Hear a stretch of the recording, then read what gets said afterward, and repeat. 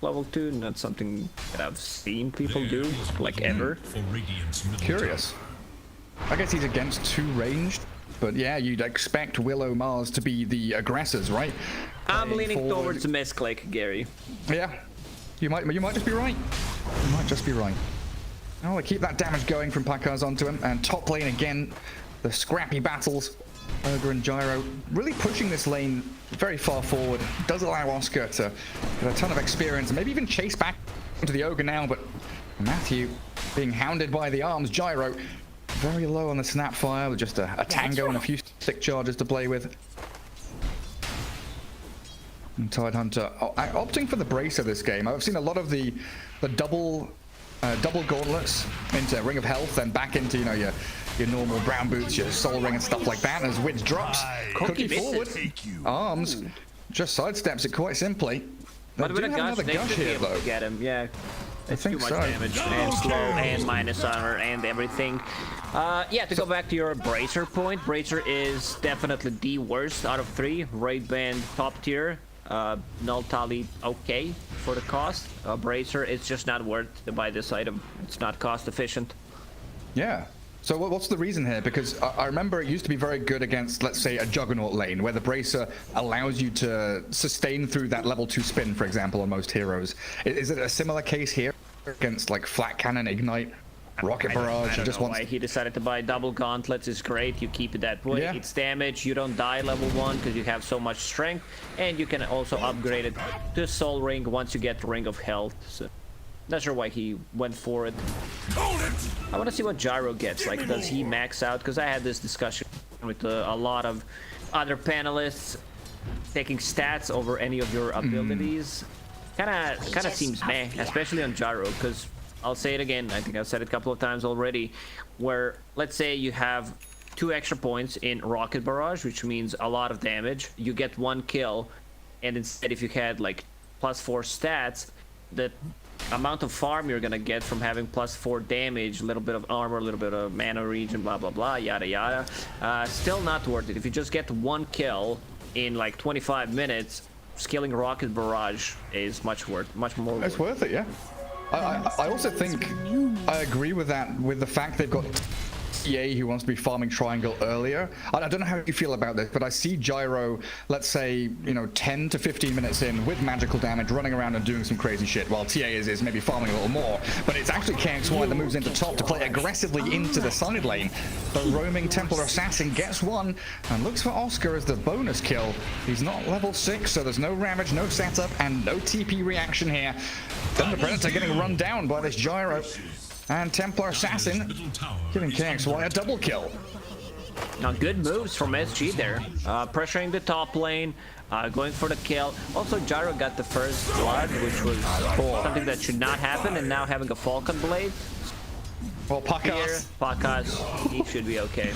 He missed his spear, and then Arms dies to Dark Margot's rotation as Tiny shows its face in the top lane.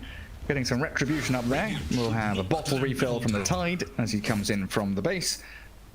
7 minutes 30 seconds. Tiny, boots of speed, going for Blink Dagger, just 500 gold away. Like, this is like pretty impressive, I would say, considering the matchup that he's been playing into, and also 1 extra rotation, 1 kill if he gets it. That's gonna be like 9 to 10 minutes Blink Dagger. I don't think you can ask for anything better on your mid, Tiny.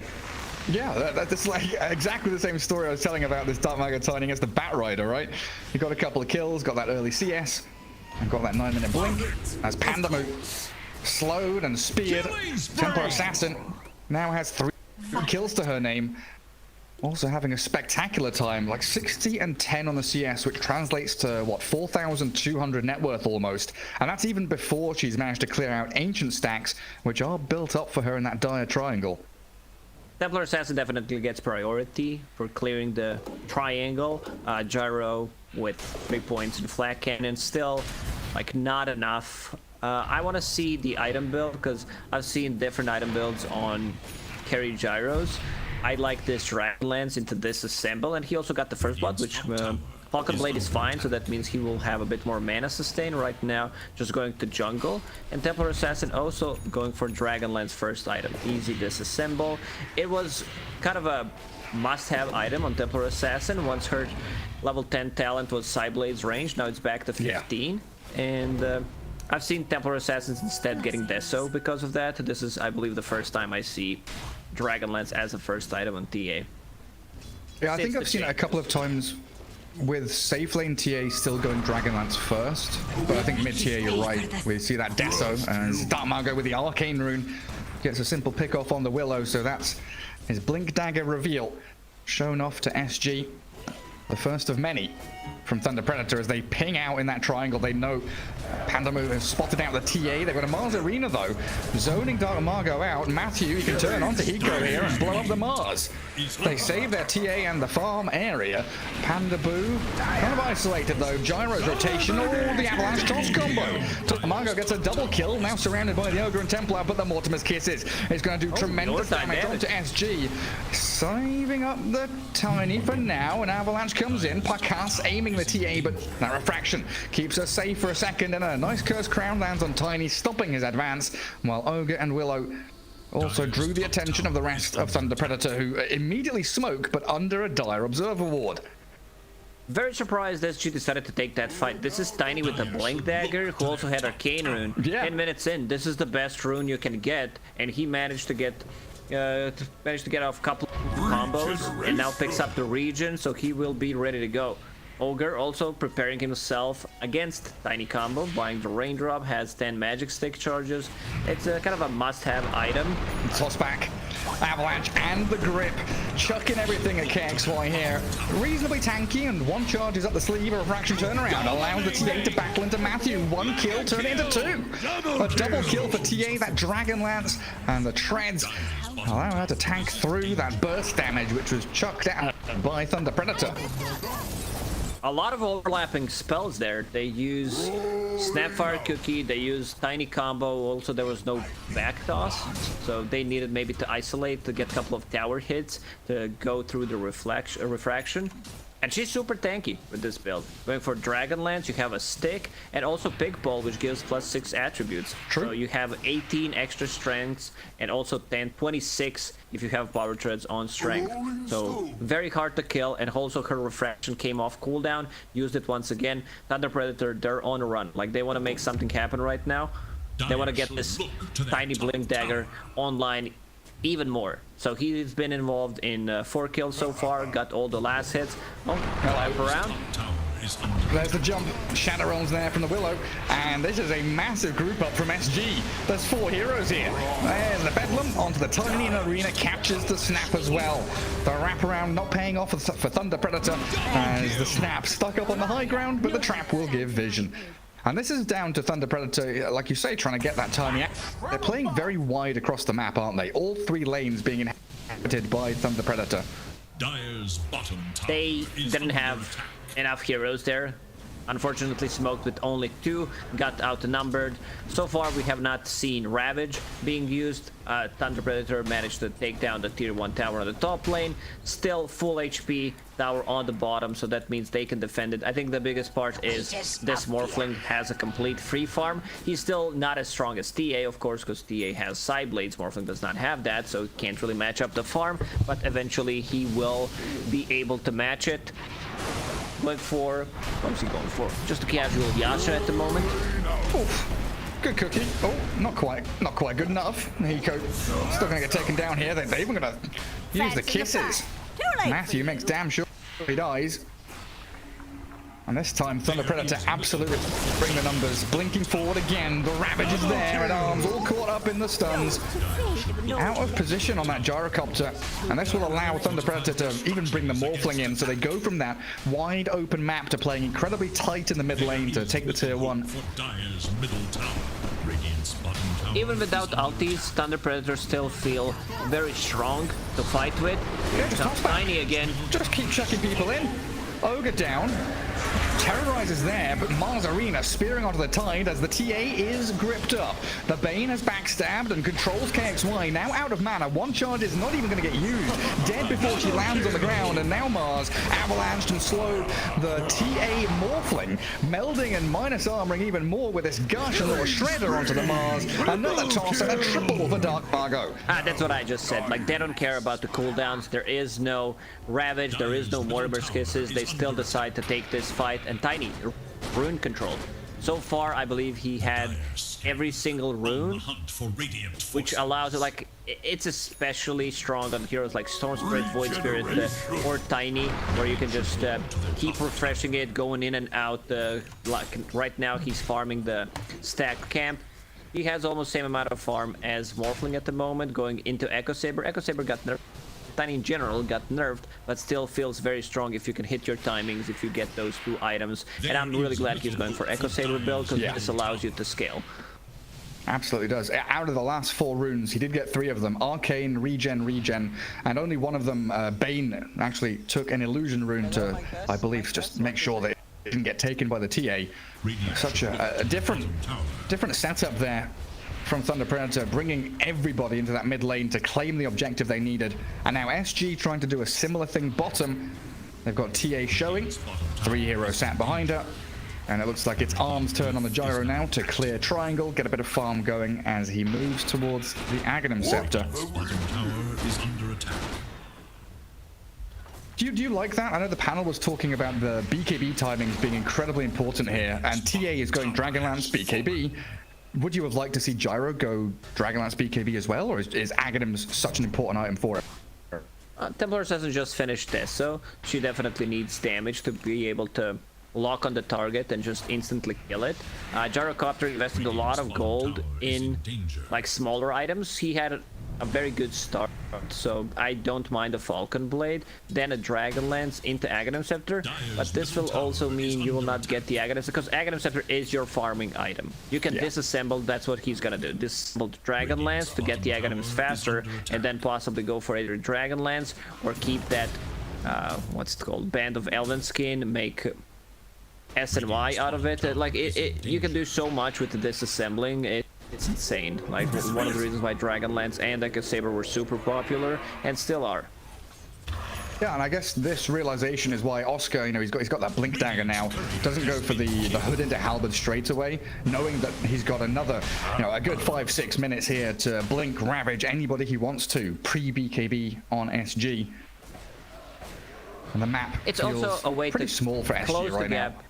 Yeah, and they feel very comfortable going inside the Roche Pit. They have a ton of minus armor medallion done on Snapfire, plus a little shredder, morphing with the Elude's Gush. This Roche goes down so quickly, and I don't think they can control and kill Tidehunter from 100 to 0. Maybe they can if he's sitting at the, what, 50% HP, but seems like SG, they don't know about Roche.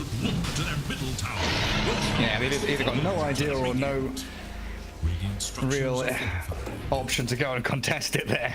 Very scary running into that tide, Tiny. So on Pakas, a Morphling with that Manta heading into E-Blade next. Pushing out that top wave. Nice to see the Tide and the Bane sitting near the outpost. Make sure there's nobody coming from south. And Dark Willow all alone, LTH, tucked in behind the trees. Arms is finding a decent amount of space though. Gyrocopter farming Radiant side jungle, occasionally pushing out that bot wave. I don't think they can match this Aegis Morphling, and they can't play around the Tidehunter. It's very hard. They need to use like everything. They need to blow him up with TA, cooldown, and use Terrorize on top of him. Otherwise, I don't see him not using Ravage in a fight. Yeah, I think he's going to get it off every single time. Well, with that top tier 2 gone, not many objectives left for Thunder Predator to claim. Mid tier 2, bottom lane, triangle.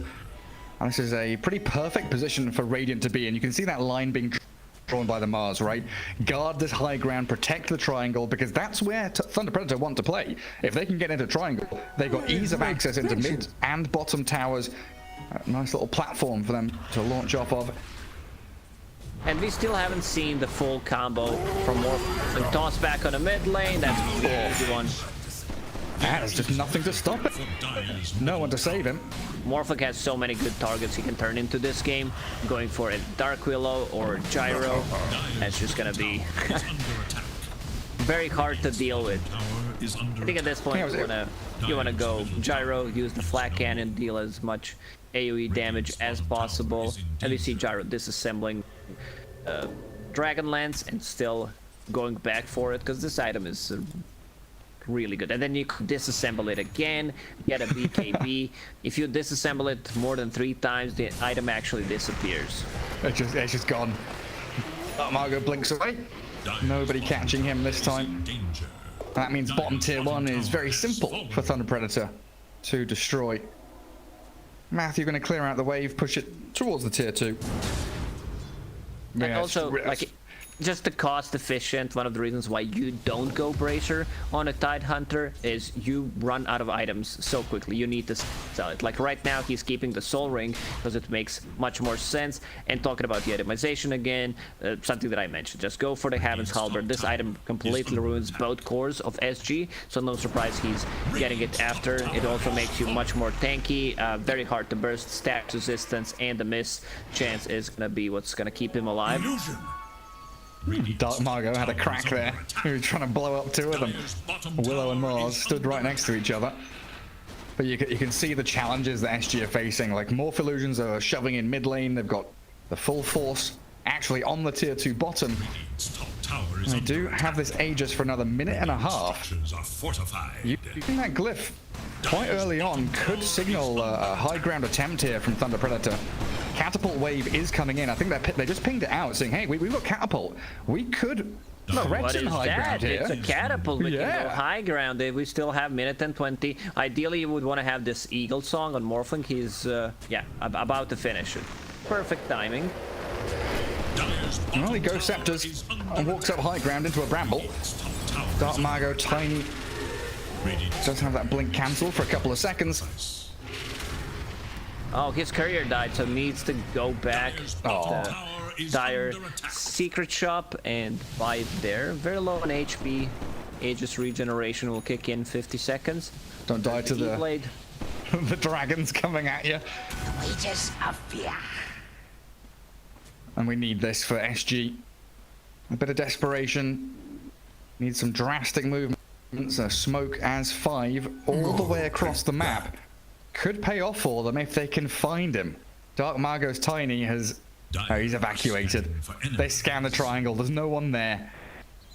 Yeah, if you see this scan, your Aegis ran out. Good teams, they know something's cooking. Like, it's very easy to predict what they want to do. And look at the positioning. Matthew was still smoked. Oscar hiding inside the jungle. They're keeping the triangle alive. Dark Margot a bit far away from the team, but senses something bad is happening. Has a very good read.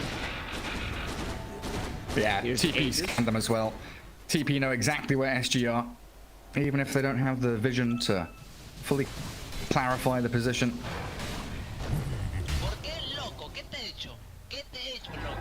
We're just standing in a position here to try and break some smokes, as is that Eco Mars.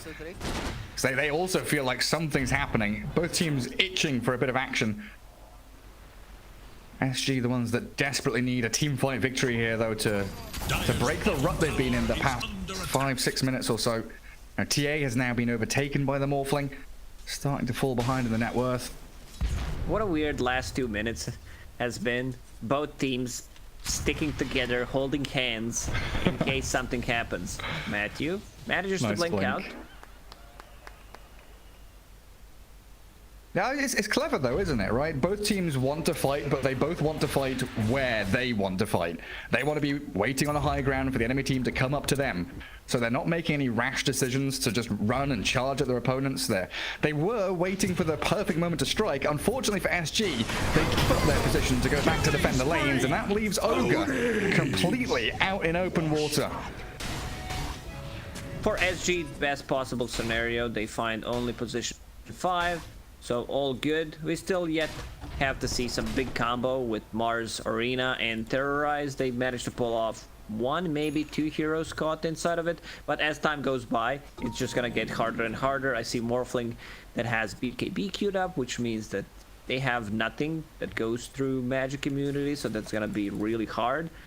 You can kill him only by using some right clicks. He doesn't care too much about Deso, and Meld minus armor has 37 armor right now. Very good. Thank you, Ice Frog. Very powerful. Yeah, and Tiny has his own BKB as well, right? So he's not going to worry too much about the magic damage or the disables coming. Matthew in that mid lane and a spear onto Pandaboo. Catch the Bane and the Snapfire. Looking for that pick off. And G get ravaged up. Mars and TA caught out by it. Dark Margo trying to arrive now. They've got the arena though, zoning him out. So Gyro, he's able to launch towards the tide and get 3 kills in quick succession for SG. Good stuff. I think this one comes down to Thunder Predator, their execution. Matthew going with them, but this time around was not able to blink out. I think you just say, screw it, we're gonna take this loss, use 2 supports and possibly use a buyback if any of them had it, or just dodge a fight, lose a tier 2 tower instead, because this move from SG kind of keeps them in the game. If they do it one more time, let me check the net worth. It's 6k gold lead, but it doesn't really feel that much, especially once Gyro decides to pick up a BKB, so you're not gonna be too cautious. Like, you don't need to care about the Tidehunter's Ravage anymore, and Tide uses Ravage. I think there's a bit of a miscommunication, because if you watch the fight closely, Tidehunter goes in, there is no follow-up. Tiny on a minimap, he looks like he's close in a range of Blink Dagger, but his Blink was on cooldown. Yeah. And they might even go again here. There's a quick little nightmare onto the Mars. Essence Ring used. He's tanky, but not tanky enough. As Oscar blinks forward in towards Widge, they've got the Mortimer's Kisses launched out towards the TA, who's been gripped up. The Bane finds the pick from long range, but the BK is there for KXY. Should be able to disengage, goes for the TP, in fact, as Matthew moves forward. Now aiming towards the Widge Ogre instead. Collateral damage as the 2 supports should drop, but Bedlam will get LTH a kill at the very least. But Gyro and TA surviving. Another Predator, even without ultis, they feel they can take a fight. It was just them getting caught off guard. Gyro being pinged out. You need to start with Tiny. You need to start with Toss, otherwise he's going to be able to get the BKB off. So if Tiny's not the one who's initiating, they can't burst him. Well, they go for round 2 on that high ground though. And Roshan is alive now, but spear back onto the Morphling. Nightmare saves him, so Pakat's able to turn and attribute shift up to strength. Turns to the Gyro for the flat cannon to launch out some AoE damage.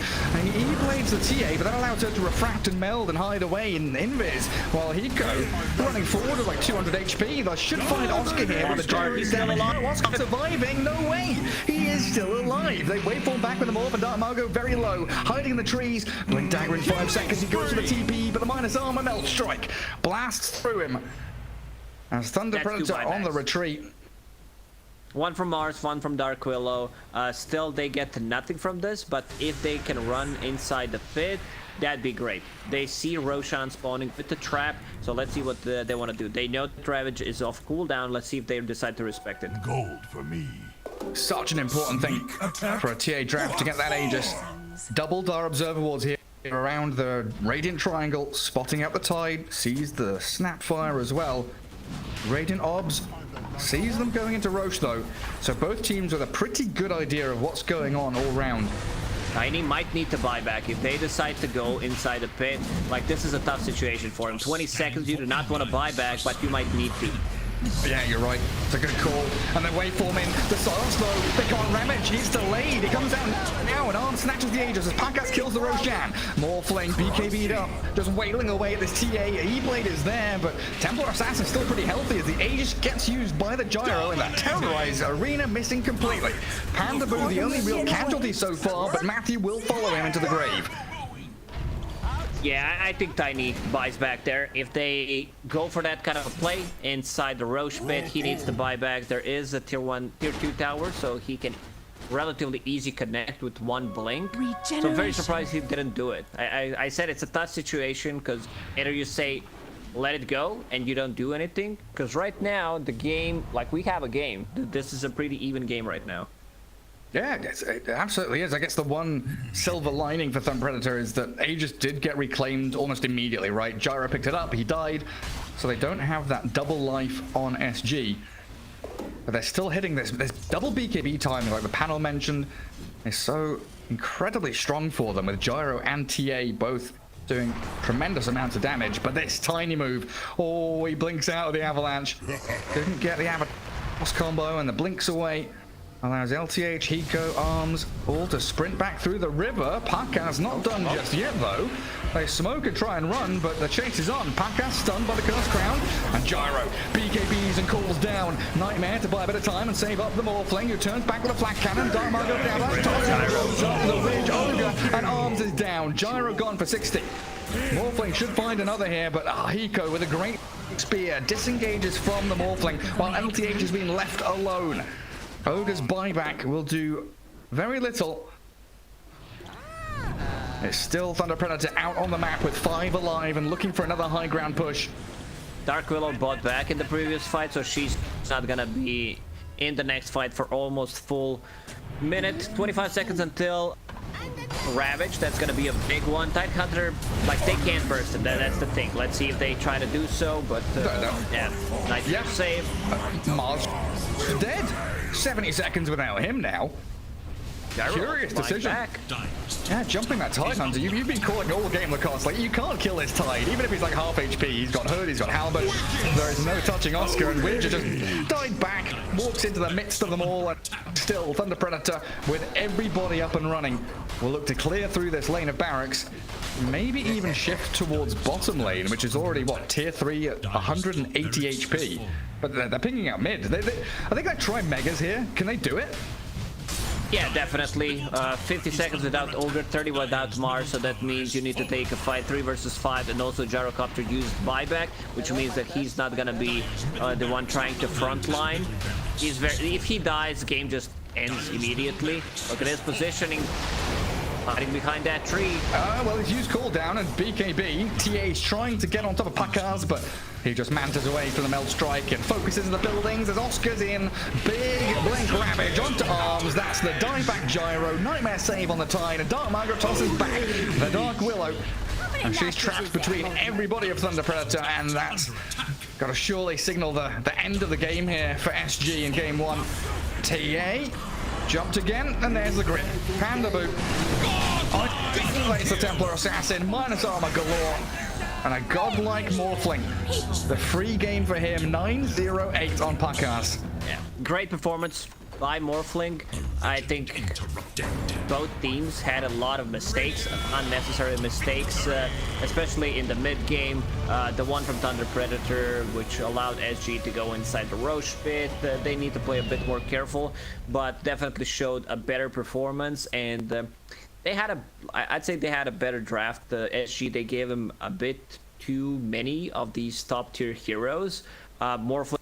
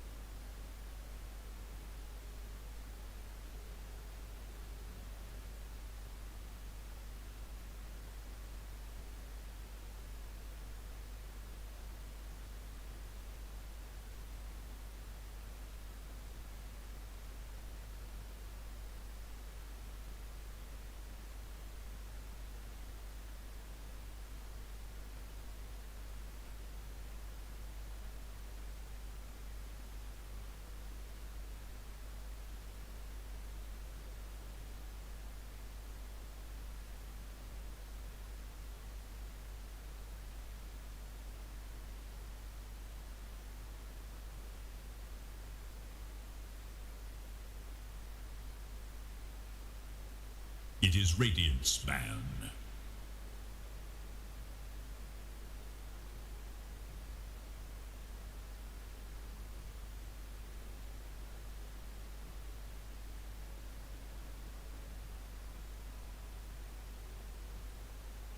Dire's turn to ban. If I go in, I might die. If I go in, I might die. If I go in, I might die. If I go in, I might die.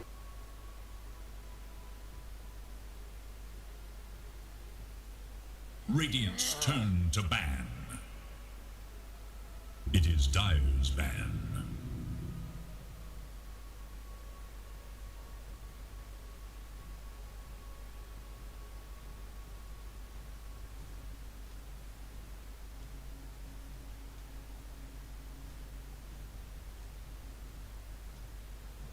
Seconds. 5 seconds.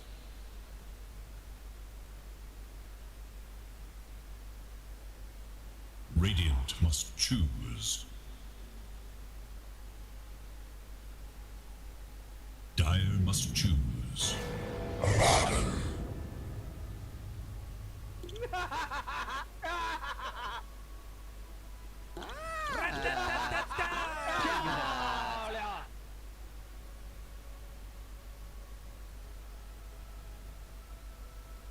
Seconds remain. 5 seconds remain.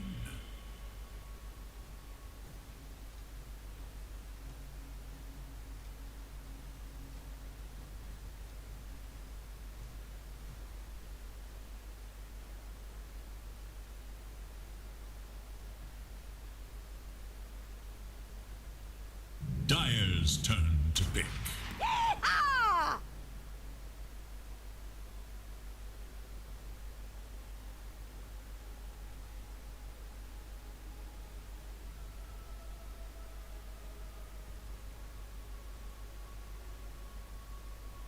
10 seconds remain.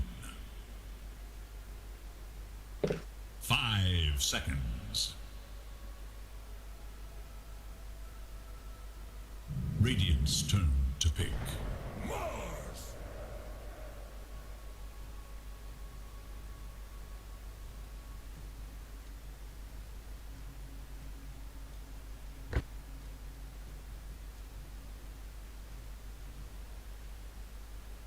10 seconds. 5 seconds remain.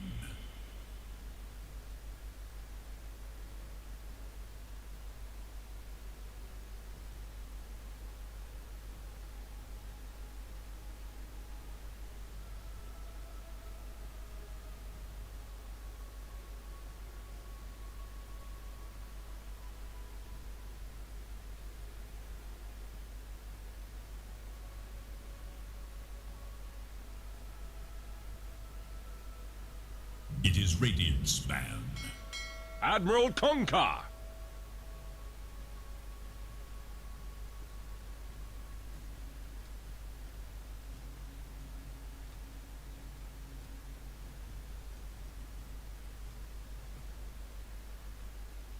Ten seconds remain.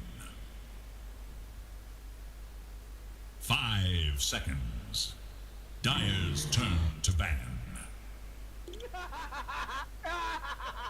Radiant's turn to ban.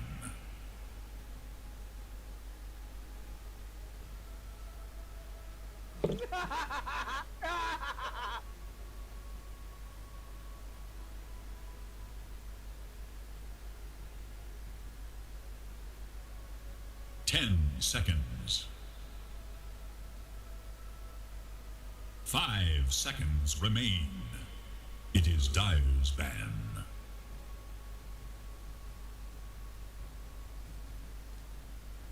Radiant's turn to ban.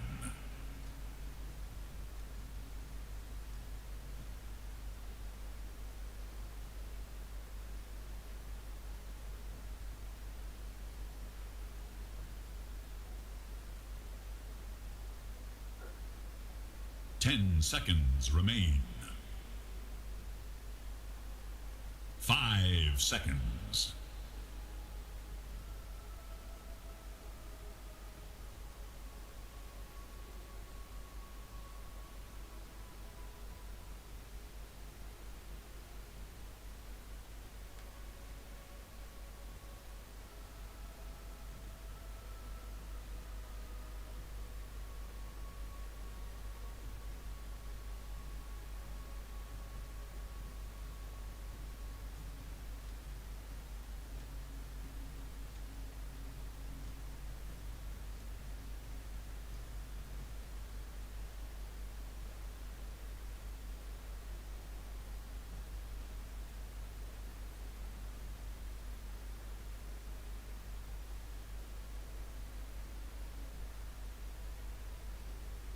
It is Dyer's ban. Dyer's turn to pick.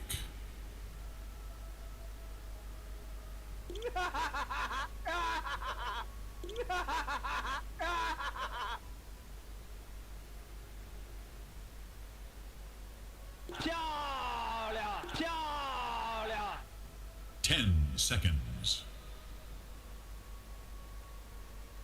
5 seconds remain.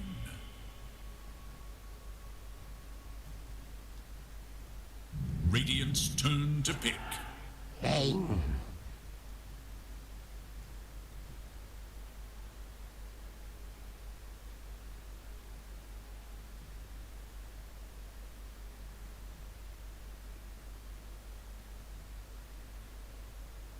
Ten seconds remain.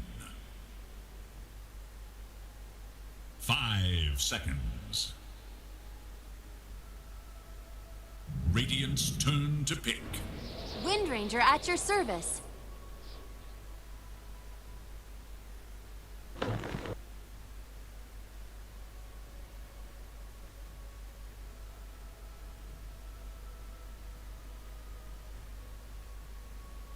Ten seconds. 5 seconds remain.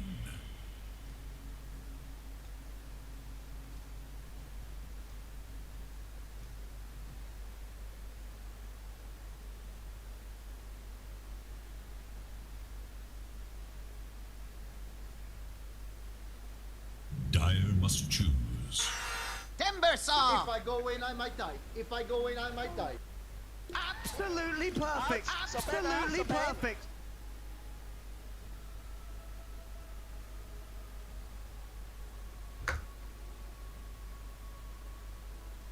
Ten seconds remain. 5 seconds remain.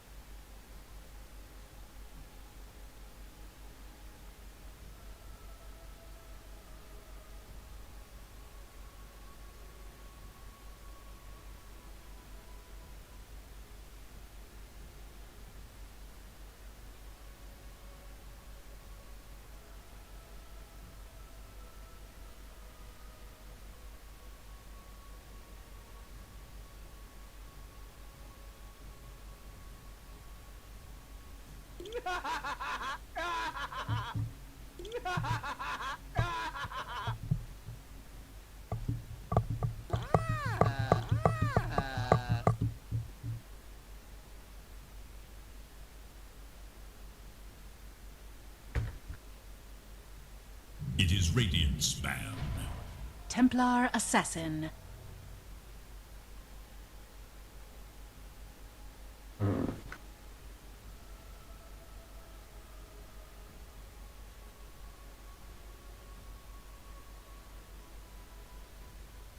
Ten seconds.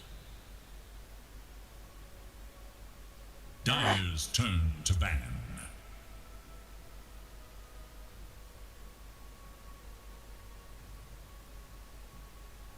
Radiant's turn to ban.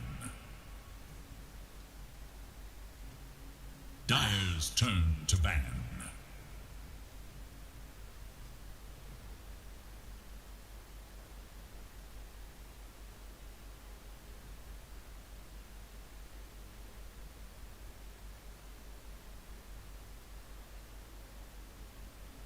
Ten seconds remain. 5 seconds turn to pick.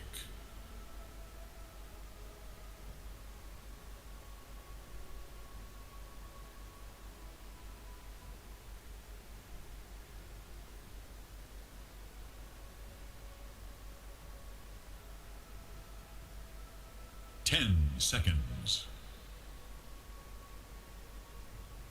5 seconds.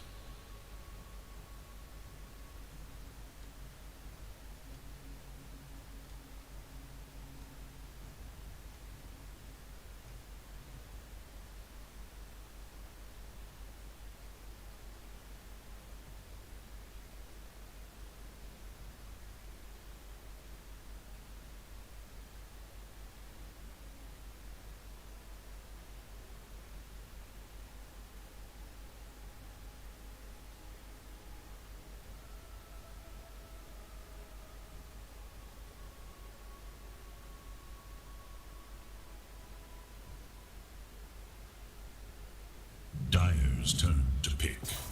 Medusa. Ursa Warrior. Choose your hero.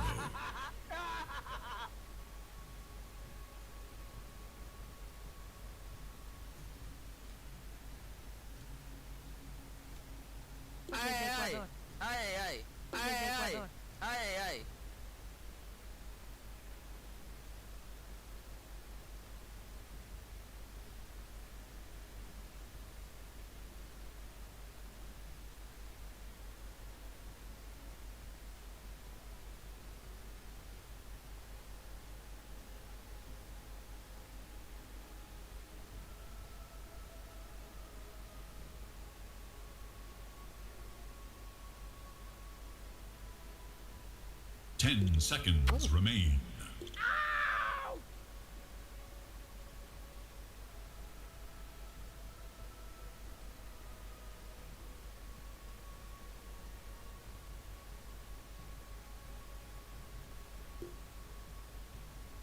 Ten were called to battle. Not all remain.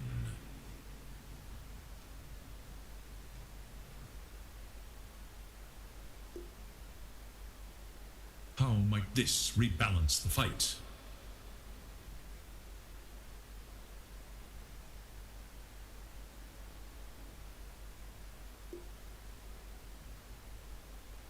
Pipipipipino, ma.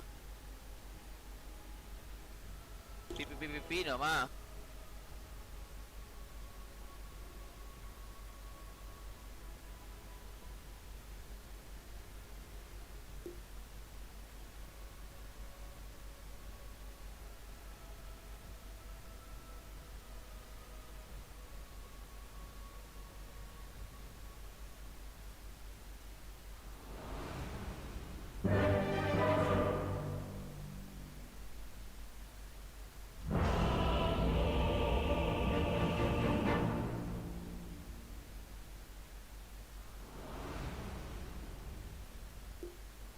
Hello, mic test, 1, 2, 3.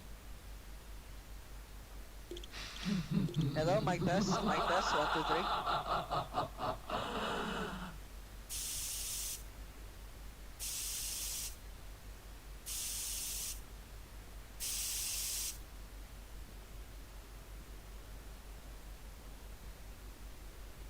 Как же это сочно! Ах!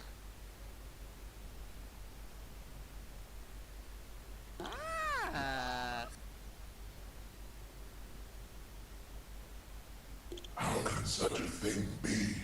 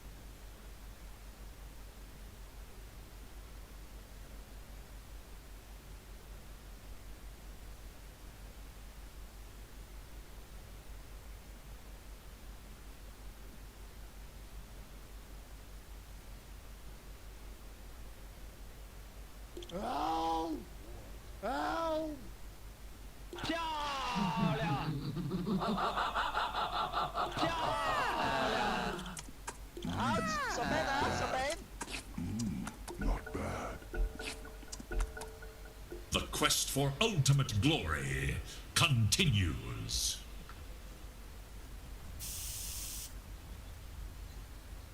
Step lively now. Your admiral is on board.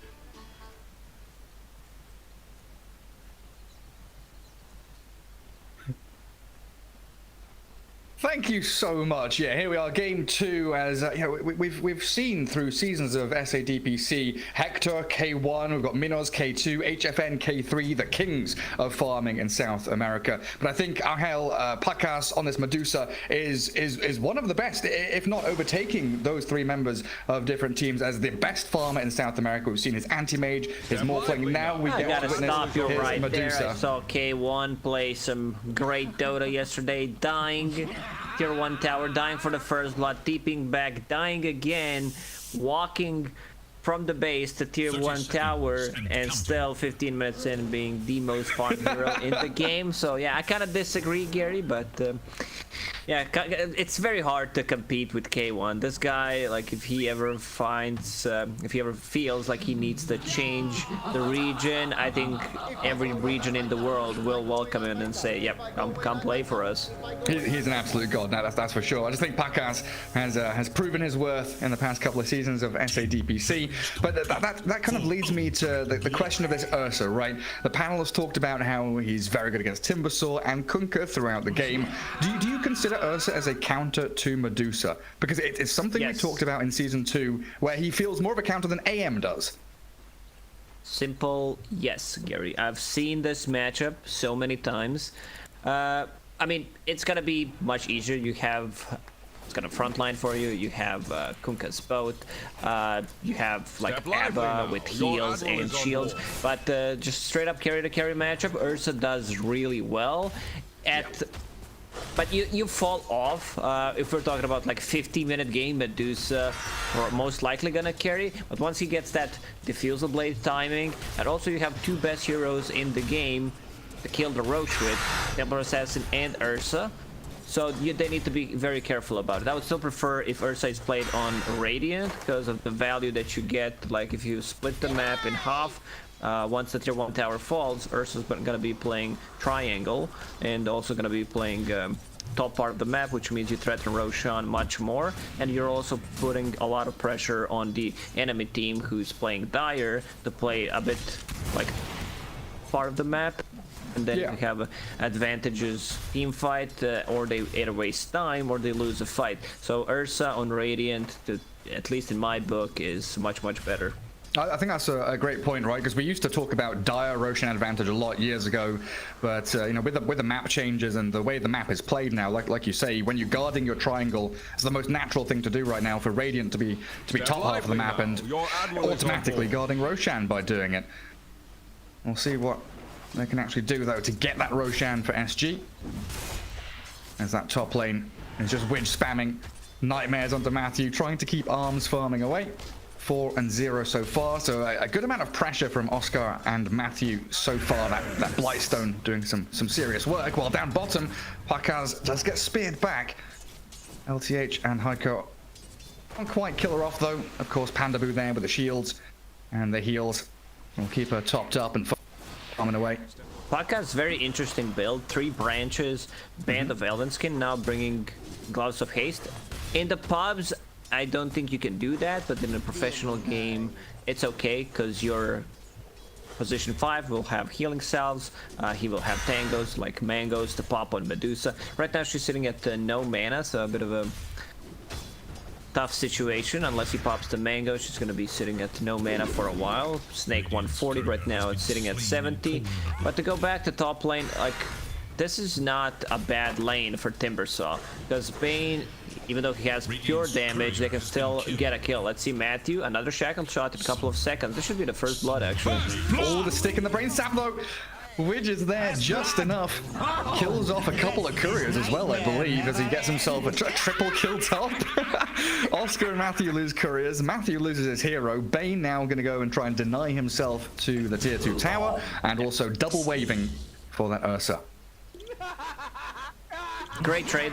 Matthew, like, very close to using the shackle shot. But yeah, Bane got level 2 with the sleep, and Brain Sap was able to get the kill. One more time, Oscar, he really loves Bracer, man. He does loves to buy this item.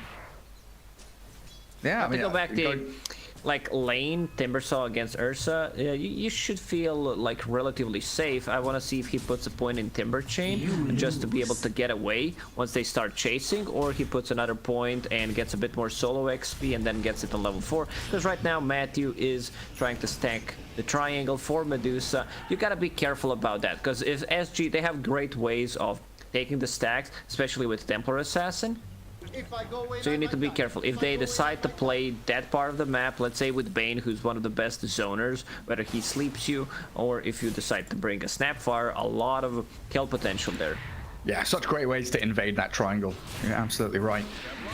And TA so far doing pretty well for herself. Dead even in the CS with the Kunkka mid, so a farm trade between them there.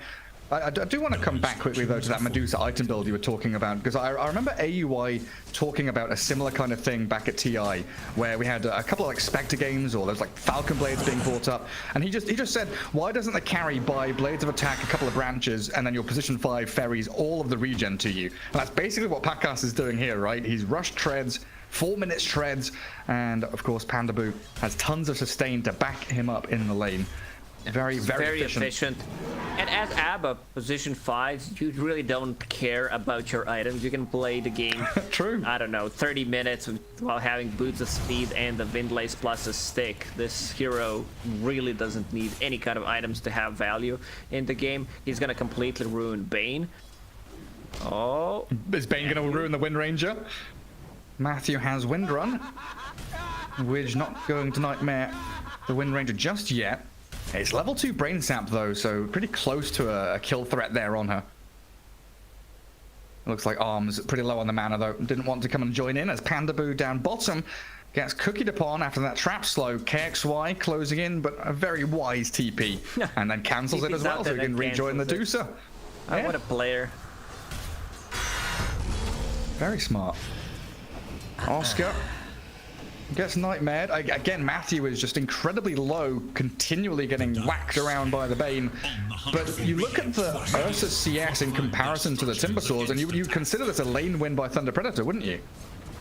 Yeah, for sure. I said it's a decent lane for Timbersaw. Yeah, Ursa's gonna hit you multiple times, but Timbersaw becomes super tanky early on, and with that extra bracer, he even gets a bit more value in the lane. What I don't like about SG... Oh, but Matthew's dying. Sweet dream. Widge being very cheeky. Go on, what do you dislike? So nice. Because it's the same thing that they had in the previous game, where both cores rely on dealing heavy physical damage, so you can counter them again with Heaven's Halberd on a Timbersaw, which is something that he really loves to buy. Yeah, even the Kunkka, right? We've seen, maybe not this this most recent DPC season, but we saw Kunkkas go like Phase, Halberd, BKB, something like that. Do you think that's an option for Dark Margot? In this game, Armlet, very good. They don't have that much burst damage, and just feels very nice on Kunkka. Accelerates your farm so much. So I would... BKB is not needed. You have... Not as a first or second item, maybe as a third, but I would love to see Armlet, Heaven's Halberd into a BKB. Okay. Yeah, that makes sense. Right now, he's stacking bracers, it looks like. Bringing one out, and has another one queued up. Has there been a patch, Gary, that I'm not aware of? Why are people buying so many bracers? I don't know. Is that what does that indicate to you? Is that Dark Margot saying, hey, I'm gonna run at them, like in 1 minute's time, I am just going to start running around the map doing some crazy shit? I don't know. It's not cost efficient. I just hope he doesn't go for a second bracer. It's not good. It's better to not upgrade it. He bought a second bracer, okay. Yeah, I mean, in 5 minutes he's gonna have to sell one of them basically. And there is a halberd queued up, so yeah, nice call there. Nightmare onto the Kunkka though. KXY gives a bit of a chase forward, but Matthew will be able to hold them back. So if he wants to go for halberd, like, I still not approving double bracer build, but then he needs like something small to play with, any kind of small item. So these 2 bracers are gonna keep them in game. I would still prefer if these are 2 raid bands over 2 bracers because of the armor that you get. If you're playing against Ursa and Templar Assassin, makes more sense. And raid bands, they got buffed. All right, bands are super strong. Some very, very deep wards here from Widge. Like one behind that top tier 1 who's already got him a lot of use chasing the Wind Ranger around. Now there's that one deep in the mid lane. As they try and close in on the Timbersaw, Widge comes around after his little warding excursion, but Dark Mago nightmared up before he could cast a spell. Transfer just a little too late. Couldn't get the X mark out there. I've never heard this voice line. Is that level 30? I don't know. I guess so. Yeah, I've not seen that either. Some mouth noises from Ursa. Lovely. For a second, I thought it was some of the new voice lines that got added a couple of days ago. Gold for my chest. I was so ready there for you to make an ASMR pun with Ursa's name, Lacoste. I am disappointed. Oh, what am I missing? Oh, ASMR with the sound. Ursa SMR, you know? Arms. Okay.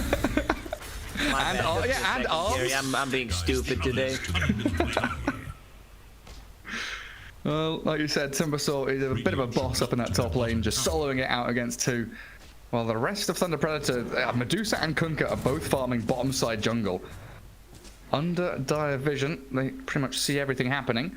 But SG having a very quiet one now. Sitting in all 3 lanes, they are farming up, not giving anything away. TA, top of the net worth, as she should be, with Dragonlance and a Blink Dagger queued up. So a bit of a change there from KXY. Not going for the Deso after that Dragonlance this time. Maybe he feels he needs to be able to blink out of stuff. Even though there is Nightmare, there is Cookie Save. Blink Dagger is also a farming tool because you jump in between the camps. It's not on Templar Assassin, just an item that she can close the gap with. Might still change his mind, we'll see. I think in this situation, both are fine. Ursa will go for the Diffusal Blade after finishing off the Morbid Mask, so that's the Roche threat. Oh, Oscar. Yeah, he's just chasing this one, but he's going to have the Timber Chain away from the Ursa. Overpower at level 2, so for himself a couple of hits there, but he can't close the gap. Good chain TP. But while that's all happening, bottom tier 1 does get taken down by Catapult and that TA rotation.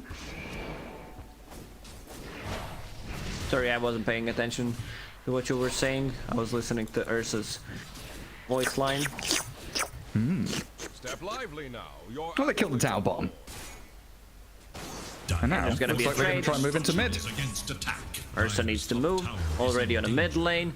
They don't have the catapult. Snapfire also no point in Little Shredder, so that's gonna take some time. Oh yeah, true. 3-2-0 build on Snap. Radiant have fortified their structures. TA has a Blightstone, but she's still stuck down in bottom lane. Arms very aggressively, pushes forward, thinking something's coming, and it's going to be Dark Margot's X-Bow. Spear, not going to save him from that. Perfectly timed combo from the Kunkka. Shackle Shot won't latch onto a tree. Now Oscar trapped inside the arena, but SG, they evacuate the area while top lane. They're going on Pakaz, TA and Bane. Clear through that Medusa very, very quickly. Fiend's Grip very efficient against Medusa, stealing the mana. Also, I think she should be in a triangle considering everyone else rotated to the mid lane. Yeah, so far for SG, they're doing really good. 2k gold lead. Templar Assassin, Blink Dagger finished using the Courier. They're gonna hit a really big timing with Templar Assassin, Diffusal, Deso and Blink Dagger, plus the Diffusal Blade on Ursa.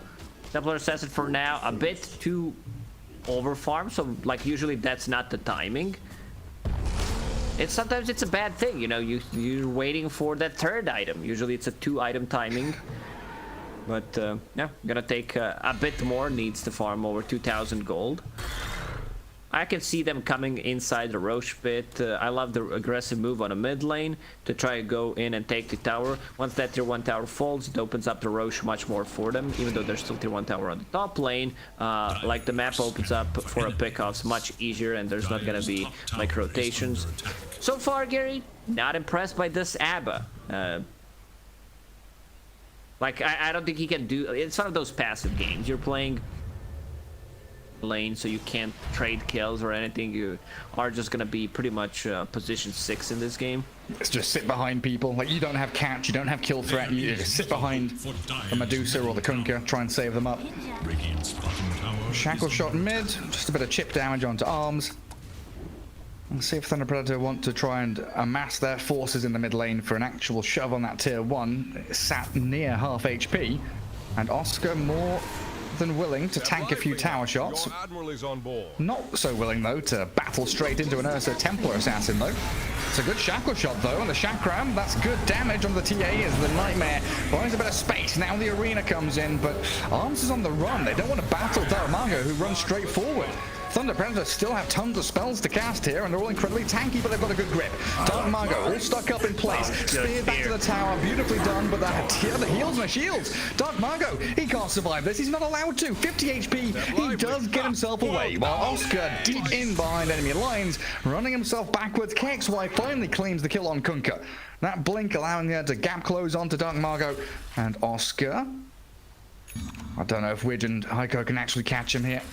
Pretty speedy with the timber chains. I think Mars is a good... He sticks around. He should be fine. How many charges does he have? Only 4, but should be okay. And even cuts down the tree. 1, 2, 3. Even though it would not connect, still a good play, just in case. Yeah, Mars is gonna be very, like, Mars Spear, a repositioning tool, gonna be great against Abaddon. Because if you click over a Photic Shield, you need to be close. Like, you need to be 300 range away from someone to be able to cast it. And if someone is speared back, that means that both Ursa and Templar Assassin can focus him down easily. Yeah, it was very well done. And that gives Ursa a nice little boost. Diffuser Blade ready. So you pretty much have Blink Dragonlance Deso done at the same time as that Diffuser Blade on the Ursa. 2 very farmed core heroes. Yeah, I said they're over-farmed on Templar Assassin. All the blink in. Matthew Wind runs. It's a weird thing, synchronization in Dota, right? It's like a... Oh, well, hang on a second. It's a Nightmare on Dark Margo, but the spear off the mark from Heiko. That allows Oscar and Dark Margo to close in on the Mars. Matthew has been popped out by KXY and a good cookie forward. Heiko still alive, chasing Dark Margo's Kunkka, speared up again. They've got the Ursa on top of him. This is big. SG, I'd say they're in full control of this game. Medusa's still not fight ready. You have this position 5 Eva that doesn't contribute much on top of Wind Ranger, who also, like, her contribution is power shot and the shackle shot. You're not using other 2 abilities, like you're skipping ulti. There's no need to go for it, but let's see. Deep board behind the tower. Yeah, sees Oscar. Nightmare into kisses. He's tanky though. Gets himself away from the lava being chucked at him by Mortimer. It allows SG to just take the tower though. They can go inside the pit. Like, they can force a Roche fight with haste on Templar Assassin and the freshly bought Deso. They know that there is no ghost ship. Okay, lanes were not in the greatest spot. Mid lane meeting near the tier 1 tower, and also top lane needs to be pushed out a bit. But still, I think they could have just gone straight into Roche pit. I don't think there would be a response from Thunder Predator. Yeah, there's like no Ravage, there's no Arena, nothing like that, right? They've got Timbersaw, who's tanky but doesn't offer you much control. Kunkka is the be-all and end-all of the team fight here from Thunder Predator.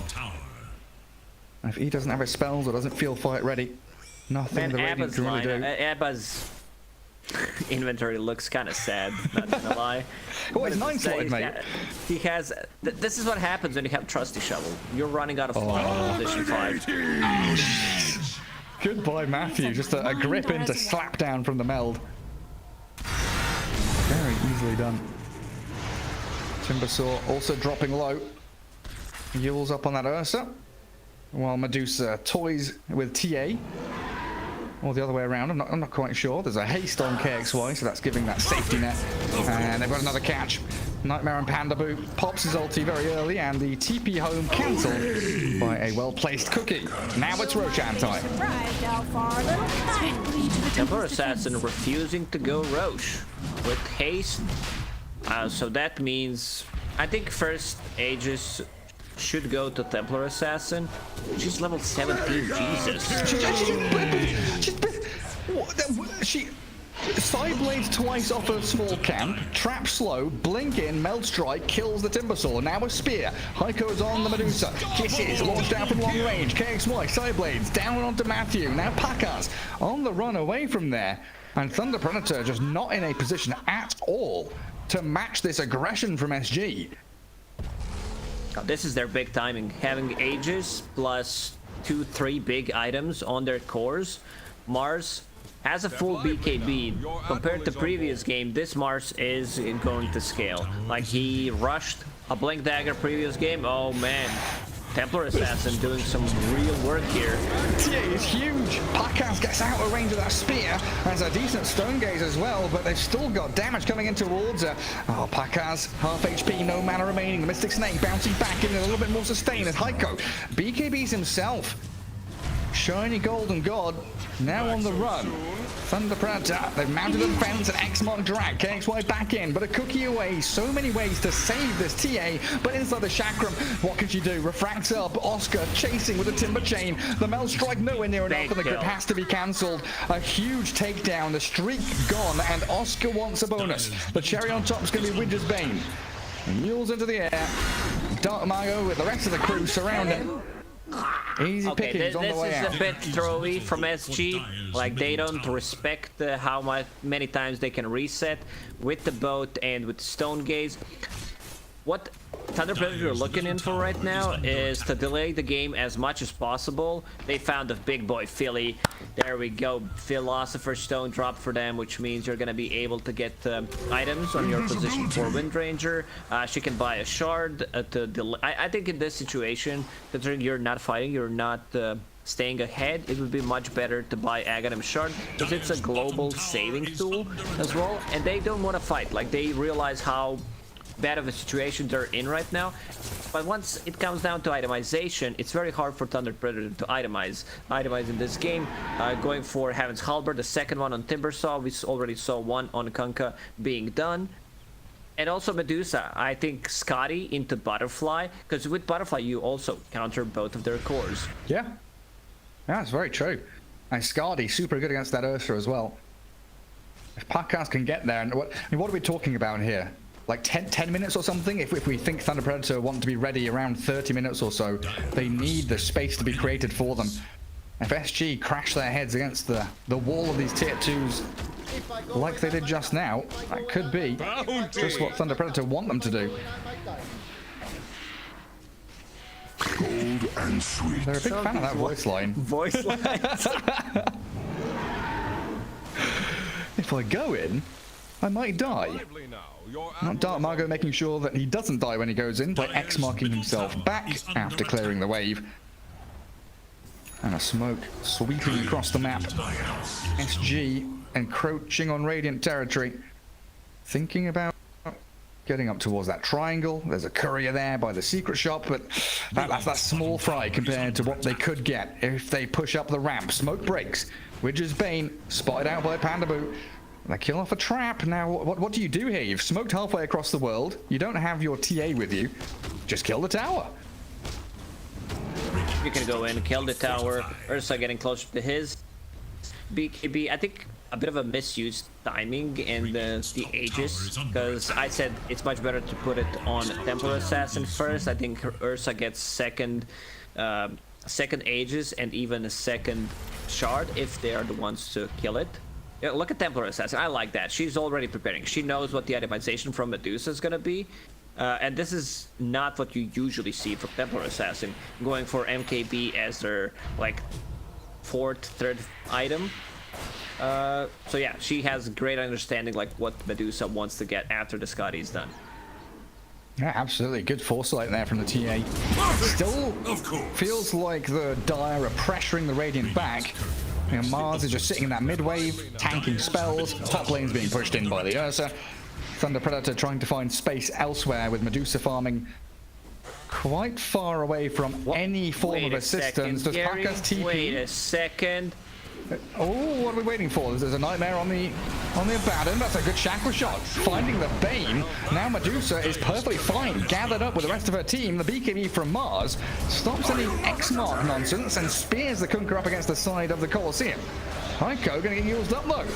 On the retreat, they're getting picked off one by one, and another little move in there. Shackle shot. Oh, man, you stops any kind of attempted cookie save, but Matthew destroyed as the Morpheus Kiss is landing beautifully. Panda Boo trying to tank it up with his borrowed time.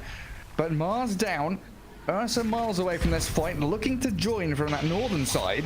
They've still got X marks to play with. Drag that TA back again into Torrents. Arms. Diffusal slow, but another good Yules. Panda Boo with no borrowed time. Couple of hits from that TA with a minus armor. Easy as you like.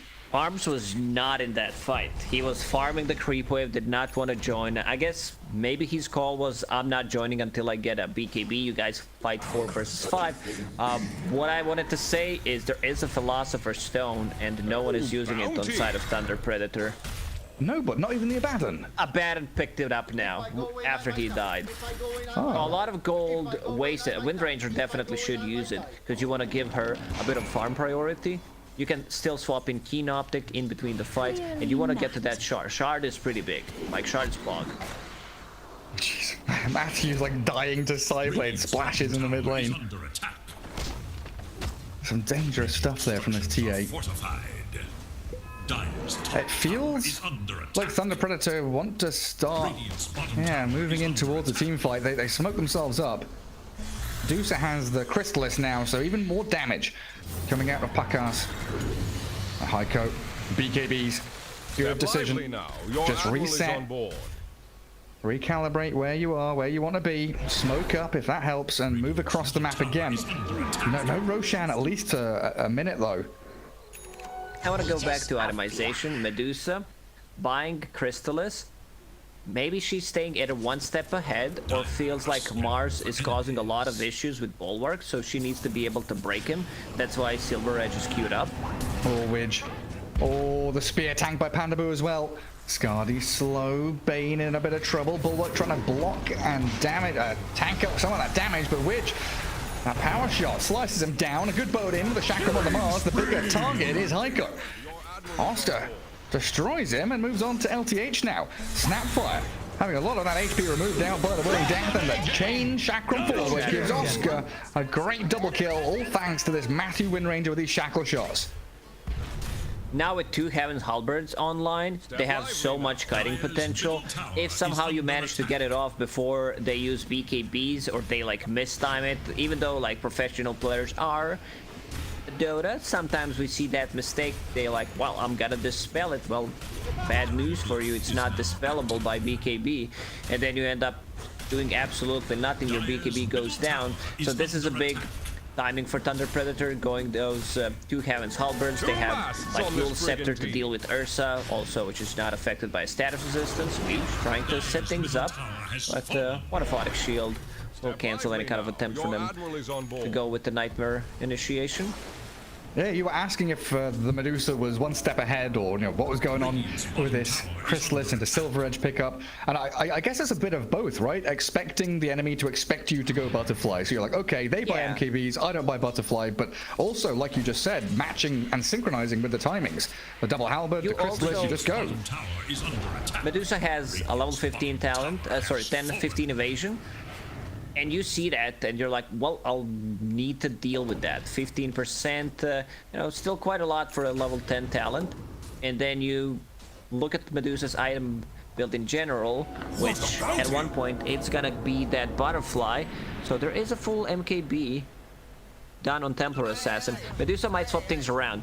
She might say, screw it, I'm not gonna go for it. It's not worth it at this point. Yeah, just go, I mean, maybe goes for the Silver Edge here, like you said, against Bulwark. Maybe thinks about like Daedalus Satanic as the spear from Mars. Heiko, great arena, allows the TA to shred through the Windranger. Dark Margo dropping very low as well as Ursa closes the gap onto the Kunkka. Heiko with the Bulwark on, tanky through Pakas and all of his right-click hits from range, but dies for the Chakra. 2-man stun in there, but Oscar, he's not being touched by the Ursa. Dark Margo helping him out with the Torrent. Now the Yules from the Timber Source, slowing and kiting arms. He can't get on anyone. The big bad bear turned into a teddy, and now Roshan's alive for Thunder Predator.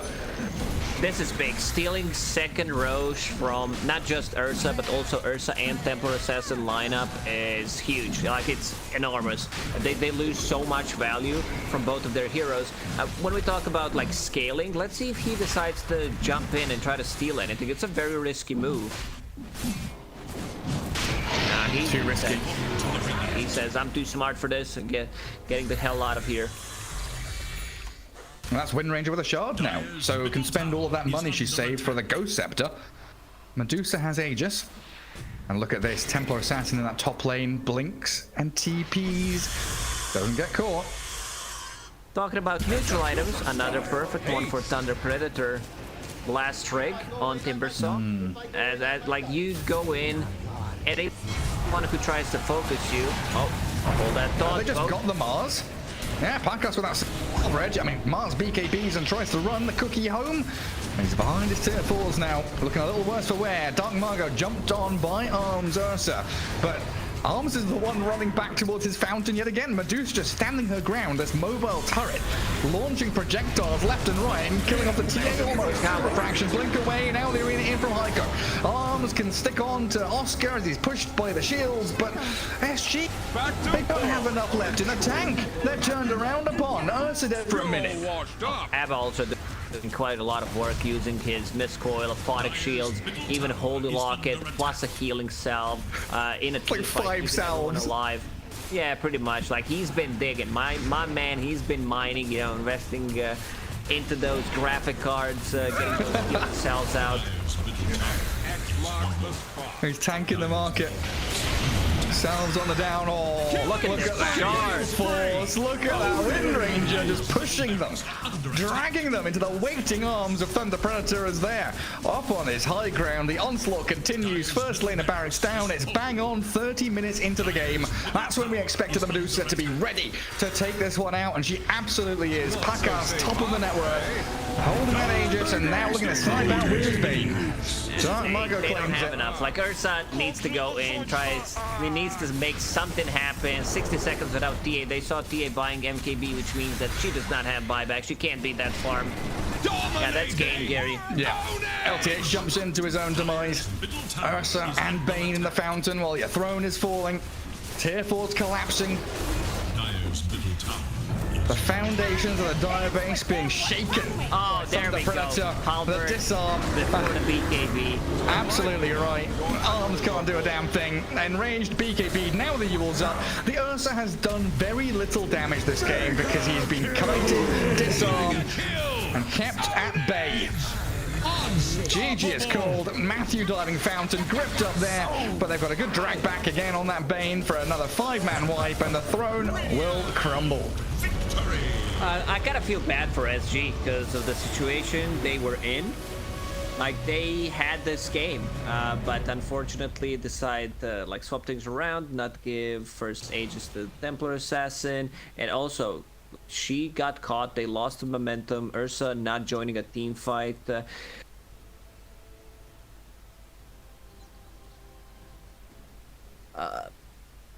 Thunder Predator is just a better team. They have a better understanding how to, like, once they are ahead, how to keep the advantage going, and they also know how to play from behind. Also, itemization. I think that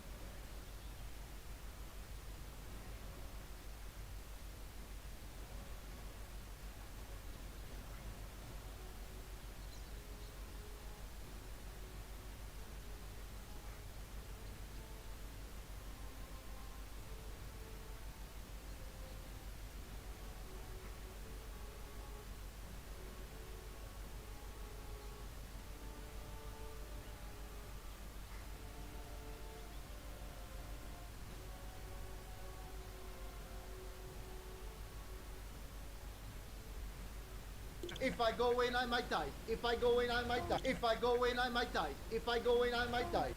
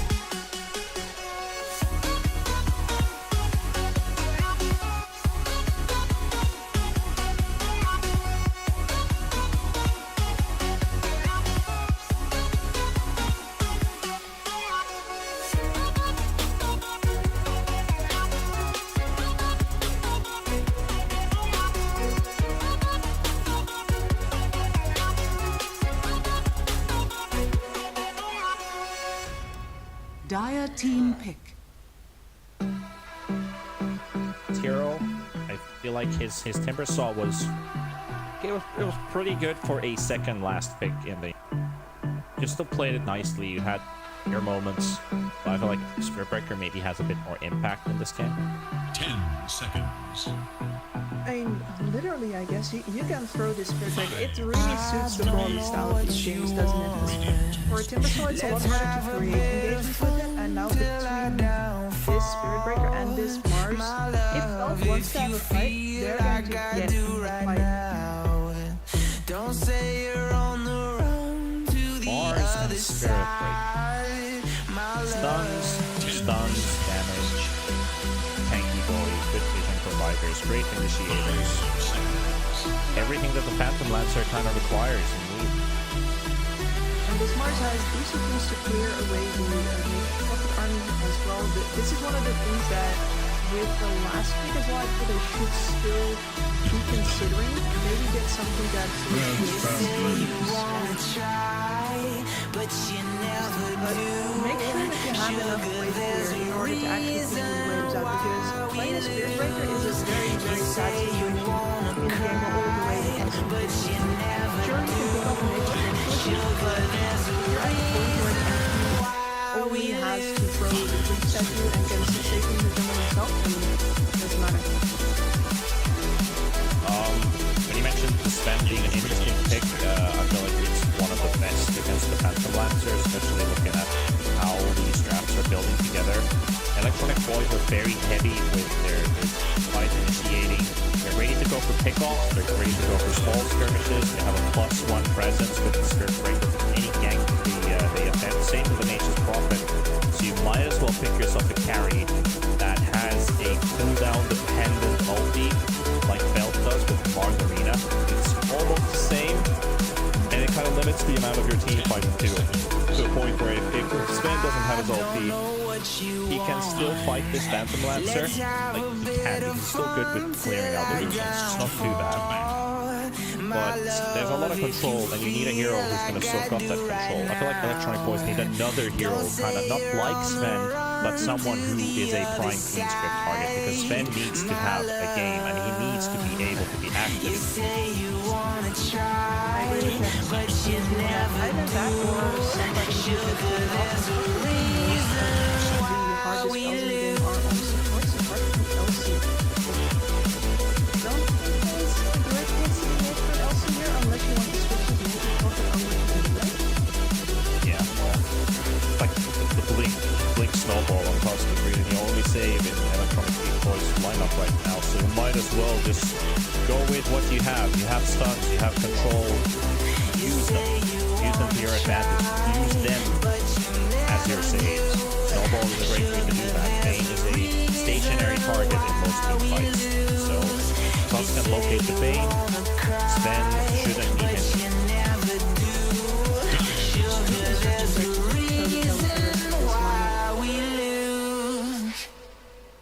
Have the last pick available. They'll have to pick this first. They cleared out pretty much all of the available mid-heroes. Just everybody, since basically the second ban, has been removed. It's actually pretty incredible. Honka is still in if you want a meta pick that's going to help out Sven, help you with those lanes.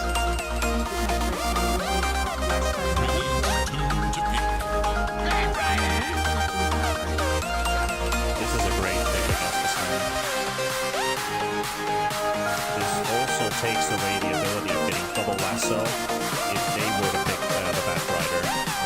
Stroke combo.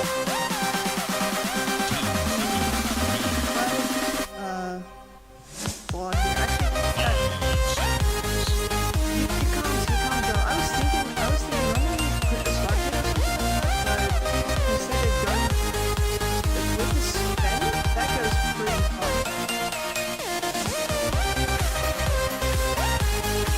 I was thinking maybe you can get yourself into that install or a team commander if you shuffle the lanes around a bit.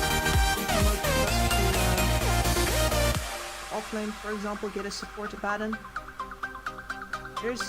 There are options here, but you don't have too much 100% inside. And I'm kind of wondering as well,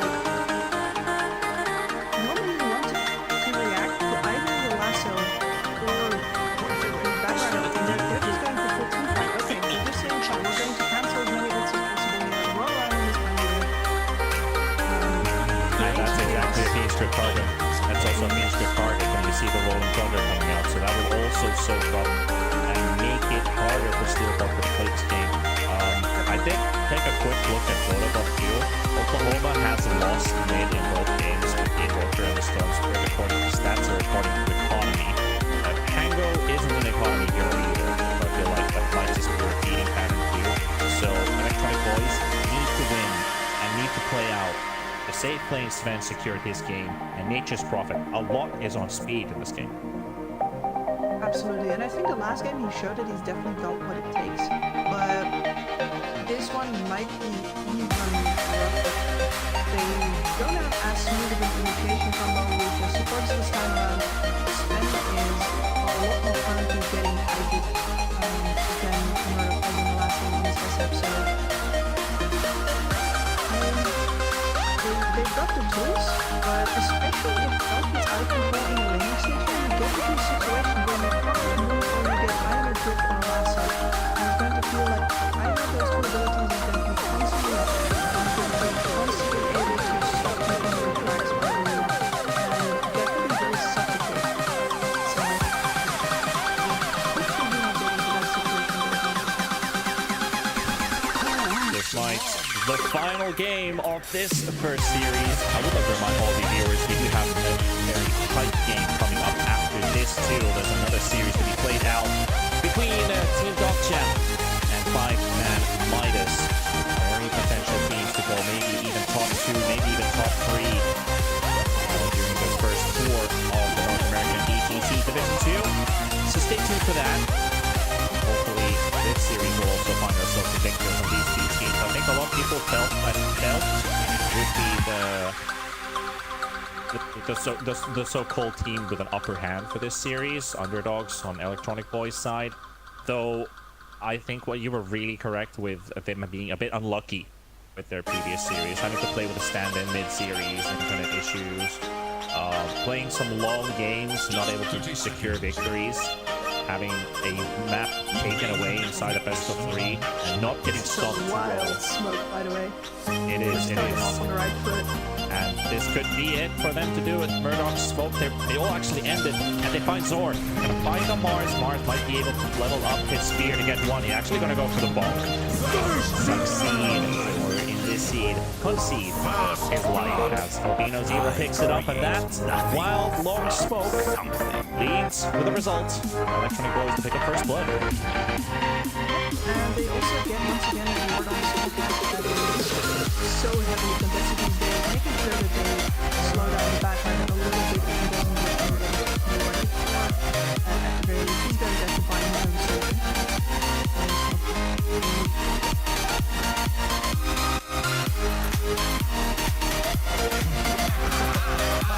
Rider versus the Pangolier in mid. What do you think this one's? I don't want to say even, because that doesn't feel like a correct situation what's going to happen. But this time is going to be quite pressed for a couple of days until we can start properly clearing. This year needs to move up very far in order to secure range for so that it'll be right. The whole almost thinking about heading all the way towards that easy camp. Block it. There's a sentry already placed there though, so that will deny the camp. Dolgy, that's one piece away from the Batrider from kind of ramping up in that early farm. We know Batriders can get really strong once they get that fast boost of travels, which is the most common build to go for. While in bottom, we actually see some creep wave pull shenanigans here. Waking Up is trying to keep that creep wave alive, but Albino Zebra doing some very important work here, connecting it to the hard cap, and that means that they're not going to get the full benefit out of this creep wave. First couple of levels here for Murdoch are going to be fairly hard. Mars is a great matchup versus anything like that. Yeah. Grim is making his lane easier, like Murdoch's already up to 9 CS. Pretty there, meanwhile in mid, Firefly does a bit of damage, but I feel like the Pango is still getting the upper hand. And is loading up with these 20 stick charges, and or even in this case, one charges, which I do like to see a lot on both Batriders and Bristlebacks, and sometimes even PAs, where you just go straight up one without round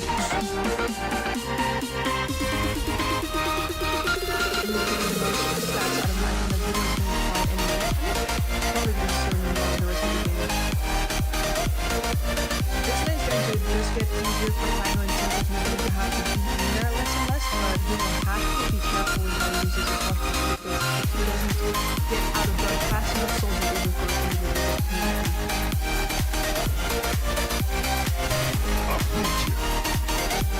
one kill. Now, both lanes and both teams understand the importance of XP. Picking up those early levels to open up potential kills, especially the ones that keep his Phantom Lancer away.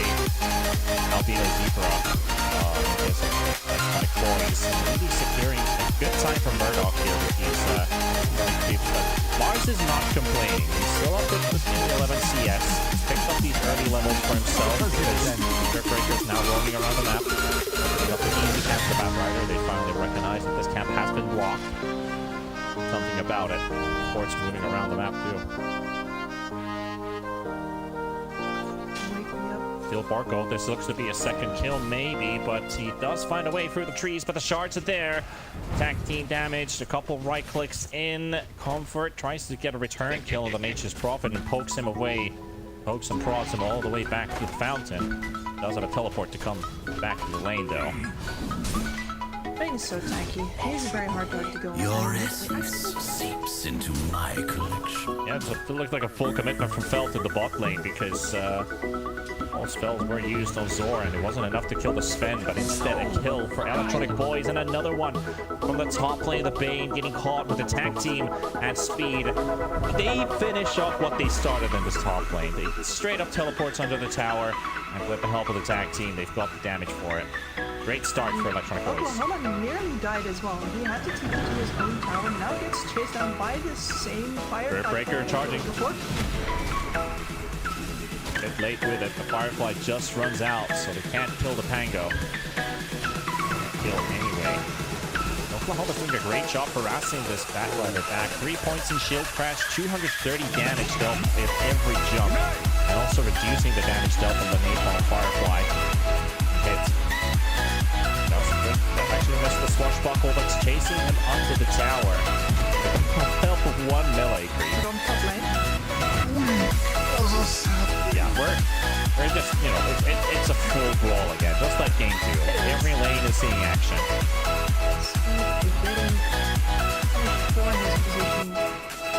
By the rotation of Wake Me Up, and that means that Zor is alone on the bottom lane right now, but the Inkswell does not actually connect. Might do something with the potential Breaker charge with the Sphere onto the Sven, because Murdoch is trying to creep the block the creep wave, and that charge is getting closer by the second.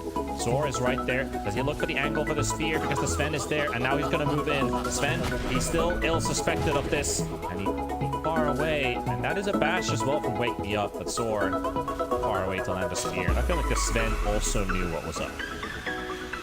Yeah, he stepped away just in time. I think either team are going to now enter the phase where they're very wary of the mid rotations as well. Maybe less so from the Batrider. Another charge. Stop it, man. This time Pango is the one to go on the Batrider, so Wake Me Up. He's just gonna go for a quick drive-by and move himself out, but this Batrider looks to be dead. Oklahoma with the damage, and that is gonna be enough. Solji has been punished. Oklahoma picking up the kill, and Pango, or Oklahoma in general, meanwhile Speed being chased in top, and it's a kill for Comfort. Back to the topic of Oklahoma. This looks like the first mid lane he's actually gonna win during the course of the series. And we're flying colors. Really makes me fact that we got the level 6 early, and I had to laugh about this. Spirit Break keeps driving by. I said, yeah, no, nothing to do for you. We are gonna go to top and get it over instead. Yeah, he feels like the guy who's basically needed everywhere. So he's the guy who always says yes to somebody who's asking for a favor, and he's not really thinking about himself. He's just doing one favor after the other, being moved around the map the whole time. time Murdoch gets the stun to intercept the charge from the Spirit Breaker. Getting punched in the face first trouble. Most importantly, if you look at those last hits denies, it's looking pretty colorful at the top. Not too big of a distance just yet. Roman's definitely having himself a grind on side. He's got another rolling thunder. He's gonna come in. Charge at the bottom, so again, both lanes are battling it out. Oklahoma almost getting the kill here in the top lane. Still Borgo in between. Oklahoma gets another connection onto Kong for Bane, low on HP, and that should be it as Bane slices in with a rapier. Takes up another, and meanwhile, the bottom lane, the chase finally comes to an end as Albino Zebra picked up by Zor. Rock also popped his ulti. He's been jungle farming for a bit. He knows this is kind of like a dead lane for him. He doesn't want to be there anymore. He doesn't have to be there anymore. He just farm the jungle as he wishes. Got a kill on both ends. They could have had the Phantom Lancer, I think, if they correctly identified the right guy first. But unfortunately, Tango 10 seconds is all he needs, but he's got a shield crash available. He could do a lot of damage here onto this Batrider with the help of his supports also arriving. Batrider getting disarmed. He's flying inside the trees, but his Firefly just run out. He's going to get hit by the MP ulti too. And Scissor Speed, they corner him inside. He just ran out of duration on the Firefly. And Spirit Breaker wanted to go in. And Mars as well gone in this bot lane. And everything is going correct for Electronic Boys, but for Felt, it's coming apart. It's not looking good for them. it is. This mid lane has turned from kind of embarrassing into a disaster. And in the meantime, they're also losing heroes over on these side lanes. Phantom Lancer is going to abandon his lane now, which means that the Nation Prophet is going to have a free time on top pushing forward. Oh no, they've already found the Bane again. Yeah. Killing spree! Yeah, that's not gonna do much. That's the only thing he can do.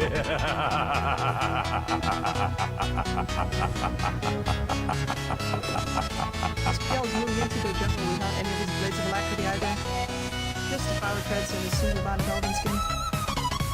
I'm not sure if you heard, but that was probably the longest tango lap I've heard in a while. I did not. Yeah, that's a rifle lap of Welcome Oklahoma. 302, 3 kills, 60 last hits picked up. Or the Corrosion with brown boots into Nostrum Dagger. I actually watched the game between Tango game today. That was on Popson's stream, but the game went on for like, what, 90 minutes? The guy had like 1,400 last hits on Tango, but had such big impact from the mid lane. So I wonder what Oklahoma can bring up with this Tango in this game. Probably a lot. The Maelstrom builds, you're going to be dealing so much damage, especially versus the final lane. You're going to actually scale really well into it. And look at how easily this man kills waves. Double tools for it. There's a haste run on the top end. Spirit Breaker charging this man, but cancels it at the same time. Flame Break is there, but Speed's still going to be taking the rune away. That rider left with an empty bottle. He does have boots of travel, but really there's no lane to go to right now because Zor is occupying bottom for himself. He knows he's got this lane for himself. He will at some point finish up the tower. Unless there's an Albino Zebra going to be able to intervene. And that NP ulti already does a lot of damage. Snowball, Inkswell, Oklahoma's there too, and everything connects. It does come with a 4-man rotation, but a kill is a kill. We'll take it. This is the only man on the side of Top who could make any moves right now. They haven't really seen an arena yet. And Not even going to be seeing a Blink Dagger on him either, because he just finished face boots. Have no playmaker on the team right now. You don't have a blink on your Batrider. They're going to see you coming every time. Mars with no blinks. It's all down to the Spirit Breaker to be honest.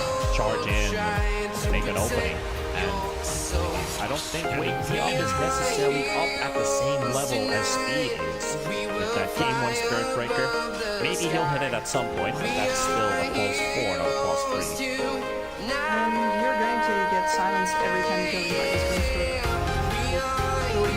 Yes, coming out alive, I don't think so.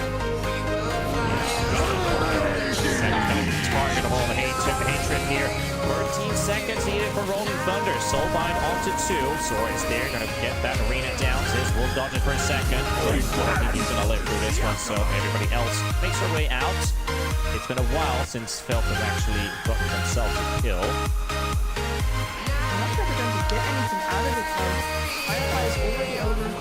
Mars is coming to flank guitar, but as you can see by Ryan's resisting, they're not actually scared. Can't get this Grim Stroke with the charge, but the X-Wall, the stick charges, actually the one charge is going to be enough to heal him up, and Oklahoma makes his grand entrance onto the Mars, and so able to move away from the instant line of sight there. He's not more out of harm's way in this case with the face boost, but still not enough for an escape. Murdoch comes in for the double kill. Sven is going to be happy with that because he was just farming ancient camps, and now he's farming heroes. Yeah, the smacks right up to him. Lasso's ready, Beam Strip is there, and there should be a dead tangle. They will make sure they connect everything here. That's good for Felt, even if they lose the tower. Oklahoma somehow actually right-clicked the tower during that transition there because he got the tower. So, I don't know, man. That is literally A lot of money for him. yeah. This is literally the last one. This is going to be going down. Exposed there, and Snowball.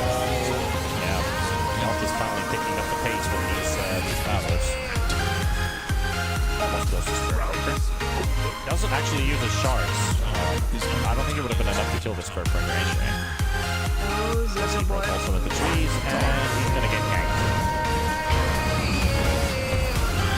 This stays in mind of using both of those skills. And like that, it is a bit unfortunate that there's a lot of experience in for skills.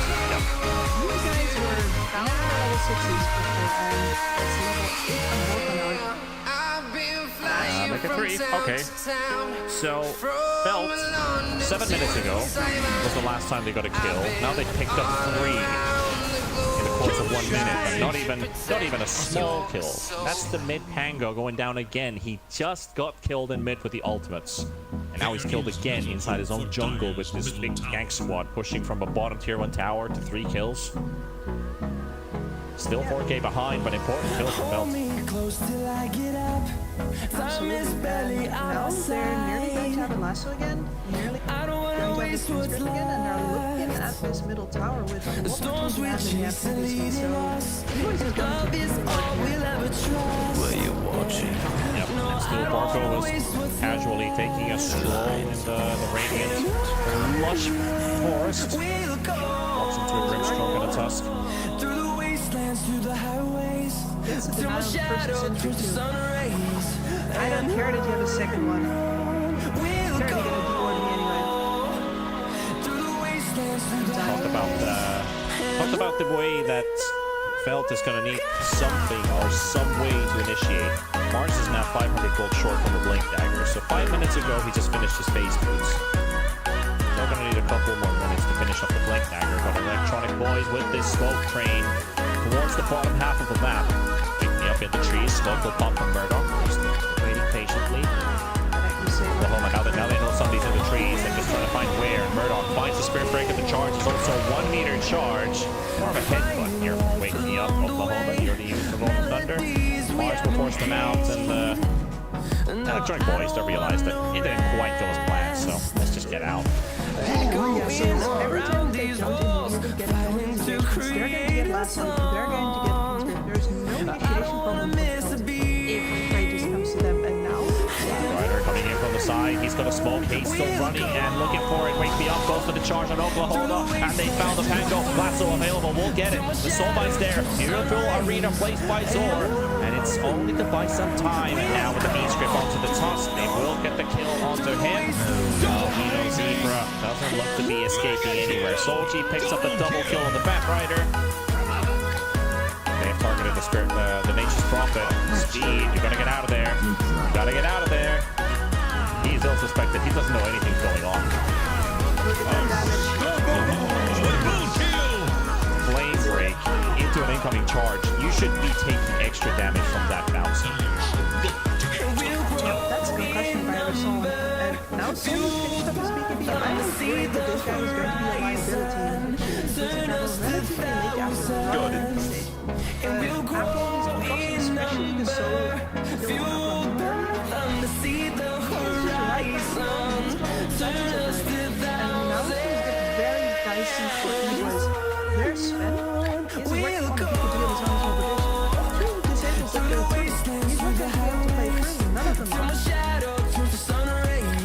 where the Pango really comes into picture, that the way he fights, the moment he pops BKB is a warning sign, it's a red flag for the Bane.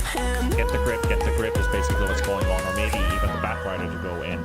So Pango has to work together with the Sven at the same time if it works out. And Speed, as mentioned, caught in the bot lane. Solji revealing the BKB as well on the Batrider there. First 9-second charge, but it's worth it. Worth it. And you can see Emoys were grouped up in the enemy jungle, trying to make use of the fact that both of these beatmakers in the jungle are down, but they couldn't find anybody. And now the disables are right back up. Still Walker pops the smoke, and once again, Kelper can be defensive. Can they find somebody in the jungle? Looks like there is an empty jungle upon them. We'll keep on searching. It's just come off cooldown. It was actually keep towards the outpost, and I believe they are pinging the Roach Pit currently because they have been spotted. And Albino Zebra is just trotting in front of the Roach Pit. Orko finds the Nightmare and the Rim Stroke. Azor, look at that! 4-man arena, he's gonna lose his life for it. They were ready. Electronic Boys, Beat Scrap is there, but Oklahoma gets a cancel, and it's all falling apart for Bell. Now again, Soul connecting on two. They've lost the Batrider. They've lost everything. And Electronic Boys, you might be inside the arena, but they're the kings of the arena, and the Aegis goes for Oklahoma. Murdoch turns and burns. That was very unfortunate. The Mars is just a little bit too far up from the rest of his team. If you have a little bit more time, the Bane can move up in there and actually get a grip onto the Angler before he gets his roll off, but instead everything goes wrong. Bane gets his injured cancelled by that same Angler. Well, I guess they're glad that Comfort got out. Gotta look at the bright side of life. As long as you are staying alive. Born PL hasn't died a single time this game so far, so that's a positive spark or felt. 304. Scotty is getting closer by the minute.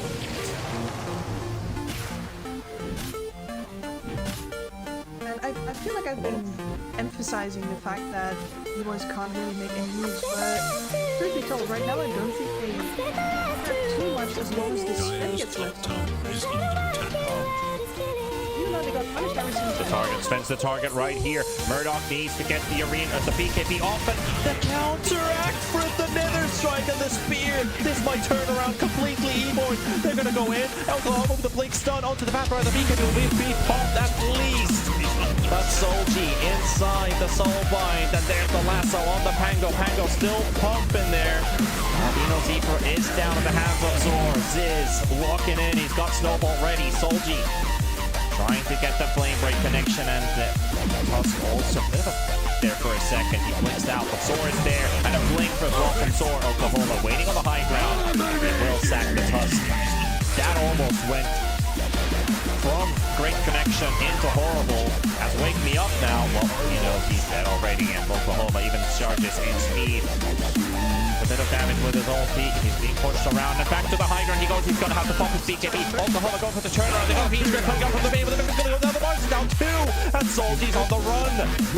Bit of misfortune seems to be a bit lucky here for Electronic Boys, because they find an opening with that. And the Batrider, he's gonna get killed too, and a triple kill for Oklahoma. And oh boy, what can you say about that? Like, that was so many things happening at the same time. It all started off with hits. The Nether Strike and Spear don't work together. They do not. And then after, even though they initially pushed him back, the Phantom Lancer actually stays on the tower where the rest of his team dies. And as a result, they don't really have any damage even as they chase on. And after like Fireflies running out, guys, we just have a Fiend's Grip here. He turns and burns after he was running away. He's like, I want. He was running away. He bumped it back up. It's like, wait, actually, trapped in here. So Murdoch gets his BKB off because of the Nether Strike and the Mars Spear, and that's where all hell starts to break loose. It's like it's looking great for Electronic Boys, but look at this part of the fight, where the Spirit Breaker goes down and the Flame Break from Batrider pushes speed on the high ground. He realizes I can't go anywhere, but hey, I'm gonna BKB, and they turn it around. Oklahoma perfect positioning there with the swashbuckle. It almost felt like they handed it out to Oklahoma for him to set up. But when you're looking at the real-time pictures, you see that Comfort's trying to push out bottom and almost had a little bit of break, a little bit of fight here in the mid area of the map. But at least this opens up the tier 2 tower in the top half. Electronic Boys able to establish map control back to them again. All they're gonna do is keep this out of the fire behind. As long as he's not that silver grip, they can cancel whatever one of the other abilities on their silver stuff. They really don't have the damage to do anything just yet or the staying power. This PL has finished up his mana style. It's going to work on the hard count, but that is still a ways down. And you can definitely not like fighting like that.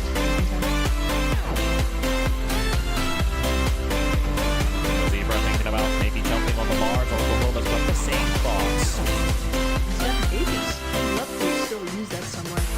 Yeah, 30 seconds remaining. Bell also recognized they're looking at the clock.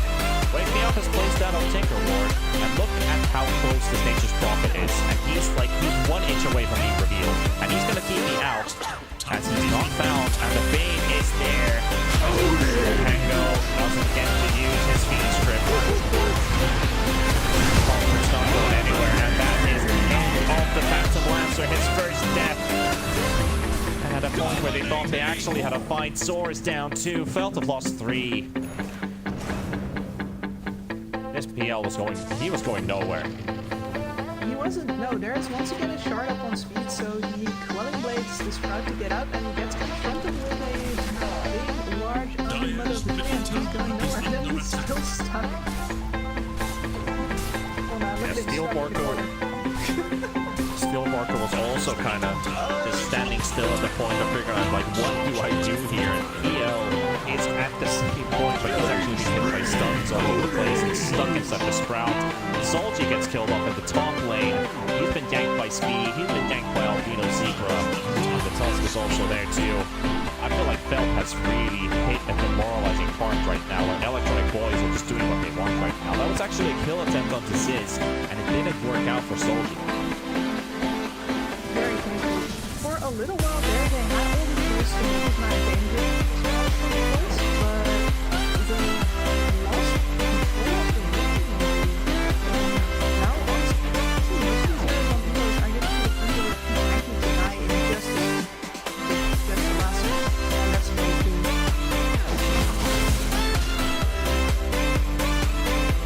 Charging towards the bot lane, but the rest of them are actually battling in mid. Tusk being the target here. He's got Snowball available. And he's gonna go very deep. This is like watching a troll using his ult and getting climbed to the high ground, but Tusk in front of the tier 3 towers.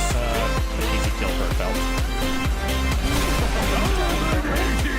And in front of the bottom lane, yeah. This is the script breaker. This is the guy that's supposed to be hunted, speed down, and come working with his backrider. Look at that. It goes the other way around. It's the Nature's Prophet hunting the Spirit Breaker now.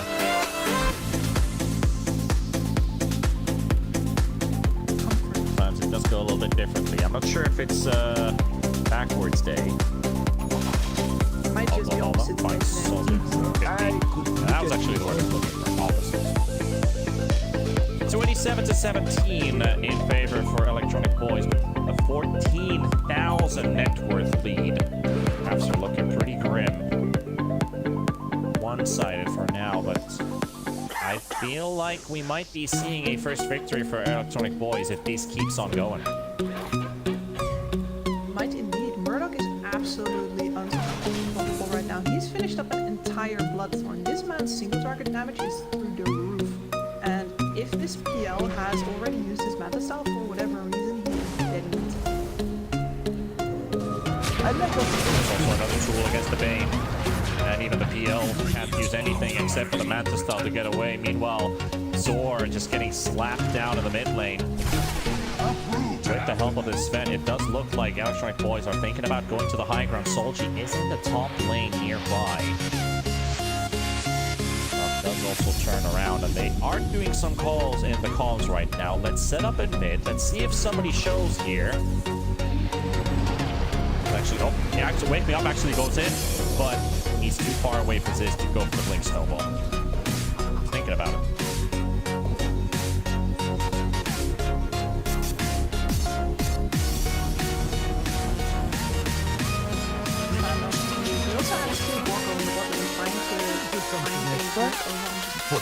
Out the way. He's repositioned for that weekend. I'm not sure they're ever going to get him.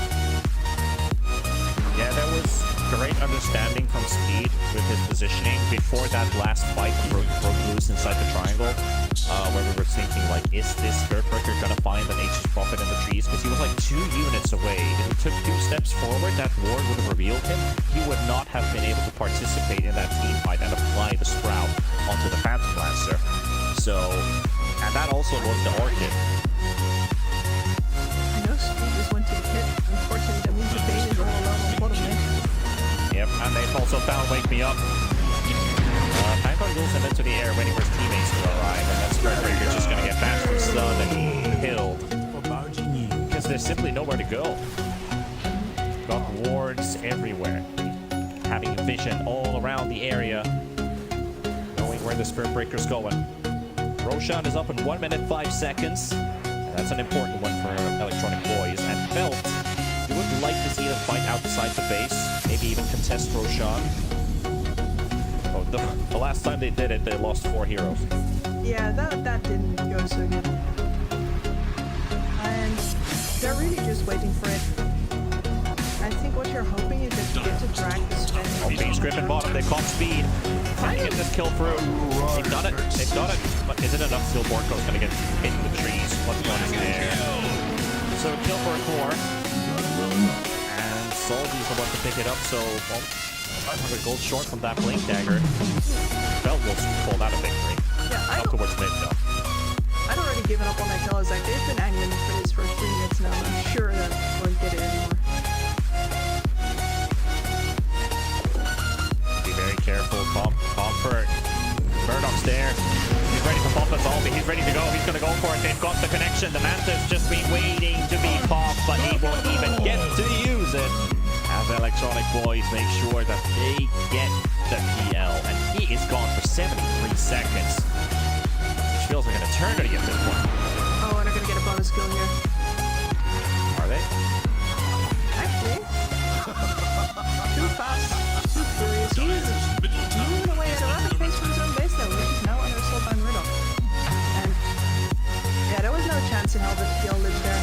The Grimstroke walks up, walks the soulbind on whichever illusion he finds, it immediately tags the correct PL. The only option was not being there anymore. Dire's middle tower is under attack.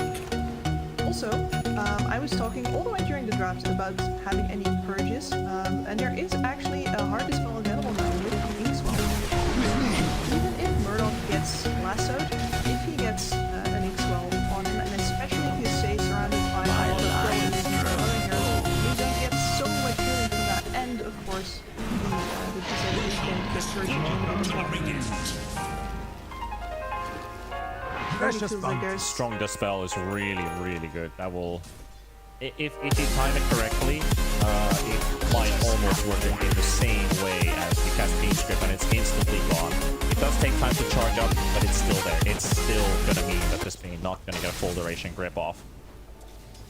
Have the Inkswell available. Felt holding the high ground position.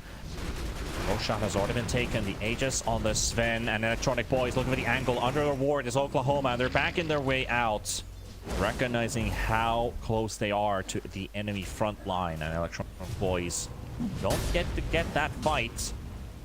Gets pops on the Pango.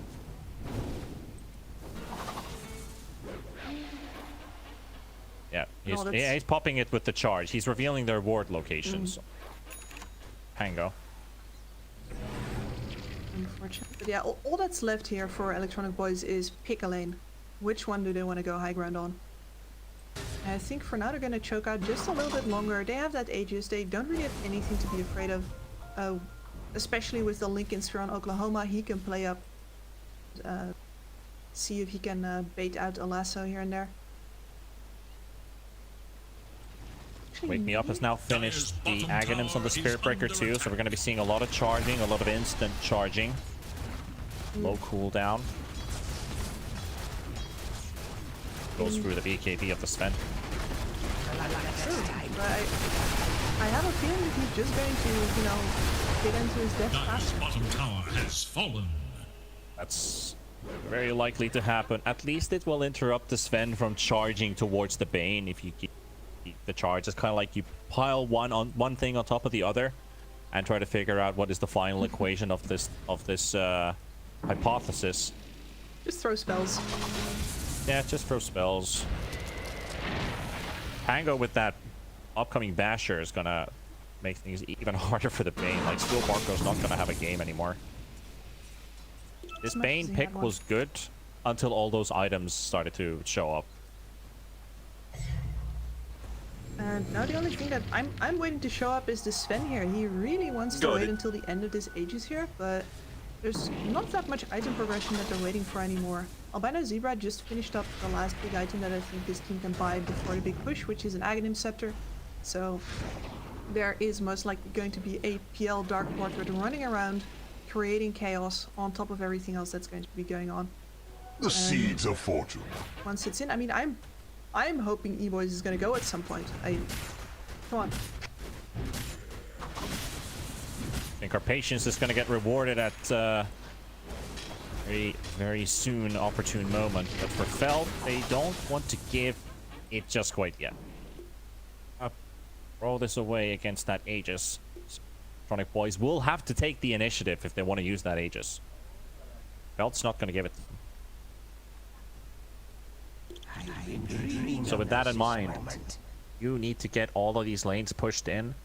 Maybe even try a little bit of a rat play with speed on the Nature's Prophet. It won't be as effective this game because of the Spirit Breaker in the game. So that's why speed is unable to do the rat play unless Electronic Boys have forced Feld to commit to a fight. Yeah, so there's two ways in which a rat play can work. Either it is all waves are in and you have one hero on the high ground with an Aegis, for example, on the bot lane, and the Nature's Prophet goes for top lane, takes the racks at the same time while they are engaging all your heroes on bot. Or you need to actually let one of those lanes go and make sure that they are otherwise engaged on the map, trying to get creep camps, trying to get wards out while you do the split. And neither of those situations are happening right now, because even though all of the waves are pushed in, there is not actually any pressure happening on the buildings of Feld. No need to react, so no good place for the Nature's Prophet to start pushing either. He'd just get caught right now.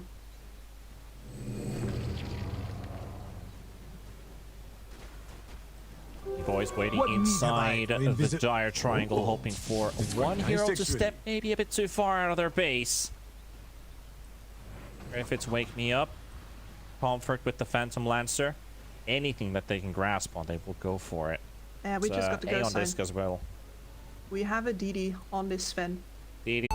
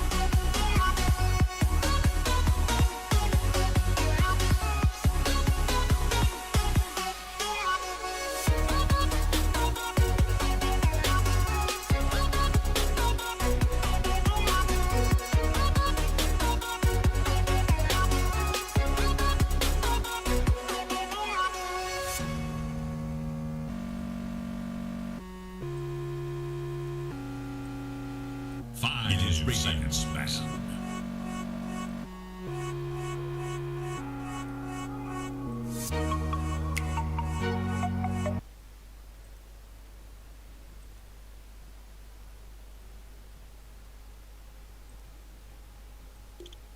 Why?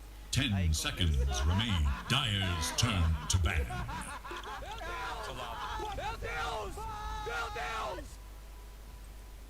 It is Radiant's ban. Aí compensou, né?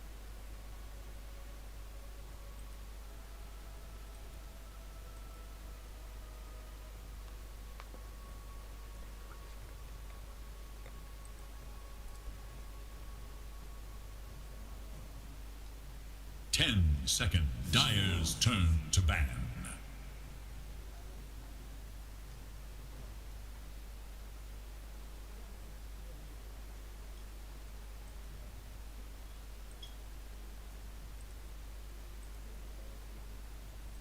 Radiant's turn to pick.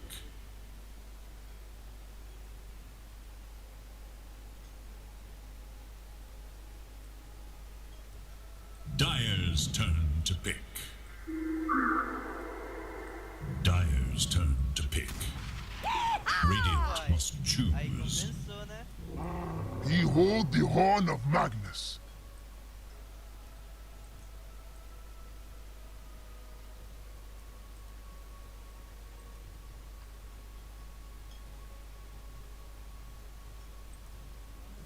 Ten seconds remain. 5 seconds Radiant's remain. Turn to ban. Luna.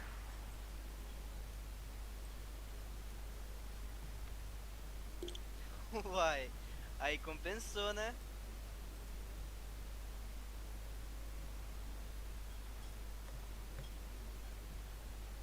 Ten seconds. 5 seconds. 5 seconds. It is Dire's ban.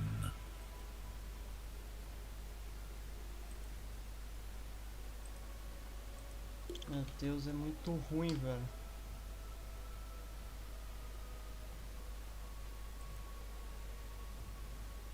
Bom, vamos ver o que vai ser banido aqui pela Infamous, né? Se eles vão respeitar o Sand King do Monster ou eles vão ficar jogando mais no padrão de meta. Não é que não tem nenhum outro time, pelo menos aqui no SA, explorando o Sand King. Não tem, né? Não, eu só vejo a NOPING fazendo isso. É, só vi o Sand King ali do Monster. Foram, se não estou enganado, 2 partidas com um herói. NOPING faz o banimento agora de Disruptor, enquanto a Infamous o Esports vai pensando no seu próximo ban, né? Entramos na fase de ban e o Ruby que é retirado. Então mais um herói do Tio Licor é banido. O Ruby que poderia roubar ali, às vezes até facilmente, né? Beijoca de Mortimer, uma inversão de polaridade do Magnus, são habilidades gigantescas que favoreceriam a equipe do NOPING Esports. Então, um banho de Disruptor, aquele herói que acho junto com o Magnus, né, comba muito bem. E é um sub 5 estável, excelente contra Io e Luna. Faz sentido. Aí, o Magnus já não te dá um precedente gigante, né? Já que mostrou Io e Luna, você não pode esperar uma Phantom aqui? Pode. Agora tem que ver o que tu pensa, né? Se tu pensa em banir parceiros do Magnus, tu pensa em banir counters da Luna, ou tu só ignora isso e prepara o terreno pro teu pick de mid lane. A NOPING tem vários approaches diferentes para os banimentos agora da segunda fase. Tem que ver o que eles preferem fazer. Faceless Void retirou o HC, né? Tá. Poderia combar ali com o Magnus. Com parceiro do Magnus. É, pô, combo perfeito.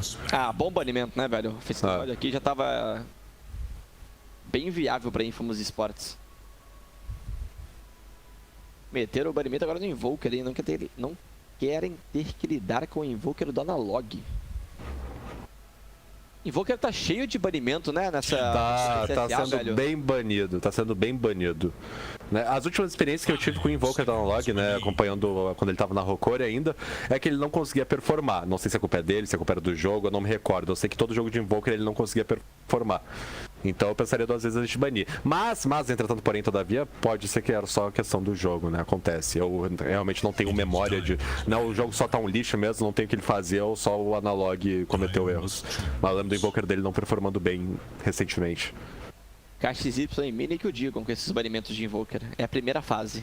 Se passar, eles vão pegar e não estão nem aí. Quer ouvir algo lindo? No SA, tá? No SA, 50% dos jogos Invoker está sendo banido. 50%. É equipes específicas. 50%. O número perfeito. Ou ele tá banido, ele não tá. Essa informação você passa, né? Óbvio, essa informação é importante. Entra na ponta da língua.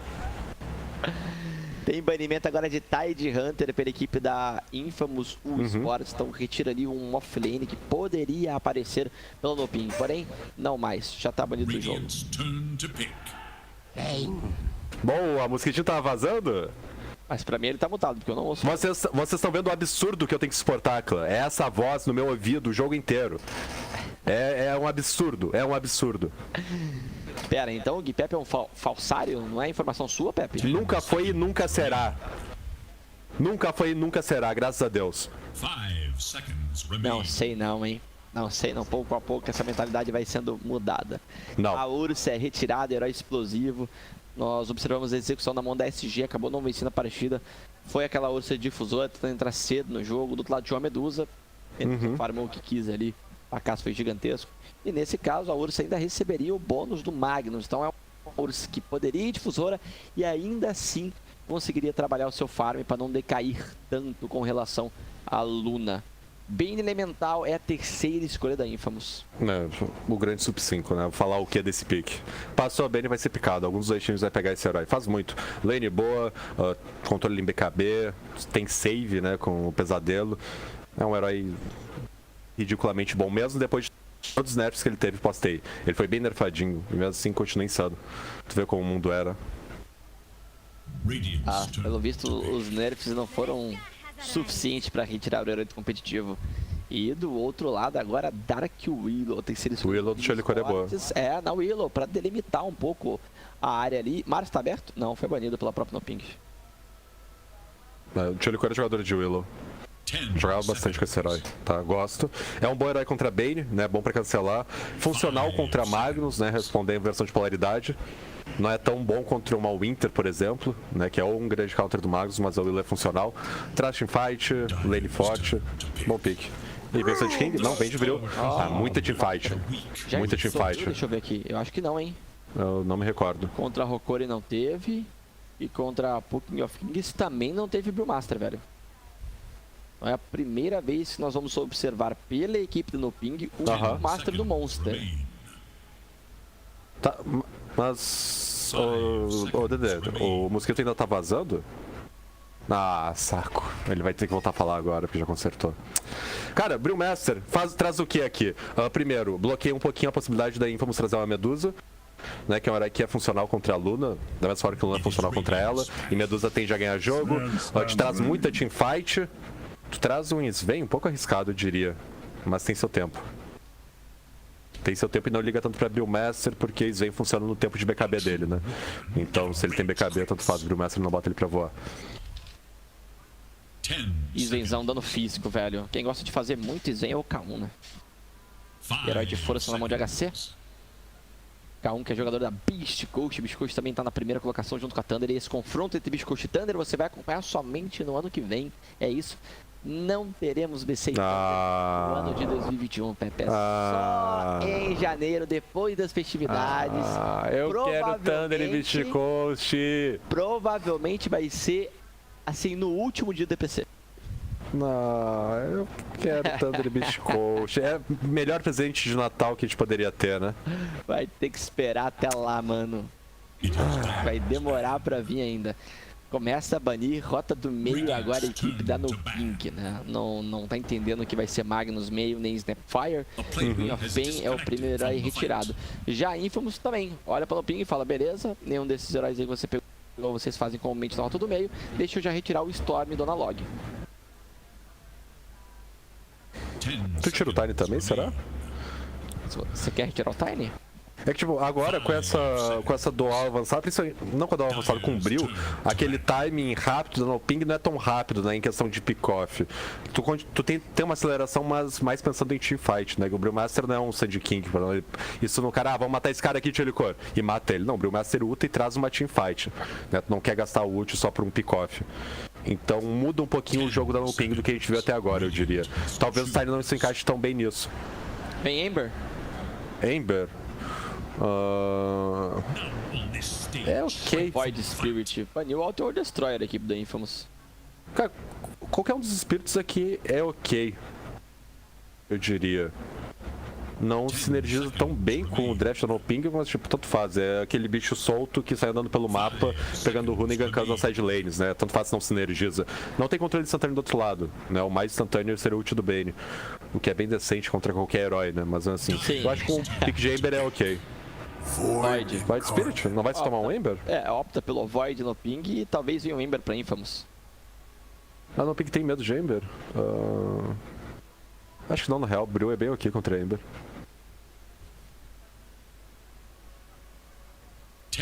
Mas se bem que não tem tanto controle, tem uma Willow, mas que não é tão funcional contra a Ember. 5 seconds remain. Resposta óbvia. Eram os dois espíritos que estavam aqui pra jogo. O Void optou pelo Void, a equipe da NOPING Esports. Poderia ter pego o Ember. Se pegasse o Ember, provavelmente o Void estaria na Infamous. Acredito eu, né? Ou poderia trazer algo diferente também. Templar, não, Templar não, né? Mais uma Lina. Lina tá sumidaça, velho. E achei que ia haver mais Lina nesse DPC SA. Não tô vendo, não. Tô vendo realmente uma dominância aqui dos espíritos nessa linha do meio. E às vezes tá liberado o Invoker e às vezes uma Puck. Cara, tu pegou Void Spirit pensando em ter um herói pra poder cancelar o Bane e a Snap. Eu acho que é por isso que não pegou a Ember, né? Cancelar o ultimate deles. Porque a princípio tu não quer pegar Void Spirit antes de Ember, né? Que toma um Ember e tu tá semi-cauterado no jogo. Mas eu acho que é pensando nisso, é pensando na dupla de suporte da Infamous e tu traz Void Spirit, que ou com Resquice, ou com Maeus, ou com a Ganin, tu consegue cancelar tanto o ultimate do Bane quanto da Snap. Eu acho que é esse o pensamento, e faz sentido, né? Só que tu não é legal jogar de Void Spirit contra a Ember. Com o draft finalizado, Pepe, o seu palpite vai pra quem? No Ping ou Infamous nesse primeiro mapa? Eu vou de NOPING. A Infamous tem um timing claro, né? Eles vêm contra a Luna, indo mais pro late game, eles vêm não clica contra a Luna, é bem difícil. Ainda tem uma IO pra intensificar o farm da Luna. E pra parar esse time da Infamous, que não é relativamente intenso, mas não é tão gritante assim, potencial. Olha aquele herói, mata ele. Pra tu fazer isso tem que saco down, né? Então tu tem um Bril. É um ótimo herói pra trazer teamfight cedo. Então, mesmo que a NOPING não possa não ter rotas tão boas, mesmo que o Void Spirit esteja relativamente cauterado pelo Ember, a rota dele é boa contra o Ember e tem um Brewmaster pra segurar a aceleração da Infamous. Eu vou de NOPING. O Horus voltou, tô de NOPING também, tô de equipe brasileira. Aqui vai vencer o Brasil, Gui Pepe. Vai? Não temos dúvida. Pode ser que não vença o primeiro jogo, pode ser, mas na série ela vence. Vai vencer? Então safe. Só acredito, acredito também. Tá tranquilo, vamos apresentar os heróis. Io é do KJ, suporte 5 da equipe. Void Spirit na linha do meio, executado pelo Analog. A Luna é o HC da RDO, né, o combinho de Io e Luna que a gente vem falando aqui já desde o começo da partida. Dark Willow, suporte 4 na mão do Tchulicor. E por último, né, na mão do Monster, nós temos o Brewmaster, o único não brasileiro dentro dos jogadores. São dois gringos que fazem composição ali do staff do Ping Sports, que é o Monster, ele é americano, e o Mangusso, né, o coach ali do Ping. E o Mangusso, que era coach da SG, viajou com a SG, tentou ajudar ele durante o International. KJ, ele que já o conhecia, acabaram trazendo o Mangusso. O Mangusso está no Brasil. Tanto o Mangusso quanto o Monster, que são gringos, estão lá no Guarujá, morando com os jogadores, né, fazendo parte da evolução da equipe. Pela equipe da Infamous, temos Lumiere, HC, executa o Exam. Na rota do meio, o Alone, com seu Ember Spirit. Sacred é o offlane de Magnus. E Snapfire, suporte 4 do Michael, um dos destaques ali colocados pelo Gui Pepe. E Bane Elemental do Affliction. O que Bane tem feito nesse DPC ao redor do mundo não tá escrito, velho. Não tá escrito. Esse herói tá intenso. Tá chato, ele tá incomodando demais. Lane muito boa. Lane Parece bom em muito... qualquer situação, o Bane, né, velho? É, ele mesmo que ele esteja contra counters dele, por exemplo, a lane dele é boa. Ele já faz bastante, sendo sub 5. E outro, é um suporte que você tem que estar um suporte e um core pra você pegar uma bate no mapa, velho. É uma fumacinha com o Bane, qualquer um que quiser agregar, se ele tiver nível 6, né, se ele tiver o aperto do demônio, fica fácil, fica favorável.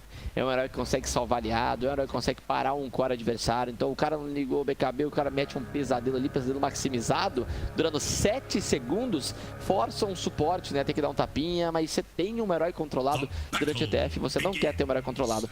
Michael tem que tomar cuidado com a Jota, vai tentar tomar essa runda, será? Clicou mais rápido, agora o Michael, hein? Na cara do Cajotinha. No fim das contas, são 2 runas para cada equipe, 2 runas para NOPING Esports e 2 runas também para Infamous ESPORTs. A gente pode botar a culpa no servidor peruano? Pode, né? É servidor peruano esse primeiro jogo? Aham. Aí, próximo brasileiro, depois moeda, né? Isso. Perfeito. Pode botar a culpa, mano. Tá, então bota a culpa no servidor peruano. Você já jogou no servidor peruano, Pepe? Nunca. Nunca? Eu já ia te fazer pergunta como é que é o lag lá, porque eu também nunca joguei. Nunca joguei. Se tem lag, se é maior aqui no Brasil, se é igual aos Estados Unidos, se é menor. Não, com certeza vai ser menor, né? Mas não faço a mínima ideia. Meu Deus, é muito ruim. Rota com maior probabilidade de abate, já fala pra mim, Pepe. Aonde top vai ser? Vai ser top, vai ser top. Top? É, olho no top então, velho. Olho no Affliction aqui, ó, incomodando o monstro. Vai batendo, sempre que pode, Bane vai, dá um tapinha, recua. Tem uma barra de armadura bem bacana, 5 de armadura pro Bane, nível 1. Com 60 de dano e 5 de armadura. Comparado com a Dark Willow é 54 de dano e 2 de armadura. Caraca, o Bane bota a armadura do desvio no bolso. Ele é muito tanque, esse herói. A lane dele é muito forte. Bota no bolso ali, papai.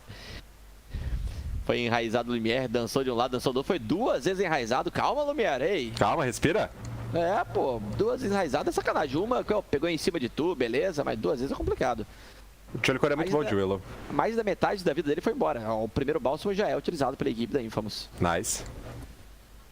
Eu tô falando pequena vitória. Lumière, né? Mas não, pô, é realmente Lumière. Seja enraizado. Por favor, continue assim. Continue, vai lá, tanque esse enraizamento. Balance. Essas rosas espinhentas colocadas pelo Tcholicor no chão. No meio, vou molhar um pouquinho aqui no Void Spirit da Analog contra o Ember. Nossa, a Analog tá meio machucado ali, hein? É, a maneira que os dois farmam. Muitas vezes o Void Spirit sai com uma pequena vantagem pra cima do Ember, mas os dois farmam. Calma, Analog. É, então. Fogo de fada. A gente tem garrafa. Ele não tinha punhos velozes ainda. A garrafa chegou? Chegou. Com garrafa. Só que tem uma status prestou a garrafa, né? E 0 item, 0 nada, não tem nada. O Ember tem um pouquinho mais de status. Ele tá ali com 2 galhos de ferro. Tem um fogo de fada. Fogo de fada, que é aquele item que você vai ser punido, é o último tapinha, assim, opa, fogo de fada e vai embora. É isso. Do nada, né? Tipo, você pegar o itemzinho bom também pra salvar uma vida. Uma delícia. Como é que é de atributo? Ó, tem mais dano base, tem mais armadura o Ember. Contra o Void Spirit. Consegue conectar o resquício etéreo pra poder pegar a criatura. É, bom demais. Mandou a habilidade, nega o mago, isso evita que a experiência e o ouro vai daivar. A Lone tomou 3 tapas da torre agora. Falou, opa, realmente não dá. A torre bate pesadaço. E agora vem a fortificação. Essa matchup do mid lane adora usar as fortificação pra zoar o inimigo. Pegou no resquício etéreo, né? O Alone ele tinha 2 opções agora. Ele negava o mago e tomava o resquício etéreo, ou deixava o mago com o resquício etéreo pro Analog. A ideia do Ember era negar o maguinho. O Alone encheu com a runa de recompensa, velho. E isso tá se tornando muito normal entre os mids, né? Ele consegue uma pequena vantagem no avanço da Creep Wave, tu vai lá e pega a runa de recompensa do inimigo. E aí tu força. Opa! E foi no bot, erramos! Erramos. Foi lá no bot, o KJ é abatido. E o Analog vai fazer a mesma coisa, né? Vai também encher a runa de recompensa, ele vai dar de cara com o Michael. O Michael tava nessa transição, né? Ele garante o abate em cima do Io. E já corre pra pegar essa runa de recompensa e não deixar. Aproveitar também fazer um stackzinho, ia ser perfeito. A runa fazer stack, só que o Void estava ligadaço. O Analog já vai ali. Garante. Choose a correct choice. Void Spirit managed to pick up a water rune. They're still chasing. They don't have chains. Just slide a fist with a Blightstone. Nice cookie there. Attempted dodge by Analog. But even with the stick charges, he will go down. Now it's down to Analog stealing that dire bounty rune. Well, he moved off to the right-hand side, spotted and chased down by that Snapfire across the map. Huge rotation from Snapfire. This means Ember Spirit will hit level 6, while Void Spirit will still be level 4. Magnus takes a Lucent Beam to the back of the head. Needs to tango himself up. And I guess Michael now has realized that the Ancient's camp is blocked. So he'll make Would you realize here for the large camp block there, Gary? Well, I don't know. Maybe I personally wouldn't because I am stupid. But I absolutely have 100% faith in Michael. Michael has a sentry ward queued up. And now this is where the problems are. You can't kill Luna. You spam the spells. Luna's gonna be like full HP. Snapfire made a rotation, which was a good one, but this also opens up the lane for Luna, and you're spamming the spell. 11 magic 1 charges. Once that combined with Io's healing, his stick, and the fairy fire, it's almost impossible to take down Luna. One of the reasons why this hero and combination of these two heroes is super popular. Yeah, incredibly strong with wand and treads. I can't really catch KJ because he's just going to tether away. So instead, contest the pull, grab up a little bit of CS on your way through. Some big stacks being made over in that dire jungle, though. You see Axel. Oh, yeah, Bane. Look at Bane go to work. So he's going to stack and guard that top rune, try and make sure that Theo and Analog can't make their way over there. It'll spawn bottom anyway, but you also have the Snapfire rotating in 6 minutes. They've got both supports guarding runes, so much more active from Infamous to give this mid lane a better time. This is big. If Michael can get on top of Analog before he gets level 6, there's the siege creep unit dying. Oh, he gets the deny. Deny? Wait, how far is level 6? If we don't the monitor, that's level 6. He's literally 1 XP away, eh? Sad times for Analog. Gotta use the gravity. Should move to Australia. And Theo, after moving in towards mid, then back towards top, he's not quite sure where he should be. Sven has ditched the plane, Bane to lap a bit of that experience up. Clear through some of these juicy stacks. Oh, look at him go. God's strength, he's level 6. Got himself threads. Even attempting a stack of his own. Not quite working, but good attempt. Value from Tumblr's toy. Giant gets from on camp to faster. Just pure value out of the item. He's gonna keep it for himself. Most of the time, tier 1 items, if you find it, you keep it. They got the Bane. So 2 little moves there being made. There was Ember Spirit moving into that bottom Radiant jungle, scouted 3 heroes, just remnanted away. Then Brewmaster, of course, diving that top tier 1, gets a kill and allows them to push with a huge wave plus catapult. So first objective should be going to NOPING there, opening up the map for themselves. And once you do that, it's such a nice place for your Luna to shift up to the top half of the map and start playing there. She can start playing around the triangle, she can start playing top. There is a bit of vision, but they need to set some things up in the outpost area for Dire to see Sven's rotations and where Sven is farming and any kind of rotation there, because this is where Infamous wants to smoke. There's gonna be someone on the top lane trying to push out the wave. If it's Luna, you want to play around that area. Some supreme rune control here from Infamous as well. Pretty much getting all the active runes for this Ember Spirit as they guarded top. He rounded down bottom for the DD, has his javelin. Thank you. Analog is full HP, full mana, so not really under threat of dying just yet. Infamous looking to get level 6 on their Snap, try and get a bit more XP on their Bane as well, because Grip plus Kisses allows supports to roam around and open up kills on pretty much anybody. I like that every single time I see KJ play Io, he always goes for mech pretty much. I've seen different item builds. Holy Locket or mech. I feel once you hit that mech, it's a big timing, especially with the chip damage. Once you try to siege, there's gonna be a lot of sleight of fists from Ember Spirit. Oh, look at those stacks being cleared right now by Infamous. Ardio's pausing because he's like, those bastards are doing what in my triangle? They're invading and taking my creeps?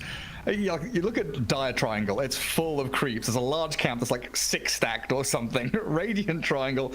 If Infamous get both of this, I don't know, that's a lot of money, Lacoste. Do you not do the maths on that? No, we're not doing that on stream, but check Dire's Triangle. Look at the big camp. That's what I mean. Like, if you add all of these camps together, Radiant and Dire Triangle, that's a lot of money. We need 10 instruments to come in and hand us a calculator as they RP onto that Void Spirit, and down he goes with a chain stun from the Cookie. That's exact. So large camp secured, stolen, kill on the mid lane, taken, Theolacore nearly dying, Remnant defensive there from Alone as they loosen Beam and Curse Crown, attempting to take him down. He's going to slide dodge, jump away, beautifully done, but it's into the Brewmaster. Monster is there to zone him back into KJ and RDO. NOPING said sec Discord. Maybe the thing was that they were trying to tell Void Spirit to go back out of that area on Discord and he wasn't listening. So they needed to fix that. Unfortunately, in the end, he dies. So right now, Void Spirit is 0-2-0. Can they get this kill? Would I need don't to know. Split, but it's a tough one. I don't think you want to commit to it. Yeah, there's a Bane lurking around as well. He's only level 4, but if he had a Nightmare there, it would have delayed the push forward.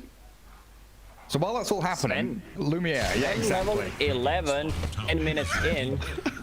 I saw, who was it? It was Shad Kunkka, who was level 21 or level 22, 22 minutes in. So he kept one level per minute. It's insane. And then he couldn't keep up. Like the XP that you need to get to level 23 to level 24 is just too high. You got to keep on accelerating. Well, NOPING trying to break themselves out of this. Smoking up with Monster, leading forward. This is big kill. Their primal split. If they can take down the Sven. Plus reload, it's 100% kill. Give it to Luna. Highest net worth hero on the map taken out. Courier also sniped by KJ. And this should lead into that mid lane push. But they've got TPs arriving. Sacred Magnus with a mech. Michael has the Mortimer's Kisses. Tier 1 at around half HP as Bane starts things out. The Kisses coming. Monster dragged back into the Fiend's Grip as well. Good pick on the Brew and now disengage. Just hold out, defend your objective. That's the key goal here. Theolacore might get tagged by a slight chains. We'll see if they can finish off the Dark Willow. Yeah, it should be reasonably simple with Axel the Bane, position 5, getting a double kill. And that's something you want to, but he'll take it. He'll get his mana boots faster. I'm okay with the Brewmaster gameplay so far. He managed to get all the involvement from the primal split. 2 times he used it, 2 times he got a lot from it. First time he got the tower and a kill, second time he got a kill on Sven, which is pretty big. They still lack a bit of a tower damage unless there's Luna hitting the tower. I don't think you feel so much comfortable just hitting the tower if everyone else is alive. Before you get a BKB. Once you get a BKB, gonna be a different story. And gonna dodge this one. Nightmare save. Curse Crown still there. Cookie forward. Alone gonna slide back as the Shadow Realm hides the Dark Willow, but burnt. So that Remnant jump back. Every time Infamous make that first step, it feels like they get kills and there's no real answer from NOPING. I need this Yule Scepter on that. Gigantic. He has BKB if he wants to disassemble Echo Saber and then go back to it. If they want to hit this timing, I think you just keep the Echo Saber for now. I don't think BKB timing. If they siege a tier 1 tower, I think it's okay to disassemble it and just have a bit more security because they have no abilities that go through magic immunity. Do you remember back in the day when we used to talk about like Anti-Mage and Spectre and Naga farming and we would talk about 10xing? Not really. 10xing? Like 10 last hits per minute. Oh, yeah. Right now, Sven has 170 CS at 13 minutes. It's insane amounts of farm. Like, okay, these are like neutral creeps, he's been clearing camps, but it is... in the days, it's very hard to compare like any of the items because it... so much from back in the days. But yeah, he has that BKB if he wants to unlock it. What's he gonna do? There it is. And the rest of his team smoked up in front of him. KJ warding up the triangle, gonna get found by the Ember Spirit. Alone, so easily on top of him, and that timing on that cookie to stop the tether, beautifully done by Michael as well. Dark Willow scrambling to clear that mid wave to try and stop any kind of push into that objective, but it looks like the top lane is where they're heading. Sven has already cleared the path in front of them, but NOPING, they've got a different idea of what's about to happen. They don't want to give up this tower. They want to go and fight themselves. There's the Brewmaster and the Void Spirit straight onto the Bane. Axel down, tower defended. Primal Split did get expended, and Monster's looking for that +1. Can he get the Magnus? Where's the rest of his squad? They are coming in from the back, but there's a Sven with a God Strength and a BKB ready to battle. Relocate forward, puts the Luna there in front of Sacred. They get RP'd up though. Sacred without Eclipse on him does die as the Mortimer's Kiss is well placed. But there's no Sven. There's no backup. Now Lumiere's joined in. Double tap steal the core. Stormhammers as well. With a God Strength he will get a kill. There's another stun on Analog on Monster as well. This Void Spirit and Brewmaster are getting blasted. Great. Oh, Nightmare save. Michael still dead to the urn. Damage over time and Monster stunned. Stormhammer comes with that high ground observer given by the Bane. Beautifully placed. And 2 core kills plus a support. Infamous get the better trade as Alone also kills off KJ. Blessings upon a KJ also, this is big, like this is huge for Infamous. Bane setting things up with the ward. Sven hesitating there, did not want to fully commit. Void Spirit, I mean, Analog, he's not having a game.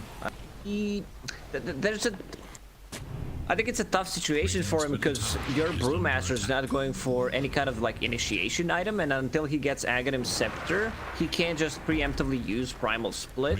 So he needs to be the one initiating, putting himself in a bad spot with using either Astral Step or double Astral Step, which he did use on Bane, and then had only one left, used it. Suddenly he's out of spells, gets even Fiend's Grip, which was not necessary considering that everything else was on cooldown, but they still got a kill.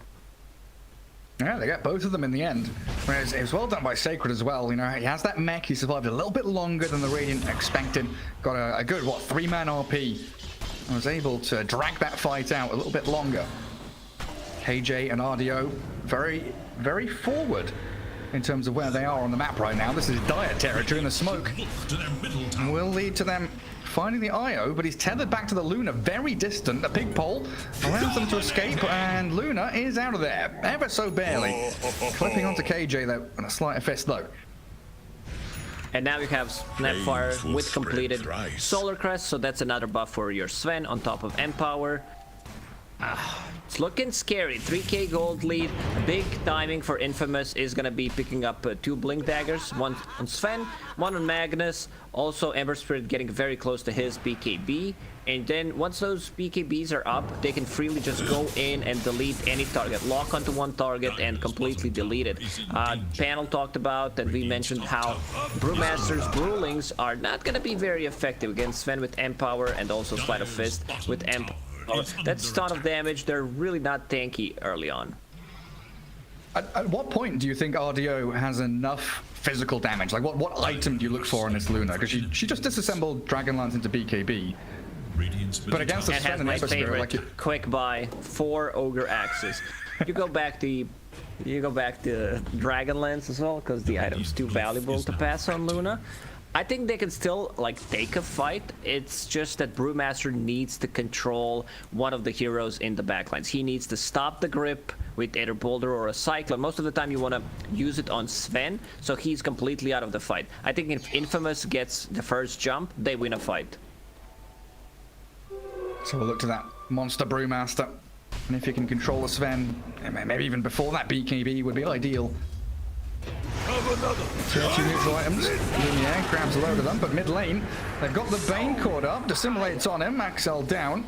Monster wants this tower. Sends his Brewling straight onto it, and the Storm Brewling also looking in towards the back lines. Cyclones the Magnus. Oh, that's the Blink reveal as well. So no Blink RP coming just yet. And there goes the tier 1. Oh, Sacred. He goes for the RP. Shockwave Skewer drags the Luna back, but RDO has a BKB. In comes Alone and Lumiere. They're chasing the Luna down, but she is out of there. They've got to switch targets. Monster's popped his second. They're on to Analog now, but Void Spirit is a holding the high ground, just standing on top of the staircase. And now what, Infamous? You're dealing with a Luna who's tethered up with his Io, relocated back into Lumiere. Sven cleaves into Io and looks for Ardio now. Skewered back into Alone and Axel. Great save. Beautiful. What a move to keep that Ember Spirit alive.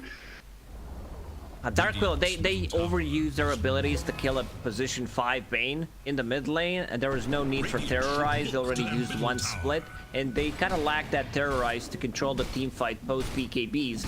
Once Sven goes in, as we already said, they have nothing. They have absolutely nothing to control him. So during the BKB duration, he can do whatever the hell he wants. Same goes for Ember Spirit. So they need to be able to either have a buyback on one of the heroes that they lock onto and kill, because it's pretty easy to kill them, or they need to kite. Like, they need to reload them out, which is not that easy. Sven just dishes too much damage in a short period of time. Yeah, it comes back to what you were saying earlier, right? There's lots of little aspects here that Noping have to get right. You talk about the Brewmaster controlling one of those heroes, potential buybacks they need, the IO has to be with that Luna with a full wand, the mech to go as well. As Alone's gonna BKB, chains up the Void Spirit and the Dark Willow here. They forced him to BKB, and oh my god, okay, Theo just dies. Okay.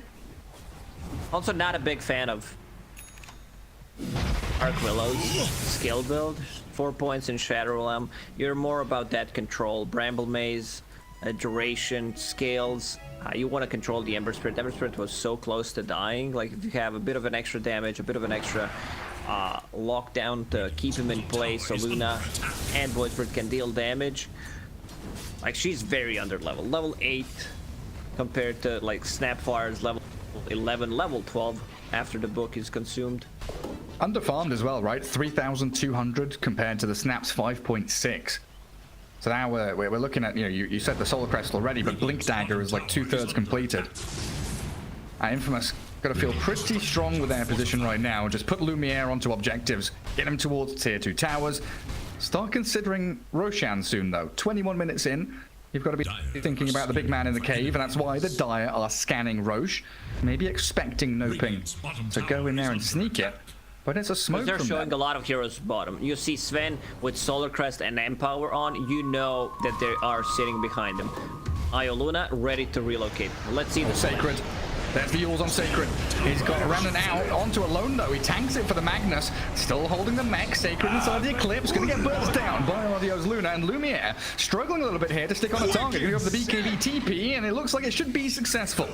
Gets the hell out. A 1-for-1 trade. A good finish from Noping, but a good retreat from Infamous equally. Can they find any additional kills though with a Cyclone into that Remnant? It looks like they'll find the Bane. Oh no, Brewmaster. The Brew to Alone. This Ember Spirit shreds through them. The duo core here proving so valuable as these sleights of fist are cleaving through Noping. He's even going to Remnant forward aggressively. No BKB and no mana left, but in comes Sven to look for the Wisp. Io's down, KJ's gone, and the Luna left stranded. No one to save her. Analog, what's he got left in the tank? A Dissimilate, not even ready.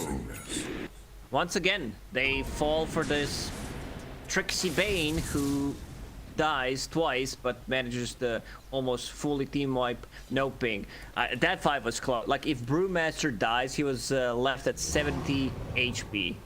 Grip was cancelled and he couldn't, so he used one of the splits. He needs to use preemptive. Like, he needs to pop it. If he gets ripped, if he gets jumped on, it's gonna be a whole lot of a different story. The Sven has Orchid, so that means he has a bit more control against the Void Spirit if Fuel Scepter is used on himself a bit before, or aggressively on someone else.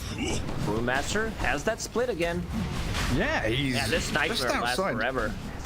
He's just stuck there for absolutely ages. Roshan down, Lumiere gets the Aegis, and Bane gonna get focused here by the Primal Split. He's got another Nightmare and a Cookie to get to high ground. Axel, Nightmare's the Fire Panda, Brain Sap's another one. Can they save him? There's Michael here, and Primal Split. It's gonna end soon. Monster, he's got the Aghanim, so he can drag back to the Storm Panda. Well played by him. But honestly, that bottom... Wait, hang on a second. Is Brew... Yeah, Brew's fine. That bottom fight felt like it was almost identical to the fight that was north of Roshan, the previous one, right? They go on Magnus. Yeah. That first fight, he got a big RP. This one, he just died. But the ability for Infamous to drag the fight out, extend it, and move your opponents away from towers, away from objectives, has been superb. With Sven and Ember just rejoining over and over again. That's the IO. Well, he gets away from the Horn Toss, but he can't escape from the Sven and the Snapfire. Horn Toss. Don't worry. Now it's 100% move slow and attack slow instead of the stun, which is pretty big.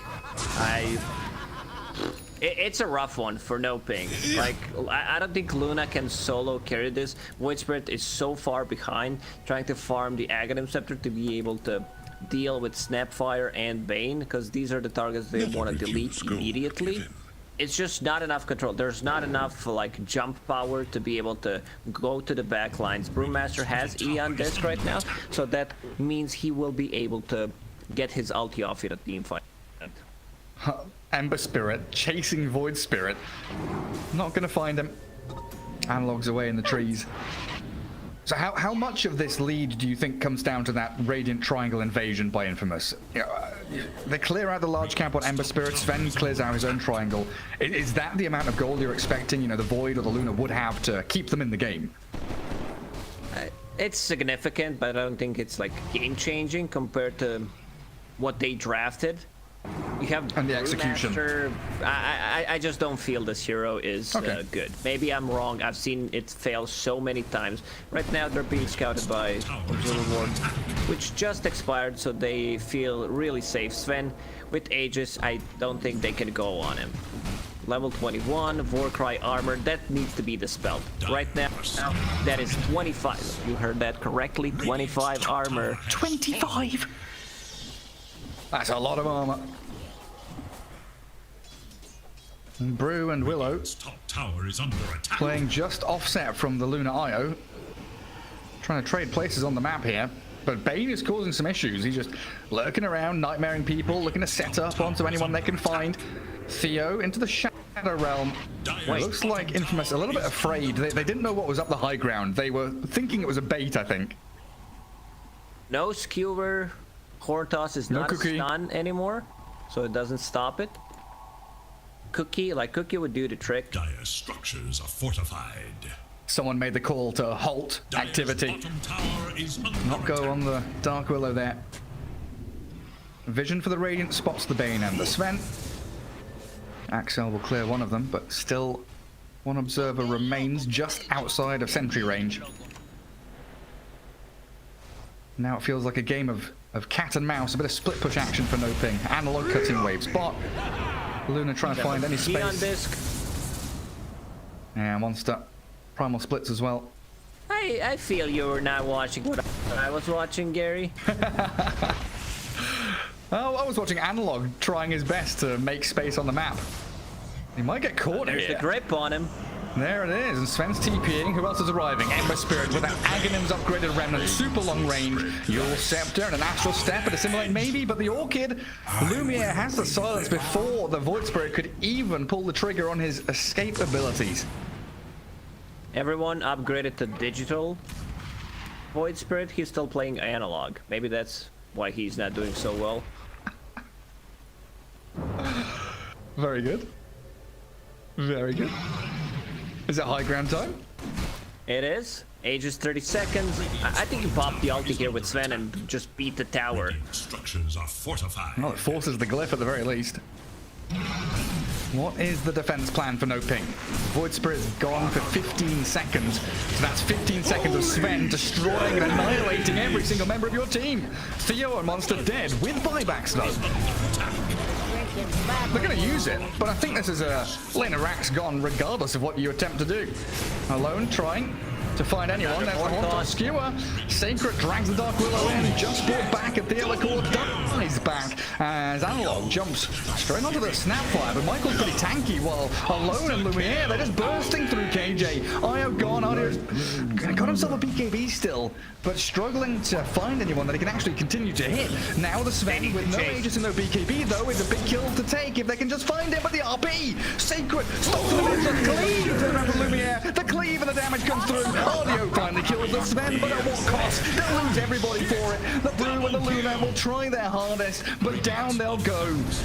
Monster stuck in between 4 infamous heroes, and Luna's buyback. Well, that doesn't feel too good. Oh, it really doesn't. Like, they managed to kill Sven, but the great RP, Sacred, was so patient with it. Lands a 3-man. He was also, like, skewering the back. Dark Willow, just not a hero in this game. Like, she has Shard. I didn't see any big terrorize ultis. Most of the time, you either want to stop Bane's ulti, or at this point of the game, you need to play for that RP. Like, this is your counter initiation to RP. Yeah. Try and defend the Luna and the IO. Radiant's middle tower has fallen. A minute and a half until potential spawn on Roshan, so a bit of breathing room here potentially for NOPING, especially with Sven dead for another 30 seconds. So they can go out and clear bottom wave, maybe plant themselves on the map when Brewmaster's alive. And they've got some good vision here in their triangle to make a hold out of their mid and top lanes at the very least. It really has been a rough one for Theo, you're right. I mean, I keep forgetting how poor she is. Looking at the inventory right now. Tranquils, Voidstone, Magic Wand. Why is he still called Theoli Core? Can change the name to Theoli Support, right? I thought you were going to say Theoli Poor. Well, that can work as well. Sad times.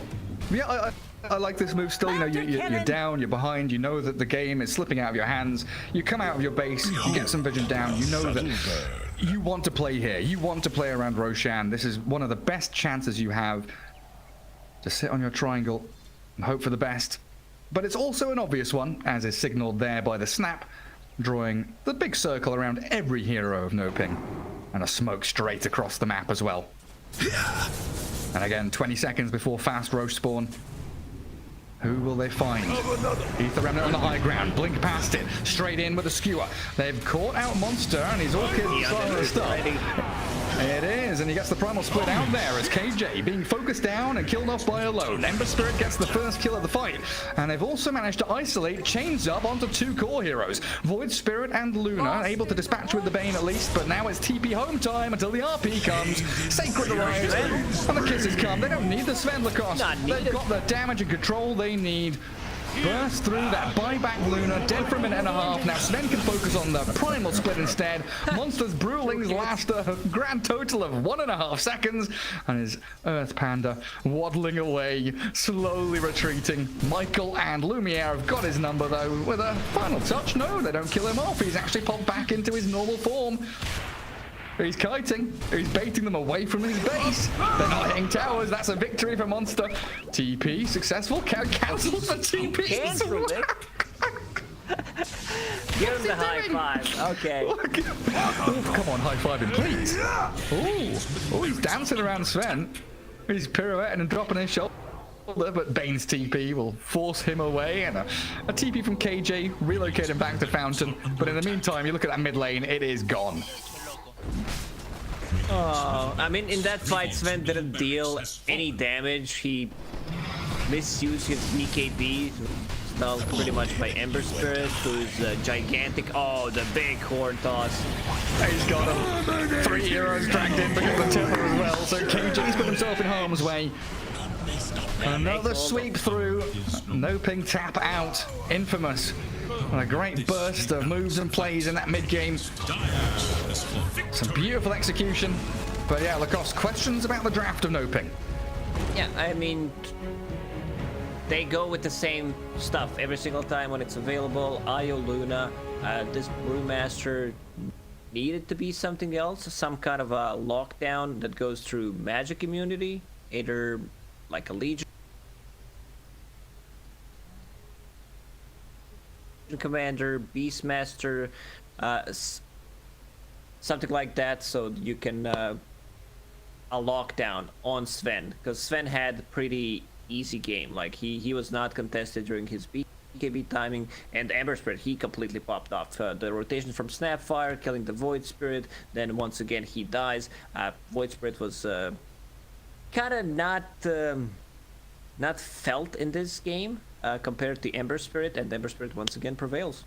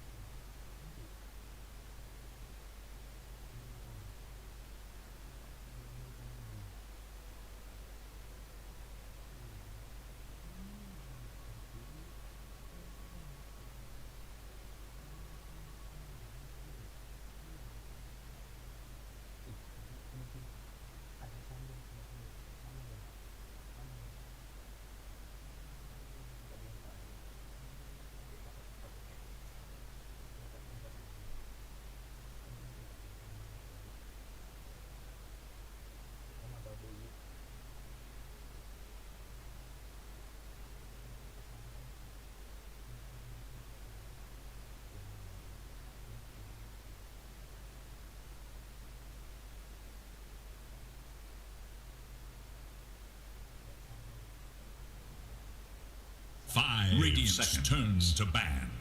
Dire's turn to ban.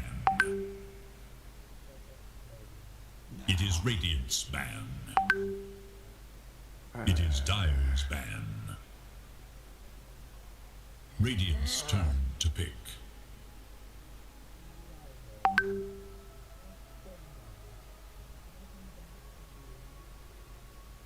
Dire must choose. Dire's turn to pick. Behold the horn of Magnus. Radiant's turn to pick. Yeehaw!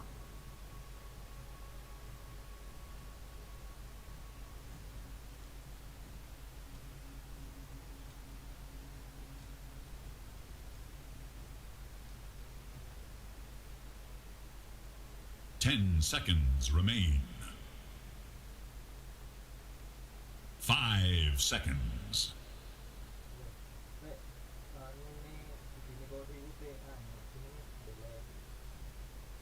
Radiant's turn to ban.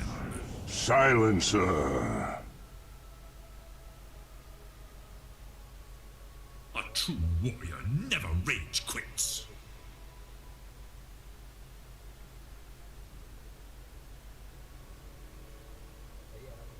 Ten seconds. 5 seconds remain. Dire's turn to ban.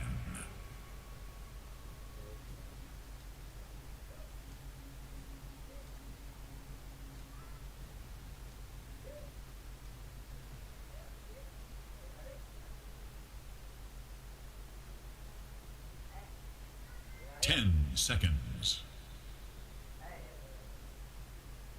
5 seconds.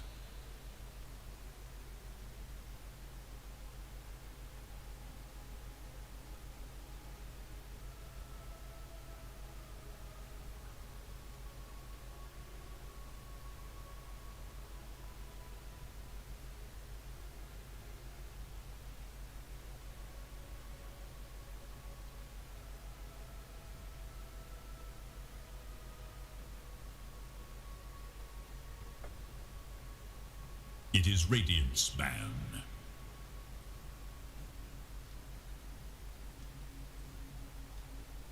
It is Dire's ban.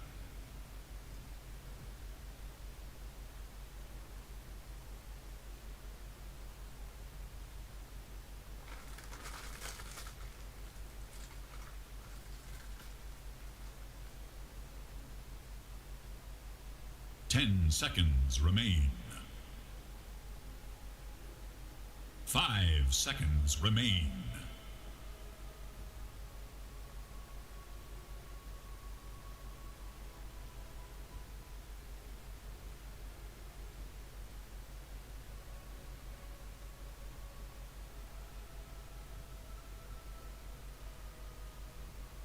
It is Radiant's ban.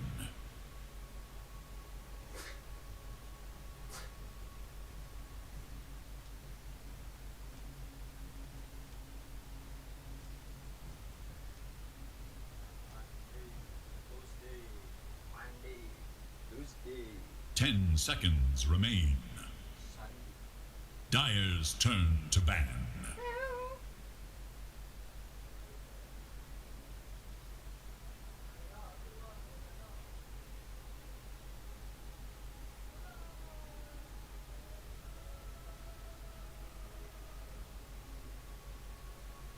Ten seconds. Dire must choose.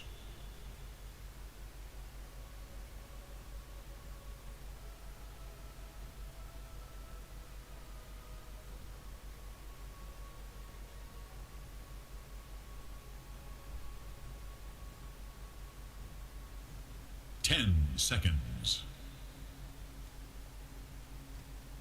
5 seconds.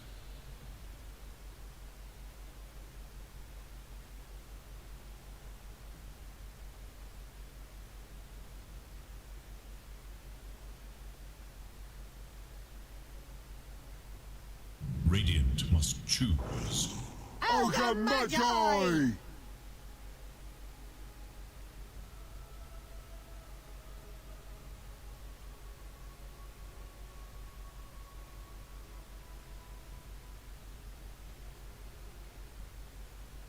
10 seconds remain.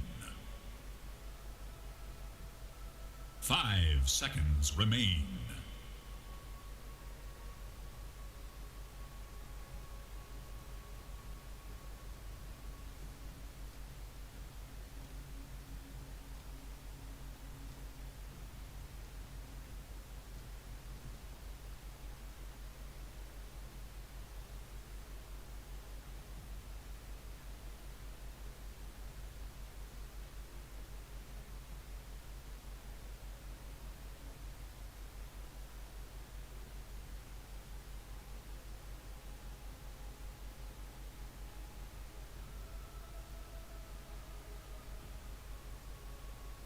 Radiant's turn to pick. Lion.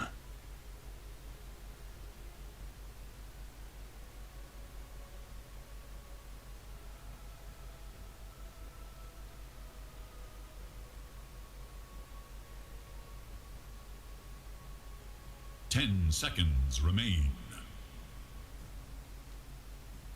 5 seconds.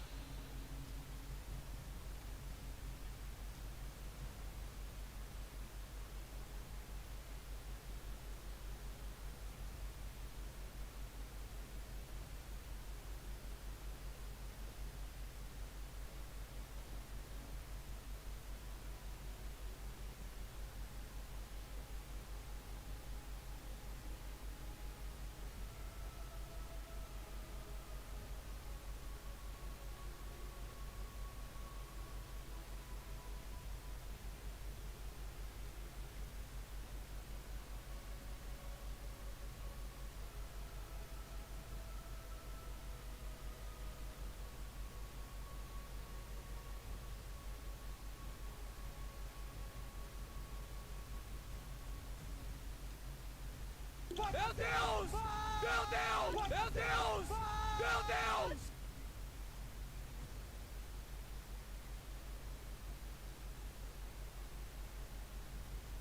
Dire's turn to pick.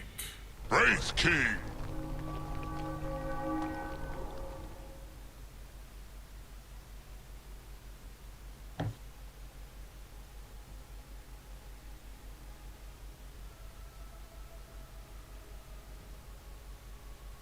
Seconds. 5 seconds remain.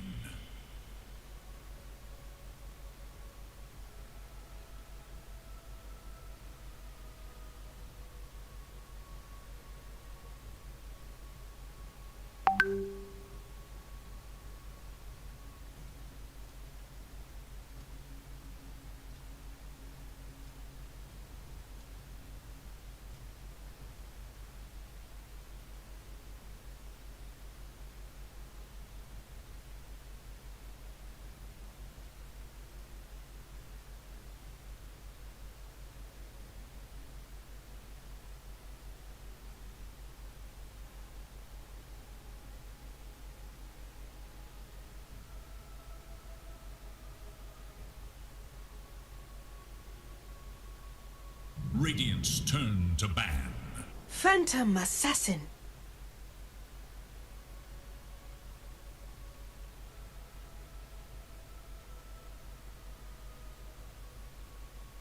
It is Dire's ban.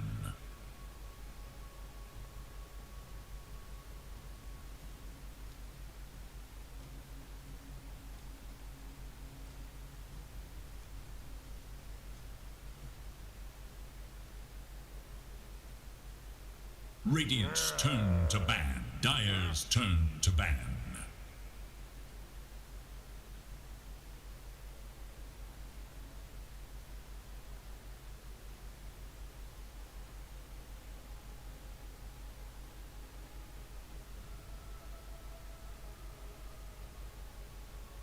Seconds.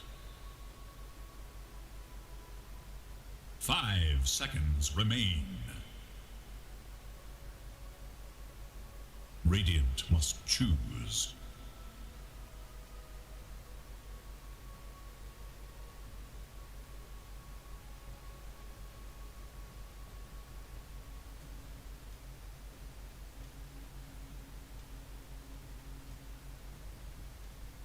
10 seconds remain. 5 seconds.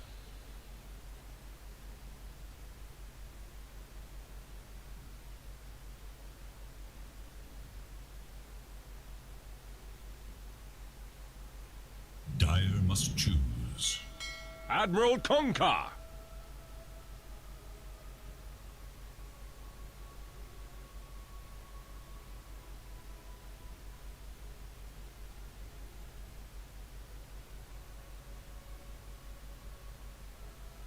Ten seconds remain.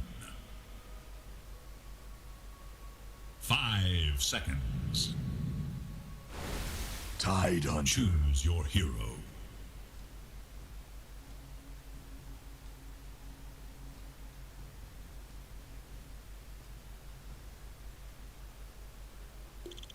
Uai, aí compensou, né?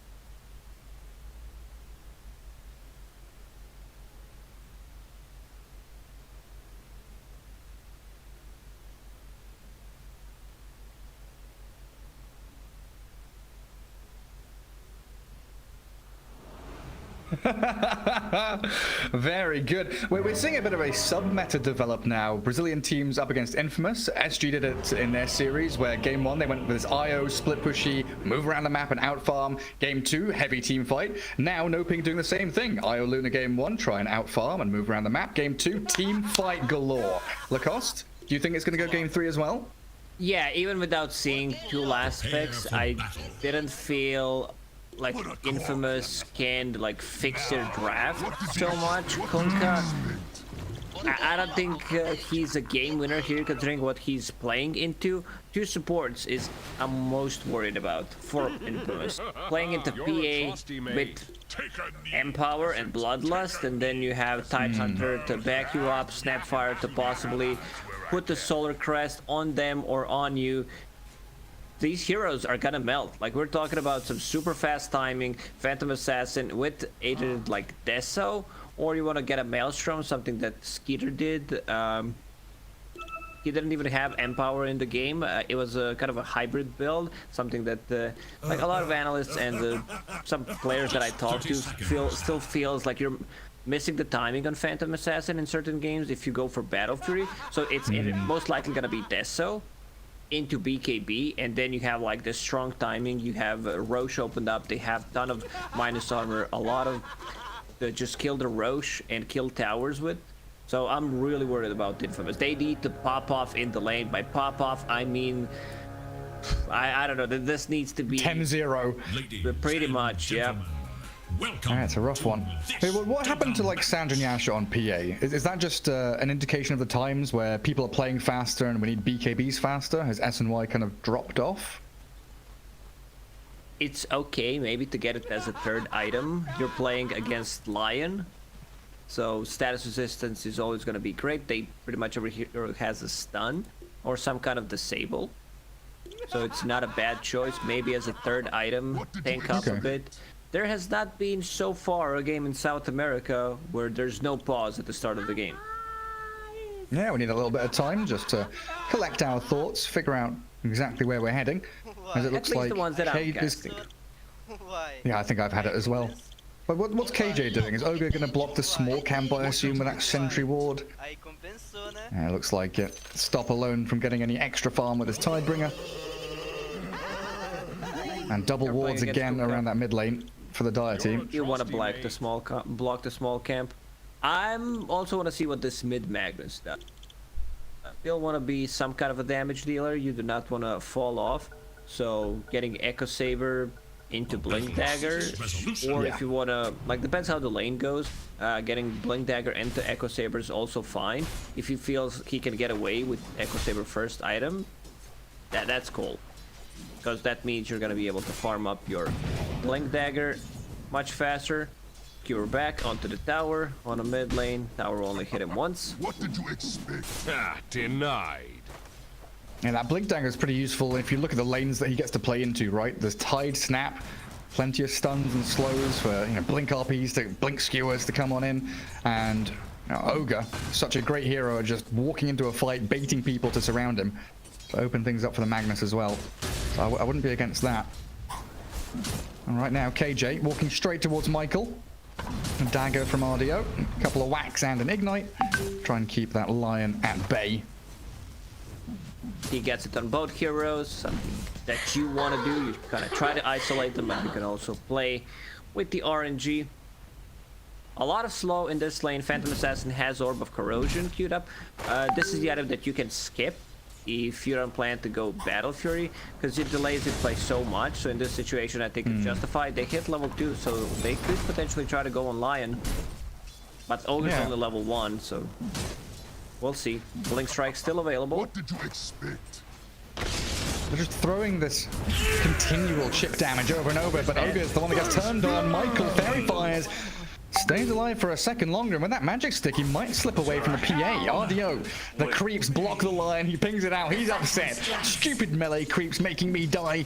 But a trade out there and a 1-for-1 first blood goes to Infamous. But RDO, it's a trade out. KJ brings in the Healing Salve and a full magic wand for Phantom Assassin, so that means she's gonna be full HP pretty much, and also the Blightstone bringing the Orb of Venom. Lion needs to be careful. Even though they got the first blood inside of Infamous, it's still a good trade for NOPING, where Phantom Assassin gets some solo XP.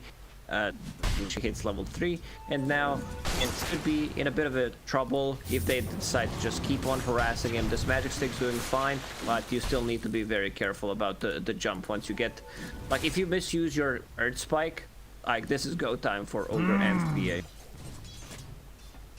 Absolutely is. And down in that bottom lane, Silencer's trying his hardest just to put Arcane Curse, do a bit of damage here and there, but his small camp looks like it is warded up with a dire sentry. No pulls available from there. Attempting the large camp, but doesn't look like he'll be successful. And I also like what Tide's doing here. You know, we saw that bracer in the previous series. Now he's got himself Quelling, Ring of Protection, and bringing a... oh, Michael, the help from the spears there. Lion still being gone on as he hectors the PA. RDO just going to have one more tap to find yet another kill. Had 14 magic wand charges, plus a Fairy Fire. Ogre doing a very good job keeping him alive. Full HP, and once Lion joins again to the top lane, they can start playing aggressively, because Phantom Assassin didn't use the magic wand, which means killing her this time around is going to be even harder. It sure is. Silencer does get that D-ward, so pull camp open to him. But I don't know, handling this Tide now with Ring of Health, Magic Stick, he's pretty much untouchable, and that opens up Theolacor to be able to roam around potentially, guard runes, stack camps, or just come back and play in the lane and hunt the Silencer as they make the move on him with that minus armor and Cookie. Good stun from the Wraith King to slow them down a little bit, and Axel, Fairy Fires. They don't get the takedown. Level 1 curse, that doesn't do much. 1-1-1 build on Silencer. You want to be very active with this hero.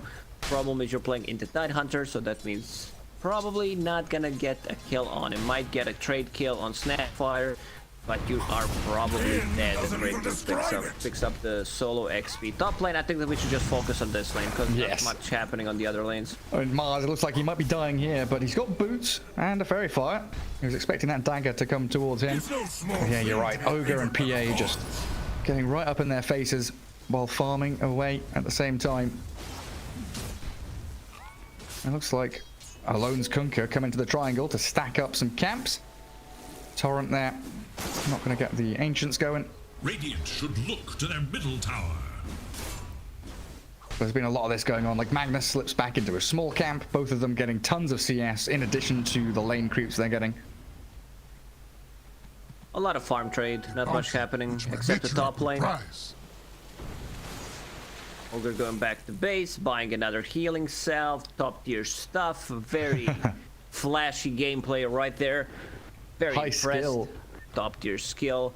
We need to do something about that. I don't know if what, regen sharing? Talking about, yeah, I'm not necessarily regen sharing, but it's kind of boring, the laning stage, how it is with the pool camps and everything, and especially spamming position 5, spamming healing cells. Well, go on the Mars. Trouble. He's got Rebuke and Spear, both at level 2. He would like to spear the PA back, but yeah, Ogre plants himself in front to make sure Ardio could still give chase if he wanted to. While in the mid lane, Analog's being hunted by a lone, X-Mark and the boat, but there's an RP to slow things down, and the boat actually misses. Mistimed, but there by a lone, and Analog, well, he's on the run back, but look at who's joined. Michael's Lion making the rotation in. 2 supports to help the Kunga kill off Analog's Magnus, while Ardio slays Sacred up in that top lane. It's very hard for Sacred to play that lane alone. He is keeping the spear for as long as he can, but 2 supports showing, making a rotation means he needs to hug the tower. Problem is they see him. There's a ward near tier 1 tower on the top lane, so they can easily just jump him. Now Phantom Assassin got level 6, which means coup de grace. Money changes Kinda hard situation. He's itemizing correctly, I would say, going for the chainmail instantly to try to reduce any kind of damage, but it's not enough. Oh, yeah, he's gonna get hunted regardless. Oh, that's level 6 Tide, isn't it? Does it kill him? For Hand of Midas. Monster's level 6 with 14 denies on this Tide Hunter, 40 last hits as well. Has been a 1v1 for a little bit, but yeah, how do you feel about the Hand of Midas? Not good. Oh dear. Missing out on a timing. Hand of Midas, very, very situational. I think once you get the armlet Deso, you can deal with these supports. You're not the best hero against Phantom Assassin, so you want to like deal with the rest. You want Kunkka and Lion to deal with PA pre-BKB. Middle tower is under attack. Well, we know how much Lumiere loves to farm. Definitely an indication of that. He can level up his ulti here if he wants to. Holding a point for reincarnation, but he'll just die instead. Good choice. Understands that he's dead. He knows there is Ravage available on Tide Hunter. So what he needs to do right now is TP to the top tower, and he has no skeletons, but definitely needs to make some kind of rotation top, because bottom tower feels pretty dead. You can't TP into this part PA and also Tide Hunter's Ravage, so you need to make a rotation on different side of the map. Oh, good little courier pick up there as well. Making sure Silencer couldn't de-ward. I'm just looking at these stacks on the left-hand side. Radiant Triangle. Alone can clear these large camp stacks, sure, but who's going to clear the Ancients? Because Wraithkin can't yet, can he? Kunkka. Kunkka will. Okay.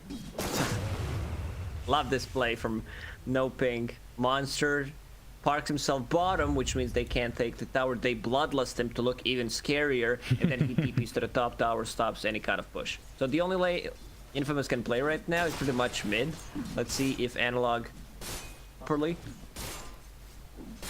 Yeah, he knows something's going on. Sits back near his small camp. Blink dagger queued up. Closing in on it. His tower is pretty low though, 300 HP. And X-Mark Torrent comboing in with a great cookie. Theo Licor gets him right out of danger, straight over the walls of the arena, while Alone wants that tower, but he's being chased down by Ardio now. And Magnus, yes, he's hexed up for a sec, but he's still holding an RP, and Kunkka's dead anyway. They didn't need to spend the RP. This PA is going ham. They also saved the tower. I don't think you want to deny the tower. You can still play around it, especially if they have a glyph, which they don't, but it might reset. Phantom Assassin's massive. She's gonna have that Battle Fury, Deso timing relatively quickly, farming the stacks with the Empower. Empower is maxed out because it's a mid Magnus. We're even gonna stack Ancient Camps. Well, another good cookie, and Magnus skewers to high ground. X marking Snapfire now. Alone switches targets. I'm not sure if KJ... Oh, he's just going to save the Snapfire there with a quick ignite and stun. Nothing to be gained by Infamous so far in his first 10 minutes. And a quick deny on that tier 1 tower as well. That cookie was top tier. Getting out of Arena, getting out of Kunkka's combo. It was freshly baked out of Grandma's oven. Delicious. Yeah, we see it back on the replay. Analog straight out of there. And then they're able to turn back onto that Kunkka. Alone. When he has a regen rune in his bottle, he pops it, but he's like, well, 5 heroes surrounding me. No way to escape. There's a Shadow Blade queued up on Kunkka. Going straight for that. So no armlet, no halberd. Not tanking himself up. Going straight for the invis. A lot of value from Silver Edge. Not sure if it's needed to go for it immediately. You want to break Magnus, break Tidehunter and Phantom Assassin. This is 11-minute Deso plus Empower Phantom Assassin. 2 supports, they might die. Like once you get that level 12, I think supports just straight up die from a dagger if it's a crit. Just one hit and they're gone. I guess it's go time for Infamous now, right? Shadow Blade on Kunkka, Blink on Mars.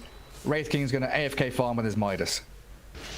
Yeah, you can play with other 4 heroes. He might decide to join, still keeping a point. 1, 2, 3, 7. Yeah, still keeping a point if he wants to have ulti available. Is that how you count in Croatia? 1, 2, 3, 7? Yeah, because I'm doing math while I'm counting. Oh, yeah. 4 steps ahead. Production's confirming as well. 4 steps ahead of the rest of us Europeans. What is the move though for Infamous? Like, who do they go on? As a global, they find the Magnus. Can we cookie him out of this dangerous spot though as they jump in with RDO? Ow, an Arena Spear in on towards them. The kisses are good though as well. Ravage in the back, finding 4 of them, stunning them with the tentacles as Lumiere is going to slap into the Ogre. KJ's gone, so a 2-for-2 trade. Alone Invis running away, trying to escape. Lumiere, oh, he's slipping out of this one, but Reincarnation will bring him back up. The trouble being, he's surrounded. Snapfire. 12 armor, minus 15. He just disappears. Like, they used everything on Mag, the global silence, because Cookie was available. So I think it's justified to use it there. FPS. Come back shortly. Arena was good on 2, but there's no follow-up. They already used everything, and then Snapfire from the backline. Snapfire's job in this game is, like, never use Mortimer's Kisses until you see global silence, or if Silencer dies. One of the issues with Infamous supports is they don't build into any kind of armor items. Never. Like, you can't itemize. Getting a Solar Crest sounds great against Phantom Assassin and all the minus armor that they got, but that's not gonna happen, because it's just... that doesn't look good. Like, you're gonna have a Blink Dagger, a Glimmer Cape, maybe a Force Staff, but yeah, getting armor on these 2 heroes is kind of meh. Yeah, it's pretty rough. Just buy the puppy buckler, the casual buckler. And the chainmail. Protect yourself. Yeah. Like, you want to get a Ghost Scepter eventually, but it's gonna take... Good luck. Okay, Silencer has one queued up. Oh, good. He does. 100 gold. That's all he needs. The trouble being, he won't be getting any gold for another 25 seconds because he's dead. And tier 1 tower under attack by Monster, who just plonks himself in front of the rest of his team. Middle tower is Michael also very distant from his Blink Dagger, which is something it feels they desperately need, is that immediate snap and jump into action. Radiant should look to their It looks like it's going to be delay as Lumiere... Yeah, I've just seen what he's got queued. This is a flashback. Blast from the past. This hero, you're missing a huge timing. Like, when you say Armlet Deso is the build, I think only time Armlet Radiance is justified, even though it's also a missed timing, is maybe if you're playing against any... like Illusion Hero? Illusion Hero, like Naga Siren, maybe. PL, I think PL is the biggest one. Yeah, I think you're right. It's just classic Dota 2, you know, the game gets faster and faster, patch after patch. Everyone's looking for those little increases in momentum and efficiency. When you've got, like, Wraith King buying Hand of Midas into Radiance, it's not just a small window that you're giving your opponents, but it's a 20-minute window of, I'm playing 4v5. I've got one hero that is PvEing, and the rest of my team is trying to do stuff.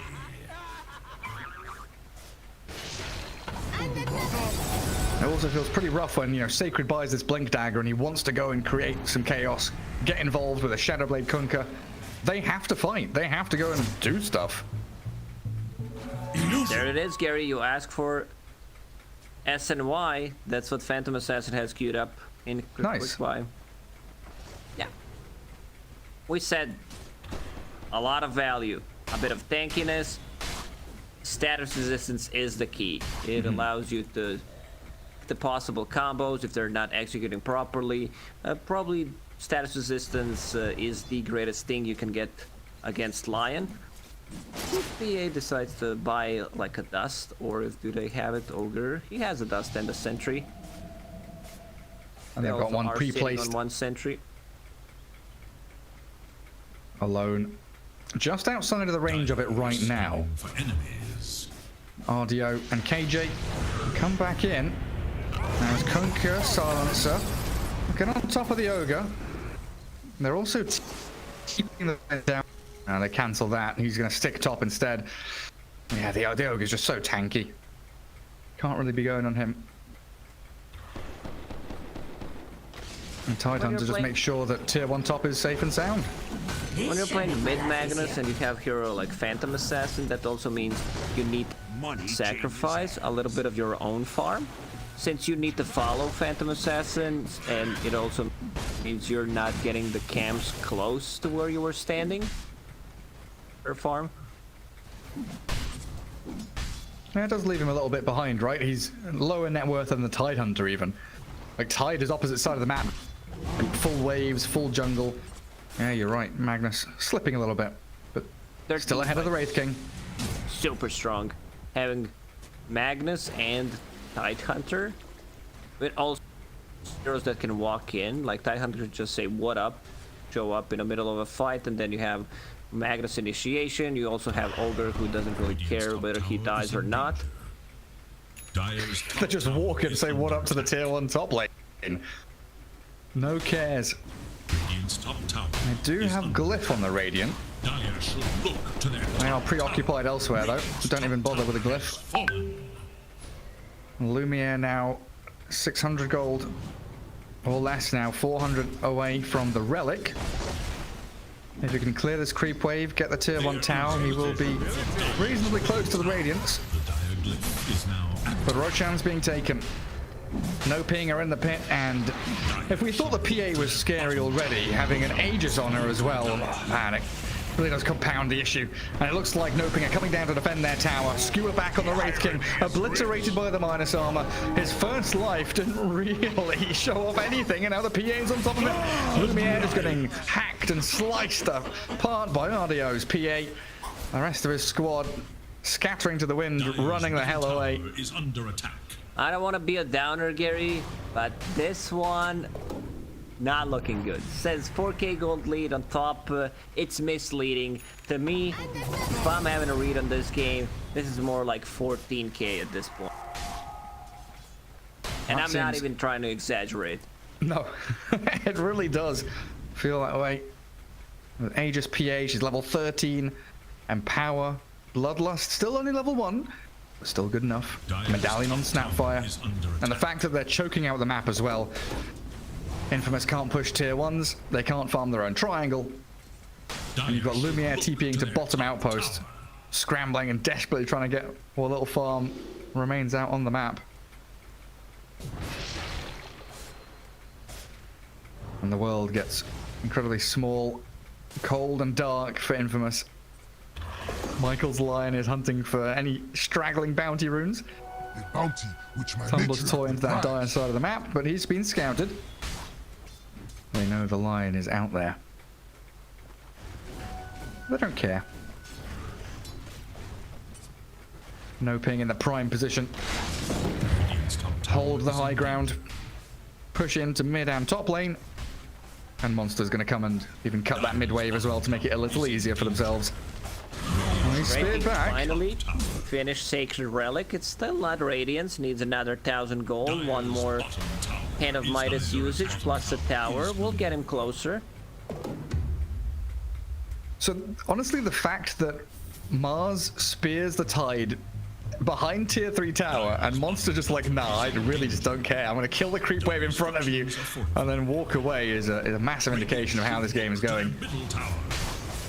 20 minutes in, they get 2 tier 2s. Still holding Aegis for another, what, 2.5 minutes? What does Radiance even do for the Wraith King here?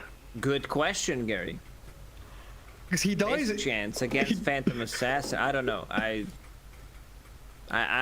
It's just not a good item here. Like, I'm trying to stay positive, find something that is good.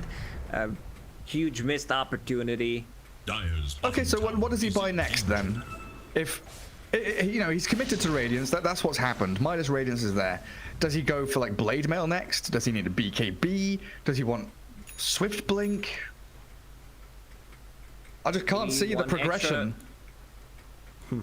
Dire are scanning for I actually don't know what you buy after Radiance. BKB, you're playing into Ogre, they could ruin you.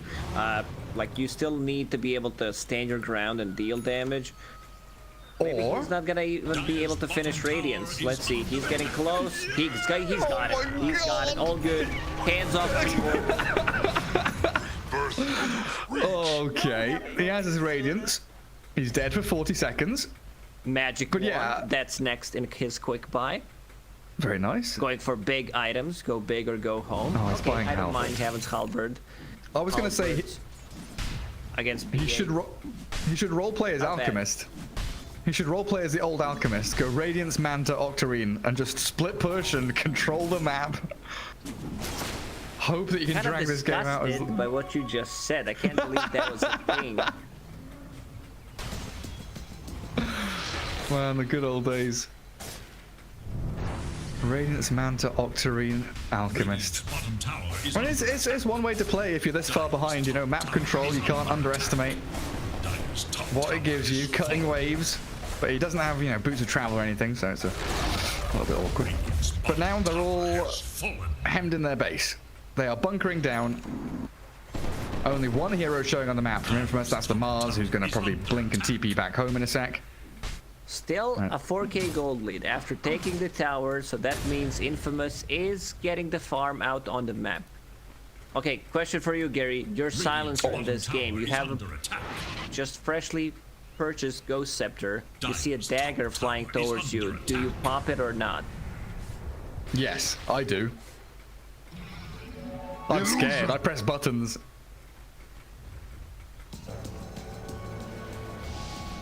Is there a punchline to this? No, I was just wondering if you would, because like first time you're probably not gonna press it, but if you die instantly, then you're gonna be next time I'm using it. If I see dagger at all, if I see PA, bars. Yeah, half HP and an RP. We've got that jump in as Axel is going to get ravaged as well, even through the Ghost Scepter, skewering him across towards that high ground as that PA and Magnus find 2 reasonably simple kills. 2 ultis expended though, RP and Ravage now down for a good 2 minutes. And you look at the rest of the map. Alone, Lumiere, they're out there, they're farming. Michael's clearing camps as well. Tower is under attack. It's getting a little bit interesting. 4k lead still just plateauing out. It's being held at this for a good, what, 5-6 minutes. Carry to carry matchup is not good for Brave King. It's It's not so much about focusing each other in a fight. That's not what they want to do. They want to deal with the rest. Now Phantom Assassin has that BKB. It's about being able to lock down on certain hero, mostly supports. You've seen Magnus in the previous fight using RP on Silencer. Like, what are you gonna do about it? He popped Ghost Scepter, kept himself long enough to be able to use Global Silence, but the fight was already over, so no point. And a smoke from Infamous. Kunkka, Silver Edge cooldown for 2 seconds. They're leading out with a high ground observer ward. RDO, the first one to make the move though. Michael destroyed by the hits and crits as Lumiere is dropping for the first time, and Alone's boat doesn't do too much. RDO's BKB giving the cover he needs. Lumiere and Alone trying to move forward. In with the arena we go, and focusing the PA, doing some serious damage onto RDO and disarming the Phantom Assassin as well. But the Wraith King dropping to the Mortimer's Kisses, gets one stun out at the very end. But Sacred now down, and NOPING just clearing through this fight. They were close, but they called. It's over. I'm not surprised that they called it, because the game looked pretty over when we talked about the 4K gold difference. Phantom Assassin, too many steroids for her in this game, and they couldn't do anything in the lane. Like Panel talked about it, this support duo is just not great. Bad. It's pretty bad.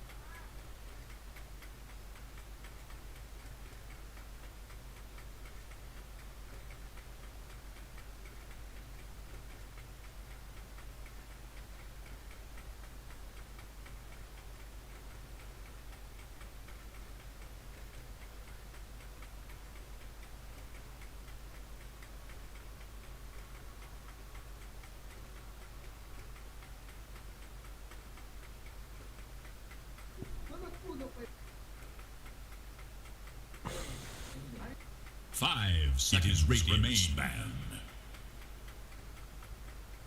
It is Dire's ban.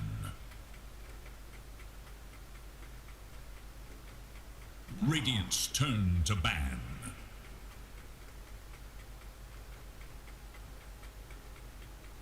It is Dire's ban.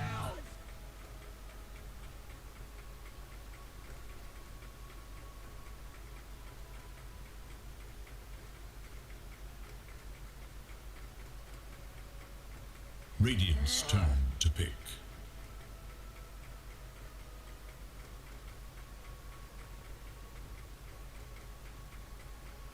Dire's turn to pick. Yeehaw!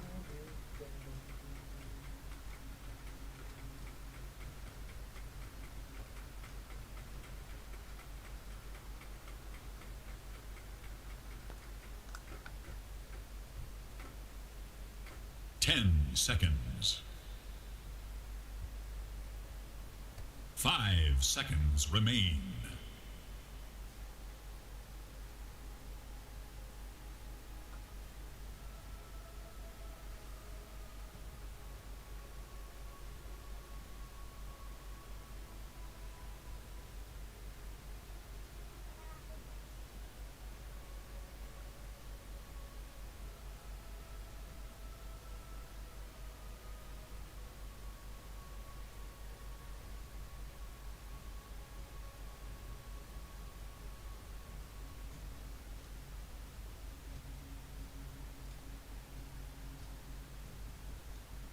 Dire's turn to pick. Mars!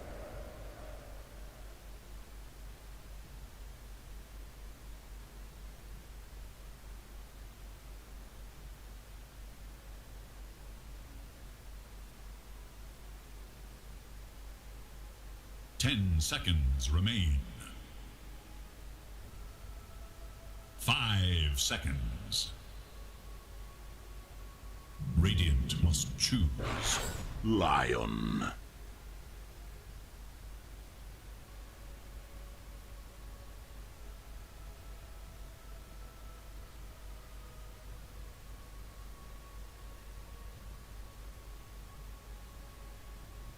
Ten seconds.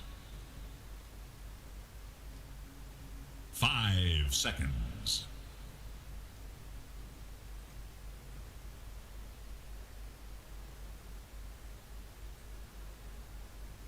It is Radiant's ban. Invoker.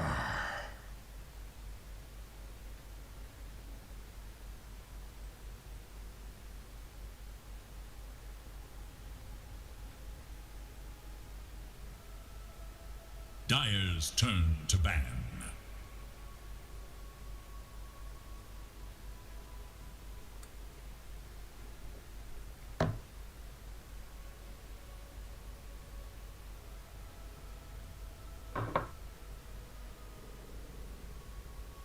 Ten seconds. 5 seconds remain. Radiant's turn to ban.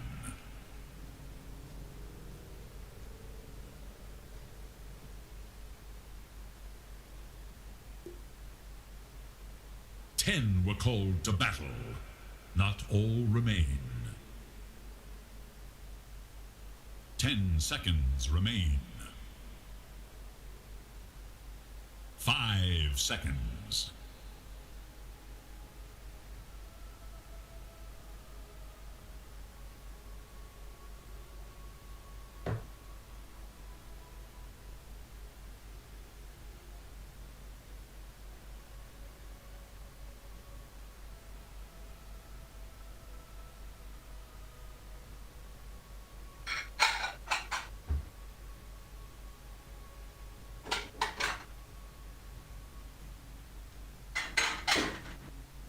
It is Dire's ban.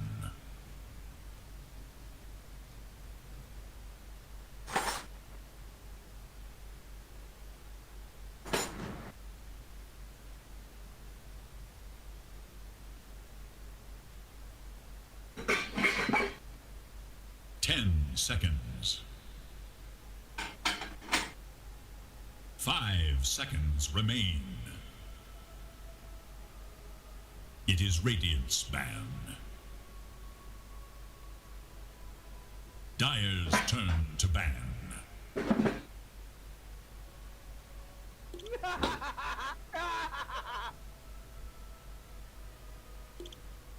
¿Por qué, loco? ¿Qué te he hecho? ¿Qué te he hecho, loco? 10 seconds on this stage shrink from a fight. 5 seconds.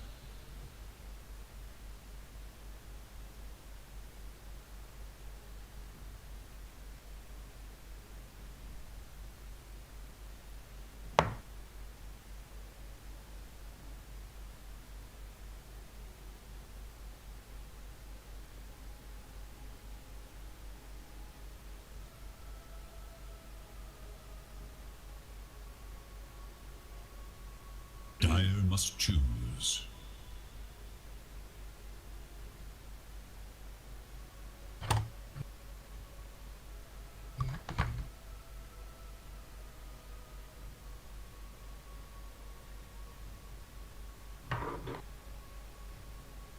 Ten seconds remain. 5 seconds remain. Radiant's turn to pick. Mirana.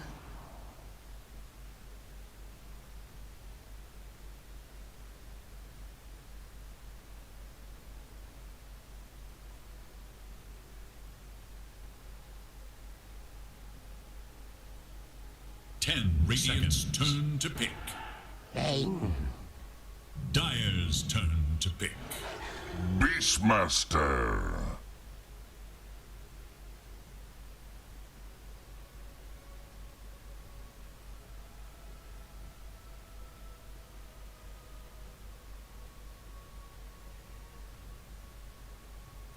Seconds. 5 seconds.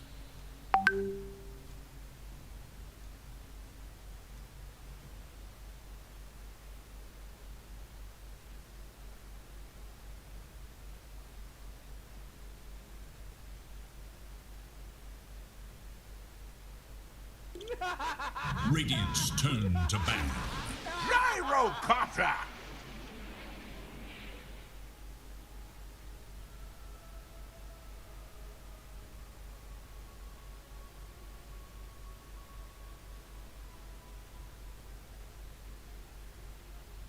Ten seconds remain. 5 seconds remain.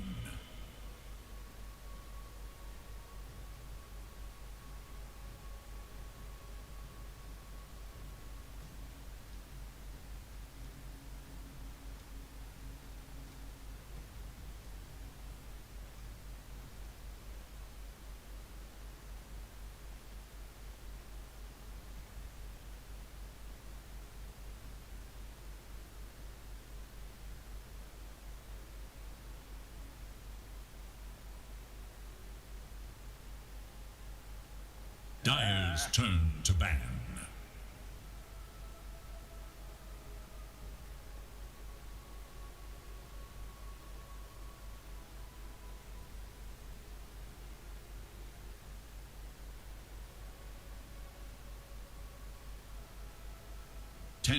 It is Radiant's ban. It is Dire's ban.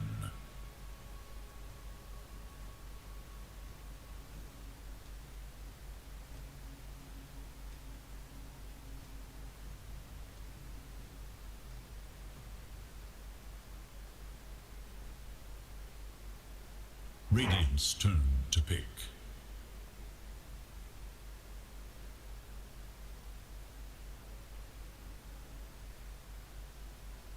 Dire's turn to pick.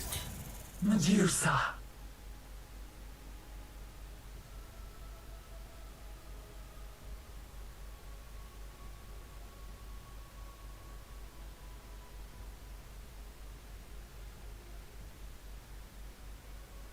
Ten seconds. 5 seconds remain.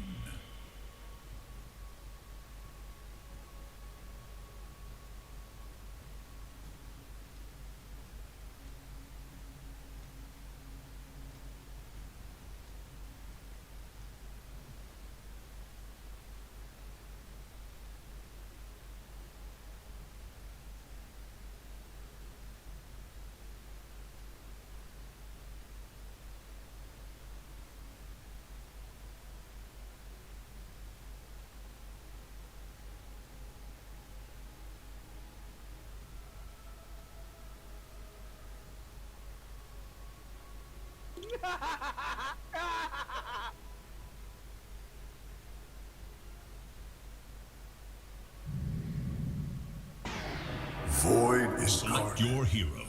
Make the ultimate choice.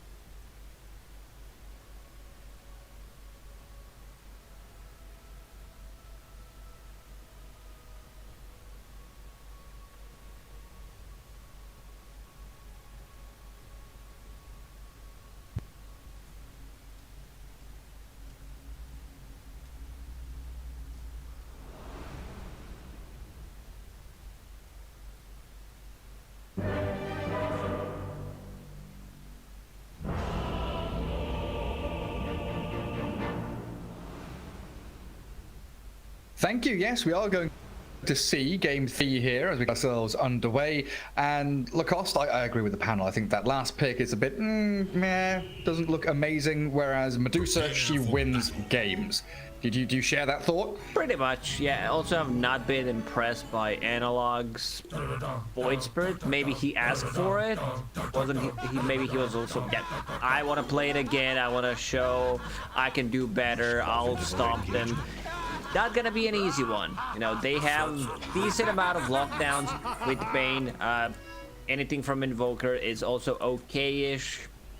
I feel some of these heroes like Beastmaster, OD, who goes for Meteor Hammer every single time, Beastmaster going for a Helm, I just don't find that fun to play. I don't find that fun to watch. Yeah, we've had a couple of those posts on Reddit, right? Where, you know, is Meteor Hammer a balanced item? Is Helm of the Dominator a balanced item? Only 2 heroes are picking these items up. Nobody else wants to get them. I think you're right. It is a bit one-dimensional in terms of this is an item for this hero, and you pretty much have to buy it. Sacred already has it queued up, of course. I just don't see the hero. Sorry, I don't see the item that Beastmaster can go for and get the most out of it. But I'm really happy that we don't have Aghanim's Beastmaster. The flinging of the axes, yeah. Or was it whole of season 1 or just Beastmaster mid wins the game? Pretty much.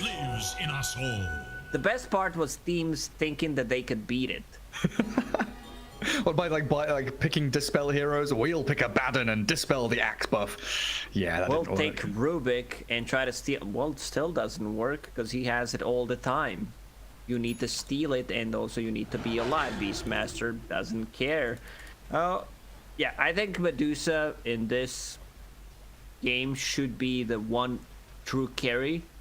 What they got, there is Mars, so let's check if he decides to get the, you know, maybe a Silver Edge. Try to break him, because it's very annoying. Bulwark.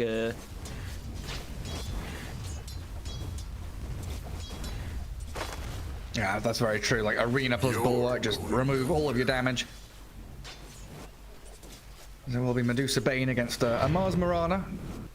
Some kill threat offered there between Monster and Theolacore with a spear and an arrow as potential.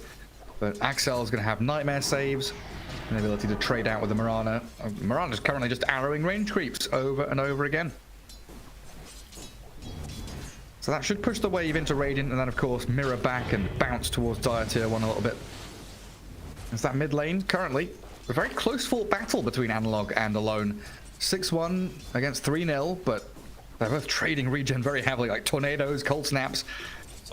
Resonant Pulse all being spammed out incessantly. Top, a bit of aggression onto Michael. He's already spent a little shredder, throws the scatter blast onto KJ. Audio and KJ can't get the kill, but they've zoned Michael out a little bit. It's also one of the games where Gyrocopter doesn't have IO, doesn't have Bloodlust. There is no way to buff him up. These two supports like Mirana might get something like a Solar Crest later on, but it's still not something that amplifies Gyrocopter's farm potential. So he will need to take care of himself, and they also need going. Yeah, that's a good question about itemization on position for Mirana in general, right? Do we want to see an Urn or a Yule Scepter, Arcane's mech? Do you want that Spirit Vessel? Spirit Vessel what is the feels too good to pass on. Okay. See where Theo heads with that. I guess a similar story for this Invoker who's gone Quaswex. Yeah, he's got Urn queued up. We might see that Urn into Hand of Midas or so. And Michael up top again. Yeah, just a little shredder down the homing missile. They're trying to chain stun him. This gives so much room to Sacred. 14 last hits. Has his helm already, so plenty of sustain just to stick around in the lane. They're also making sure that the small camp is blocked and cleared. No pulls available for KJ. Yeah, sorry, Gary. When we were talking about how to buff up Gyro, I couldn't find anything. And on the other side, you have Medusa with Beastmaster Aura. You have Alacrity from Invoker. Oh, yeah. Snapfire will get eventually Solar Crest, so that's more than enough. Yeah, and you said she's going to be the one true carry. Absolutely, with all that backup. Theo with an interesting deep ward, scouting for couriers. One is coming out. We'll see if the Mirana can snipe it. Monster is having a few struggles laning 1v2 whenever the Mirana leaves. He's being brain sapped and zoned away from the lane. Good free farm lane there for Medusa. Has been slain in cold blood. Got the courier. That's something. Bane should try to figure out where the ward is, but it's very deep. Usually it's on the high ground, so this might not get spotted. Arrow, great arrow. Perfect. That's right onto Alone. Sorry, 3.2 second arrow. First blood, the Void Cascade. This is first blood for Analog needed. He gets shared tango, picks up the rune, and yeah, like he's back. He's back. This is exactly a rotation that he needed. I want to go back to a bottom lane a bit, because you see this Bane holding 2 tangos and 2 healing cells. You don't even want to try to harass Medusa. It's mental damage that you're getting from seeing this on Bane. Yeah, just focus on hitting creeps, I guess. Just shove wave, clear creeps. That's what Monster's doing with his God's Rebuke. Try what he can. And watching Theo here, coming all the way behind this top lane, through the Radiant Triangle, into the chain stun, well set up by KJ. Allows the Lion to get that kill on top. So 2 rotations by Mirana so far. Yes, you're sacrificing the Mars a little bit, but you're getting so much more out of these additional lanes.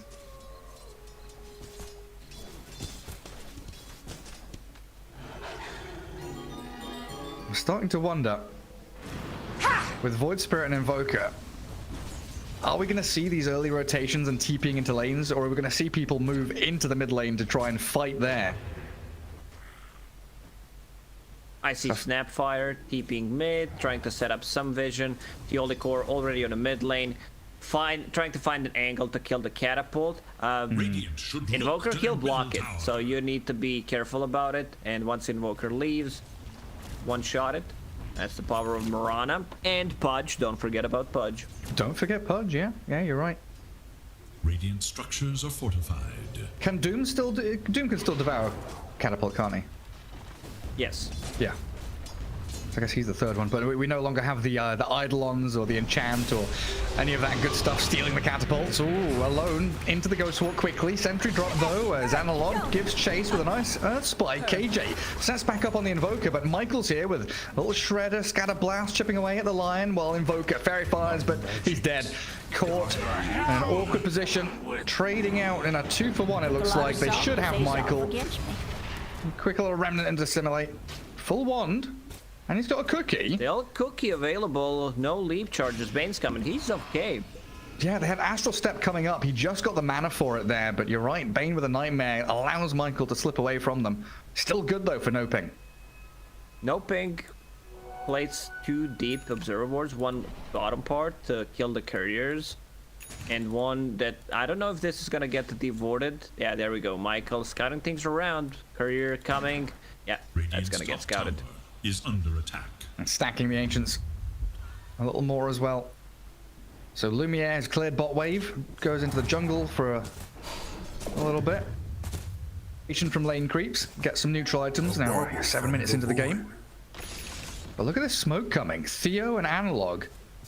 They saw the Medusa with this Dark Observer Ward, I assume. And they'll go straight in towards Lumiere. She's level 6. 2-3-1 build, no Stone Gaze. A Remnant into Arrow, a lot of damage from Analog and Theo, and it looks like they should be able to bring down Lumiere here, but they're out of Astral Step charges. She's got the Pig's Pole and the Magic Stick to get out. My gratitude is yours. And here comes Bane. Pops double mango, healing salve. Where's the tango? Yeah. He gave him a tango as well.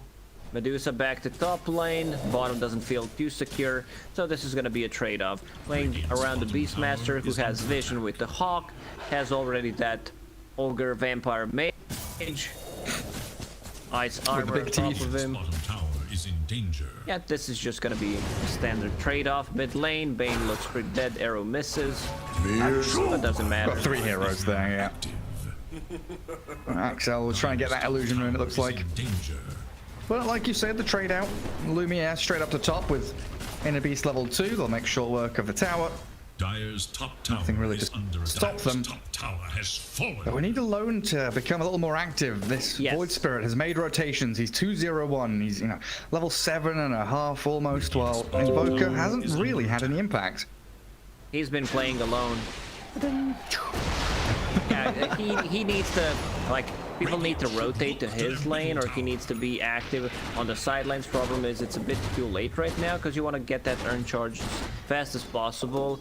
He relies on it. He needs it to get a second kill, and he got ganked for the first blood, which made his lane much tougher. Analog has phase boots queued up on Void Spirit. Not a big fan of that. I still feel going for either Yule's Scepter to set things up, Kaya Saj, always great, or Aghanim Scepter to be able to control the backlines, which I think is the best one you can get when you play against Bane and Snapfire. But we'll see what he decides to do. He feels he needs a bit more damage. It amplifies a bit of his farm, and have a bit of extra armor against Medusa and Beastmaster. In the end, decides to go for it. Oh, nice. That beautiful Tumbler's Tour into the arena, sets up on the Invoker. Nightmare buys some time. The Deafening Blast is good, but the homing missile was better. Third death for that Alone Invoker as they just bring the swarms of heroes of NOPING into the mid lane yet again. And Ardio's Gyro is cleared through a large camp stack, still has Ancients to fall back on, while Lumiere attempting to take out his own triangle, but harassed by Theo, takes a pretty big snake and a raw secret. Axel's here, still level 5 though, would love to have a Fiend's Grip to get a bonus kill, but the spear back holds him away. Medusa gives chase onto KJ and they will get the +1. That's a very aggressive move, trying to invade enemy triangle against Medusa and Beastmaster, so you could be spotted by a Hawk, a Boar, and now they have a catapult on a mid lane. There's no Mirana to one-shot it. Let's see if she decides to TP. Yeah, just gonna go for the safe one. Here too. There's a lot of units that they can block the arrow with. Yeah, they got Boars in front. Gyro gets in on towards them with the Void Spirit as well, and Snapfire dissimulated upon. The Cold Snap was trying to get the Mars. down low, but Infamous playing another game here with -1 hero pretty much. Lumiere is farming. He's not really looking to get involved right now, so it's down to the rest of them to hold the fort, defend their objectives with one man down. It's important that that's what Winter was saying, right? Tier 1 tower mid alive. I don't think they care too much about the rest. If they get a trade-off, they manage to get a couple of kills. They manage to also get a bit of a tower damage on a mid lane. Invoker, as we mentioned, going for Hand of Midas as his next item, needs to be able to scale right now, really struggling. He has less Master at this point. He sure does. But yeah, we see what Winter was saying about the carry-to-carry matchup. Like, early game, you kind of give it to Gyro, lots of magic damage, 3 points in the Rocket Barrage, and he's starting to not only farm Ancients, but also run at you and cause team fights to happen around him. Well, Medusa, not even a point of Stone Gaze yet. Fully focused on hitting creeps. Theo and Analog. They see a Hawk. And it looked like they were trying to angle in towards mid again.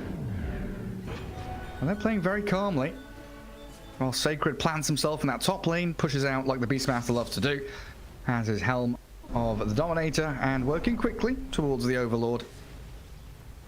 They will have trouble killing that big creep, the ancient creep. They don't have enough damage. Radiant's middle tower is under attack. Which is the best ancient creep here, do you think, to like pair with a Medusa? Is it the Golem or Thunderhide? It's always nice, giving us some extra HP to everyone. Yeah. Dragon is a bit more annoying to deal with. He's choosing where you want to fight with the fireball. Smoke from NOPING. Straight into Alone, who's holding the high ground. He sees them coming. Oh, but he jumped by that Void Spirit and blown it by the finger. Michael trades out for KJ, but they lose both of them immediately, and this Bane trapped. What a swift move in from NOPING. It looks like they'll lose their tier 1 tower mid, but they do get 3 big kills and probably can just shove straight back across the river. This is tower for NOPING. Gyrocopter with the freshly bought Aghanim Scepter. That's gonna be one item that increases his farm. Medusa, right now ahead, 200 gold. This time around, Medusa not messing around with her item build, going for the standard stuff. Dragonlance, Yasha into Manta style to be able to dispel things and deal a bit more damage. It's also increased good stats overall. It's all about the stats, and then going for Scotty. So pretty standard stuff. Yeah, it's funny, right? She's like 200-300 gold ahead, but it feels like she's 5 minutes behind. Still needs more time to be as effective as the Gyro is. A good setup here with the sleep. Axel doesn't have grip though, so it's down to his EMP, the cold snap, and look at Analog with all his damage. Holds the Bane back, allows the leaps away. Theo disengages, as will Infamous with a cookie. And run back all the way westwards. Nice D-Ward. Finally finishing his Hand of Midas. That's going to increase the farm, give him a bit of extra XP that he desperately needs. Level 9 compared to Mars, who's about to hit level 10. Mirana's level 8.5. It feels much more decisive, this game, in terms of how both teams are playing. There's no wishy-washy, we'll have a hero here and a hero there and we'll do our own thing. This has been, we will fight as a team, we'll, like, it's just chain smoking, basically. NOPING, just smoke after smoke, finding pick-off after pick-off. Infamous defending objectives, holding out and waiting for the waves to come crashing in onto them. RDO still wants to get onto this tier 1 mid. He shows on the wave, the rest of his team under the effects of smoke. Radiant are scanning for enemies. Obs and Sentry placed very quickly. Medusa alone bottom, but not really a hero they want to go for under a tier 2. Just clearing the zone, making sure there's nobody nearby this tower, and again Gyro just shows, shoves, gets himself forward. Radiant's middle tower is under attack. Does Sacred want to set up with a roar? Because Bane's TPing in. Arrow flies all the way across and clips him. They've got Monster here with an arena for the Bane as well. My nightmares evacuate bigger than you. Well, they got the tower, they got a kill. Just the position 5. Lumiere's map read was really good so far. He manages to dodge a couple of ganks. His rotations in terms of like where he needs to farm and feel safe were pretty much on point. Level 13 right now. Gyro level 12.5. About to be... Okay, maybe he just decides to for Scotty because he's keeping the gold. You two, follow me! Or Dragonlance, Yasha, Scotty, skip the Manta for now, yeah. Could be a decent option. And we're getting to that point. It feels like Infamous. Yeah, it's 4-10, but it's only a 2k lead for NOPING. They are getting past the worst part of the storm right now. Where you kind of expect this Mars Arena with call downs and Void Spirit's ability to jump into the back lines to be finding bigger team fights and more core kills. Alone. Oh, he dropped his items and gets arrowed. There's a core kill for you. That's the pickoff they've been looking for. There would be no the only core killer. He's been everywhere, hasn't it? It's been superb from the Mirana. 118. 9 out of the 11 kills Mirana's been involved in. Invoker really struggling. I don't know how they like get him back into the game. Right now they're sitting underneath the ward. So good fight for NOPING if they can find another opening. Another arrow maybe. Whew.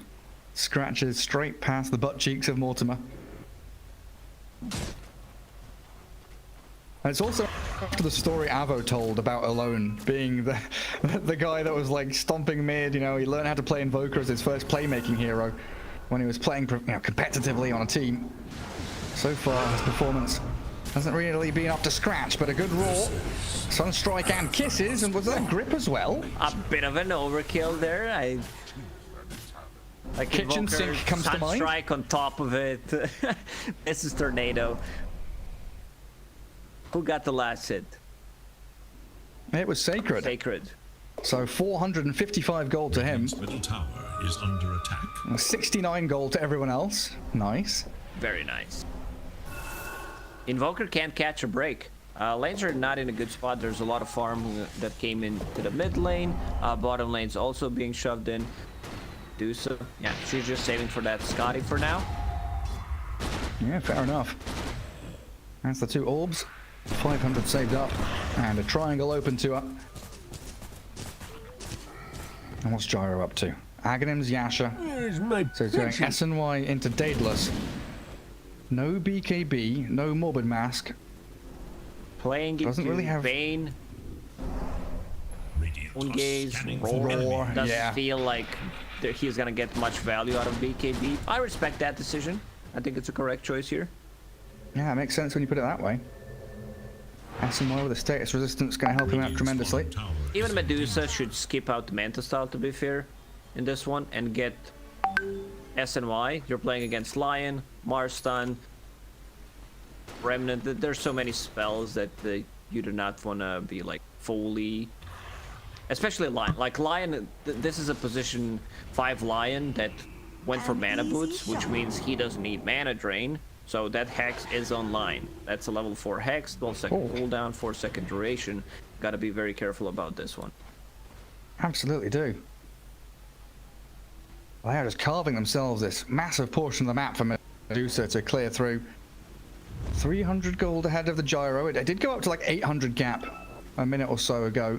So Gyro is closing in on that with towers and kills being picked up here and there.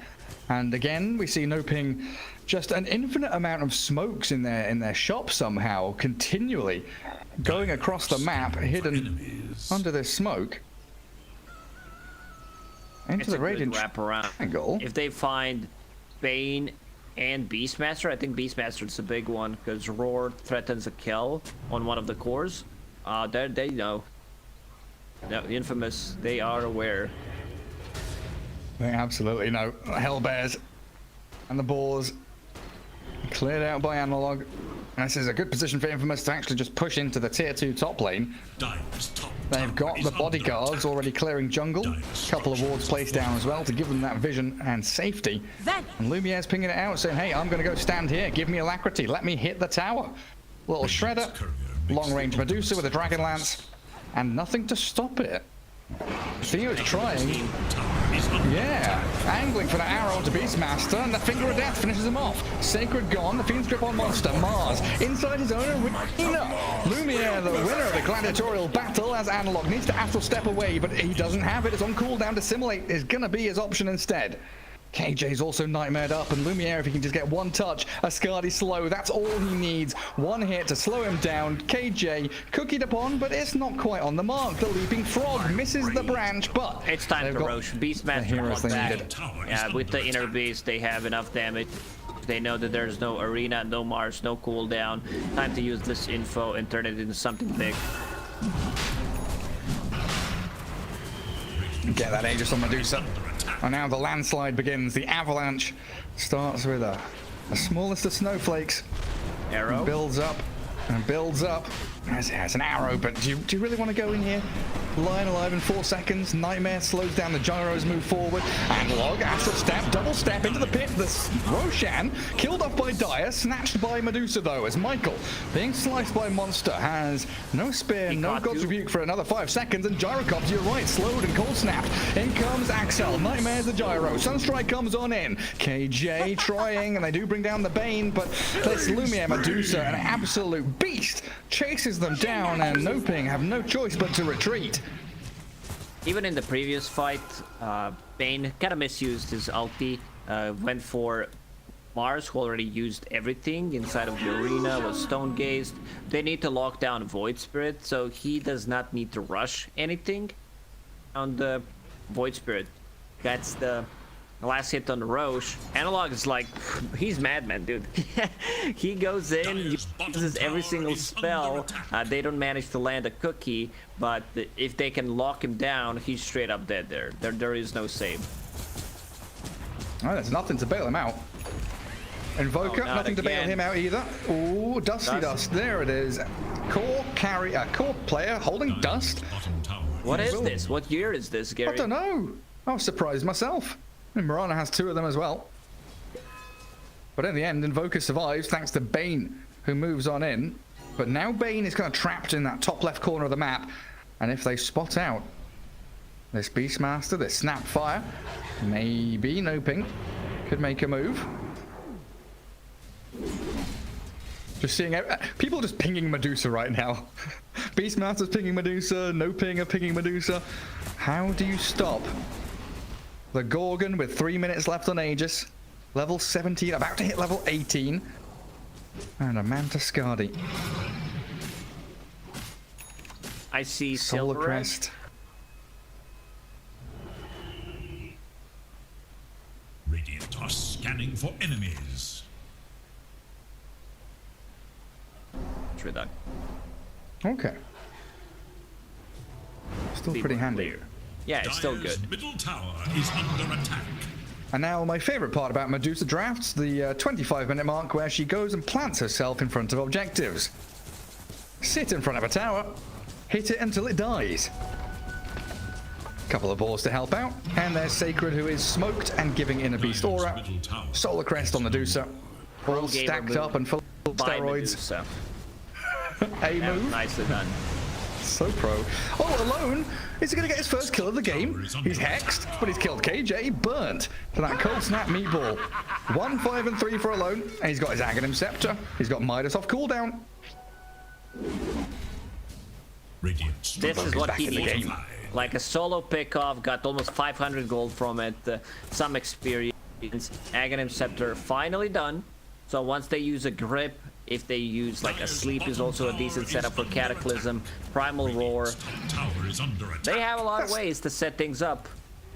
I mean, that's 3 heroes dead basically, right? You Nightmare 1, Grip another, Roar another. Calm down. 3 heroes stuck inside Cataclysm. It's not that easy to execute. It isn't. But a boy can dream.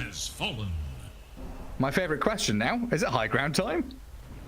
It is. They still have a minute and a half left on this Aegis. KJ needs to be careful. Yeah, throws an Earth Spike and gets the hell out. Lanes are in a good position. Mid lane pushed in, top lane of course. You can't have 3 lanes pushed in. You're doing something wrong. If that happens, enemy team's doing something wrong. But look at this Medusa. Solar Crest, Alacrity. My goodness. Yeah. And little shredder to give that minus armor as well. Backdoor regen is kicked in, but new creep wave with a catapult has arrived. A new alacrity and a new Medusa. Still 50 seconds on Aegis. Now Noping. They've got that timer down.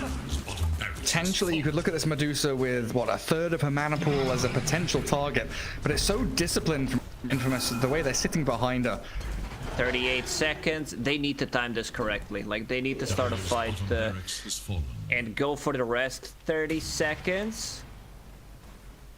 Oh, it's a rough one. Keeping mid. Like, this is risky. This type of play is very risky. Medusa's already gone, but they might need to take some loss. They might lose 2 heroes. Yeah. Oh, they'll get the Snapfire. The one casualty that was left behind. They saw the gyro rotating around the 2 mid lane wards there from the Radiant. Kinda saw the smoke coming, even if the other 4 heroes were hidden. They saw the gyro moving and they guessed where they were coming from. It's a very bad move when you do something like that. Imagine they have a lane ward that is scouting tier 2 towers, so they can react like 2-3 seconds faster than that, and then could result in maybe 2-3, sometimes even 4 kills. Depends. Yeah. If you're core, if Medusa TP's out, they lack damage. They're not taking that fight. Oh, Elven Tunic on Dusa now. Good luck, Noping. Didn't go for the Silver Edge. Got the Chrysalis, working on BKB next. So worried about the magic damage and the control from Noping. I guess the fact she didn't go for S&Y means, like you were saying, right? KJ's Hex is a vital tool that Noping has to control her. Yeah, there aren't many things that he can dispel anyway, so, I mean, there's no Spirit Vessel. Morana decided to go for full Solar Crest, so would still prefer if that's S&Y in this case. Both carries in this game, 0 deaths combined. Oh. Yeah, 105, 106. Very close between the two of them, but net worth wise, 3,000 is the gap between Medusa and Gyro, thanks to that Aegis and of course the bot lane of Barracks going down. And Noping, would you believe it? Our 5-man smoked once again. Smoke. Where do they get them from? Are scanning for enemies. Just pop down to the shop. Yeah, pop down to the corner shop. What if we had a discount shop that sells items that malfunction from time to time? Like there's, I don't know, like 15% chance that if you click it, it doesn't work. Yeah. Or like you get a Solar Crest, but it doesn't give 6 armor and 5 attributes. It gives 3 armor and 3 attributes. You buy a Stout Shield, but only after enemy hits you 5 times, yeah. it... Wait, what did you say? Only pay online? Only if you buy online. Yeah, you can't go in. So you don't buy it with in-game gold. You microtransaction $5. The Broken Item DLC, brought to you by Lacoste. Please, never. I mean, we had dumber shit in the game, Gary. I mean, there are other games that do that kind of thing, right? Not necessarily with microtransactions, but there are items which, you know, destroy after a certain amount of uses, or you pick up a you know, let's say we have quality of our items, right? There's like a legendary BKB or a. We had the Aghanim Scepter that disappeared after a certain time. We have drums that you lose charges. That's true. No, that's very true. I guess BKB is like prime example, right? You lose your timer on that BKB. Take us. And time is money. Moonlight Shadow. Time's everything, Gary. It is. Yeah, we don't have enough time on this planet. This is very telegraphed from Noping. I believe Infamous knows this is coming. Moonlight Shadow is scouted by the creep wave mid. They've then run past another creep wave. Fortunately, Roshan isn't alive for another 2.5 minutes though, so there's no real rush from Noping here, even if they feel like they need to go and do something. The vision has been perfect from Infamous. Axel's done a great job keeping tabs on the Dire team, who have to come back and defend their bottom lane because it's about to reach tier 4s. Lumiere gets away from the arrow. And the dance around the pit begins. RDO, KJ, the jump, the roar, the cataclysm comes. He's inside the arena, but RDO dead with no buyback, and Lion slowed down by the Skadi slow, nearly dropping himself, but they'll turn onto Analog's Void Spirit instead. Massive kills for Infamous, and now the move towards high ground yet again. Just wander up towards tier 3s. Lion got pushed by Roar to the side into Cataclysm. Oh no. Slowly. It was like, well, I can't do anything about this one. My Blind Dagger got cancelled. I don't think they have enough damage. This is the first death of Gyro. He has no buyback, needs 100 gold. There are no bounty runes on the map that can be picked up. So they can go in and get mega creeps. 30 seconds. Yeah, they have more than enough. Yeah, yet again, Medusa wins games. Lumiere just moves straight past the range barracks, goes for the tier 3. Knows that the range ranks can be cleared up quite easily later on, even if it's just a random creep wave arriving. And they're all still sitting in behind this Medusa, who dodges the spear. Buildings toppling. One remains in that mid spot. There's the mega creeps. That's KJ. Oh god. Careful, buddy. Skadi slow is a dangerous thing. And with 20 seconds until Roshan, I mean, NOPING have like one choice. Do they have it? Wait, do they have a smoke? Do they have another smoke? You were gonna ask that. I don't think they have a Lion. No smokes left. So sad. But they've got Moonlight Shadow. That's a Moonlight Shadow. Pseudo smoke. Oh my god, the Lion! That's a good BKB from Lumiere. Cataclysm's gonna come out, and they've called up the Gyro. Skadi slowed, and RDO, he's about to go to the grave. Dead for 7 again, and GG's called. KJ, Analog, who's left? Give me some more kills. Lumiere, he's on a spree. 307. Great performance by Lumiere. I think second and third game were clear outdrafts, and it was very hard for them to play Dota for Infamous in the second game and for NOPING in the third one. Even though they were like making the right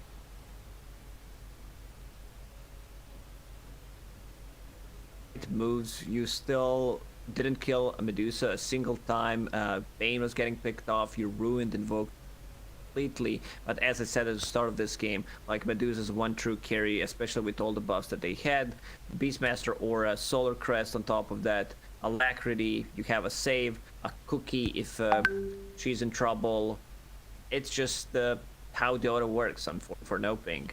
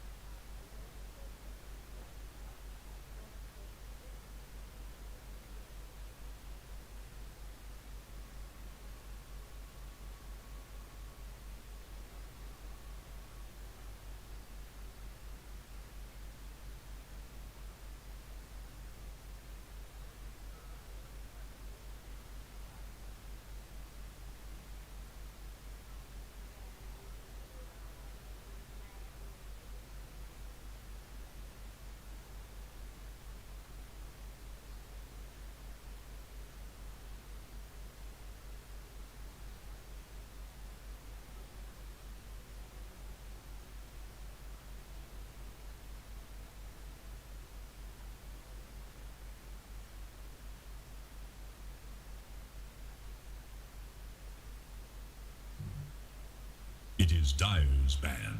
It is Radiant's ban. Dire's turn to ban.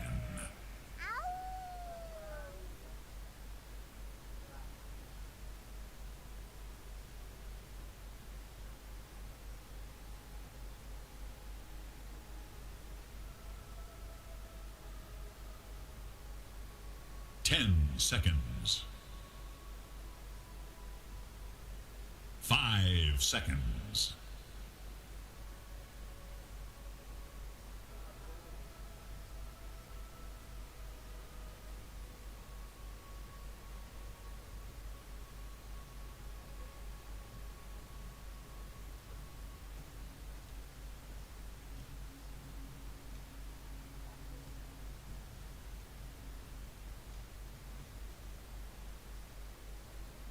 Radiant's turn to ban.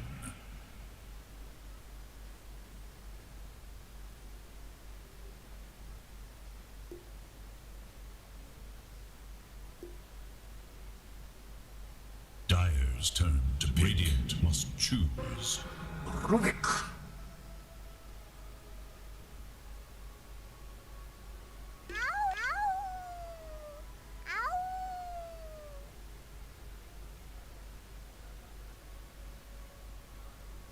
Radiant's turn to Dire's turn. Keeper of the light. Storm Spirit. Dire's turn to ban. League's assassin.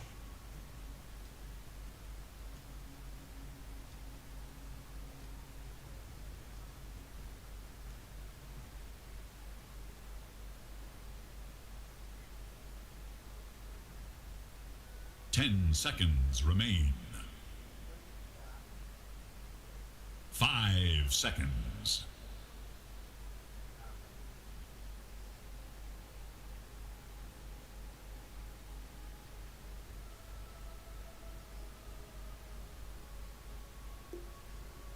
A true warrior never rage quits.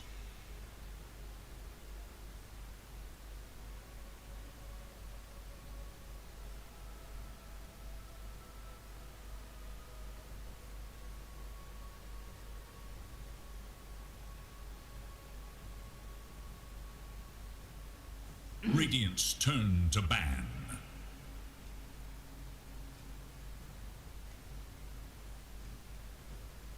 It is Dire's ban.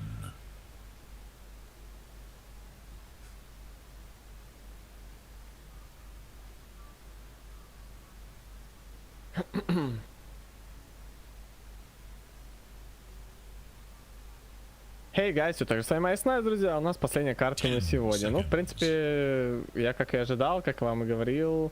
В общем, 3 карты из 3 в первом матче, во втором. Ну, а победителя сейчас с вами выясним. Что-то я начинаю немножко сомневаться в своем выборе по поводу Фэлд, которые не выиграли свою первую серию на сегодня.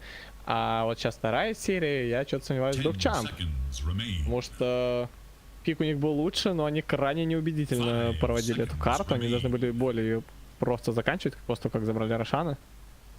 Ну, посмотрим, как будет.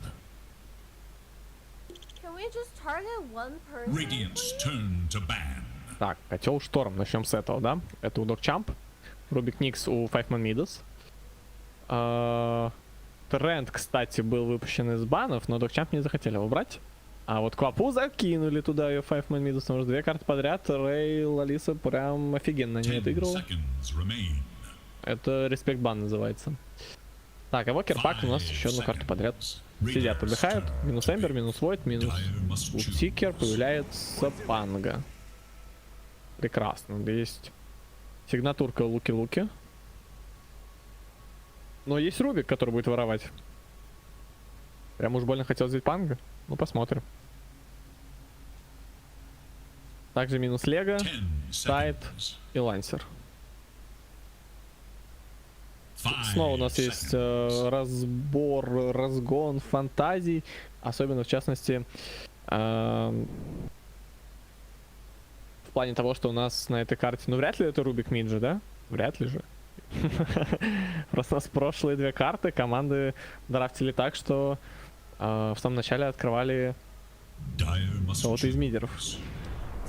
О, окей, а кто будет дэмэдж купол вносить? Явно не Никс с Рубиком должны вносить туда дэмэдж. Болт кинул, подкопал или моноберн, это не то, что ты хочешь. Хотя и Никс здесь моноберном хорошо будет жахать. А пока, друзья, у нас появляются 4 персонажа с каждой стороны. Давайте посмотрим. У нас... значит... коэффициенты на GGBet. Раз напомню, что они у нас на серию. 1.55 на докчамп и 2.35 на 5-man Midas. Все достаточно закономерно. Остается смотреть, вникать. Let's go! Let's go!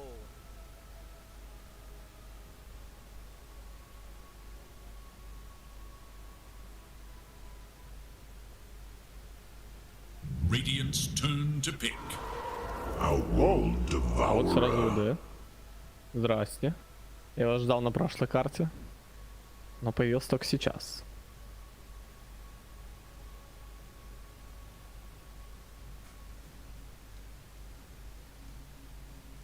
Seconds. 5 seconds remain.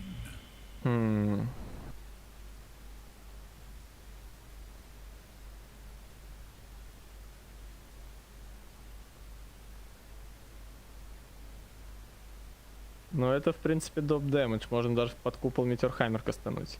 Но непонятно, это 3 УД или нет. Will Wisp, если появится котла, который как контрпик Войду будет, плюс миссы, могут помешать. Ломать быстро некому. Disruptor.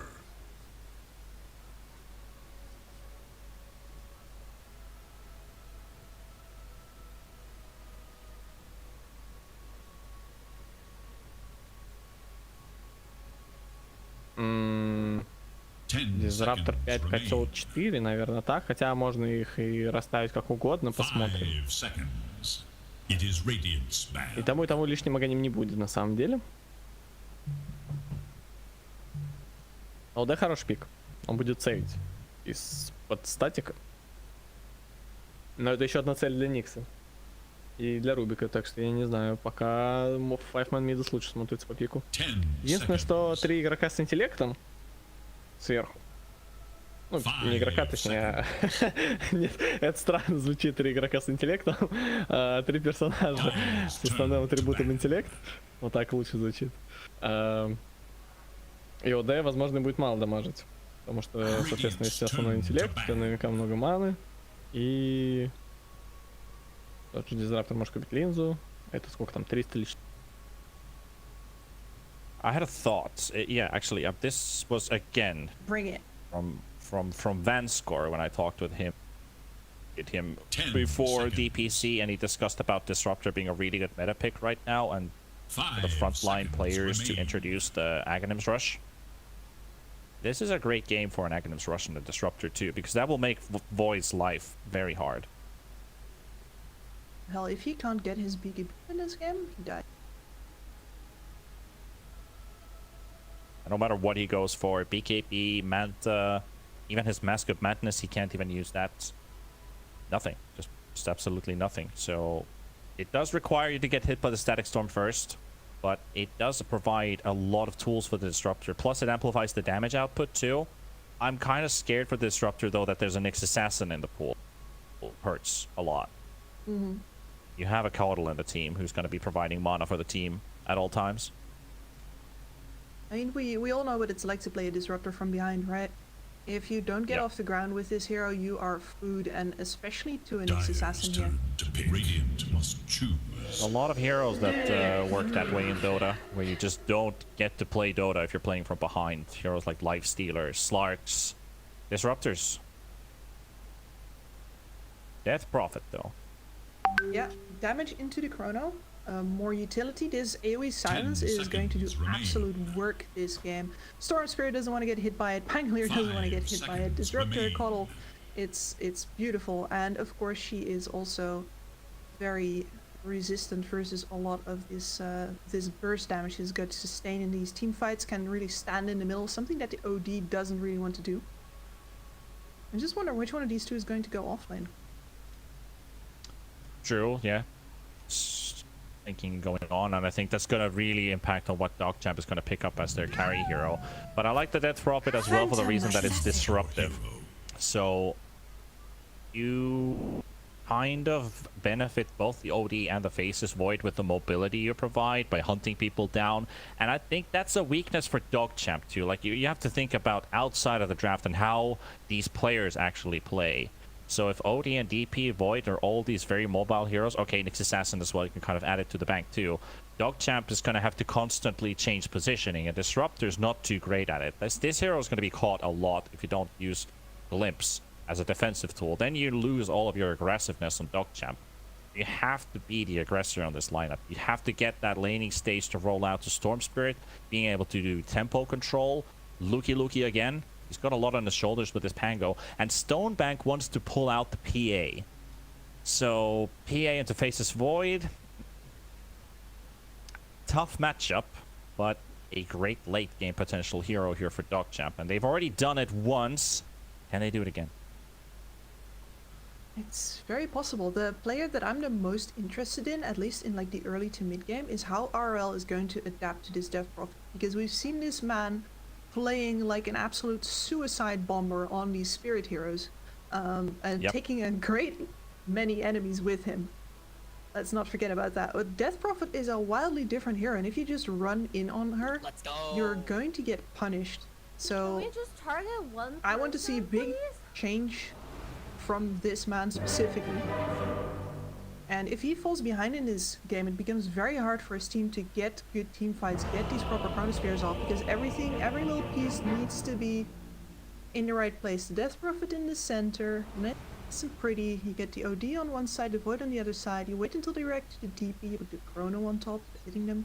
You can picture it, right? And over on the side of 5-man Midas, you don't really have any of those restrictions.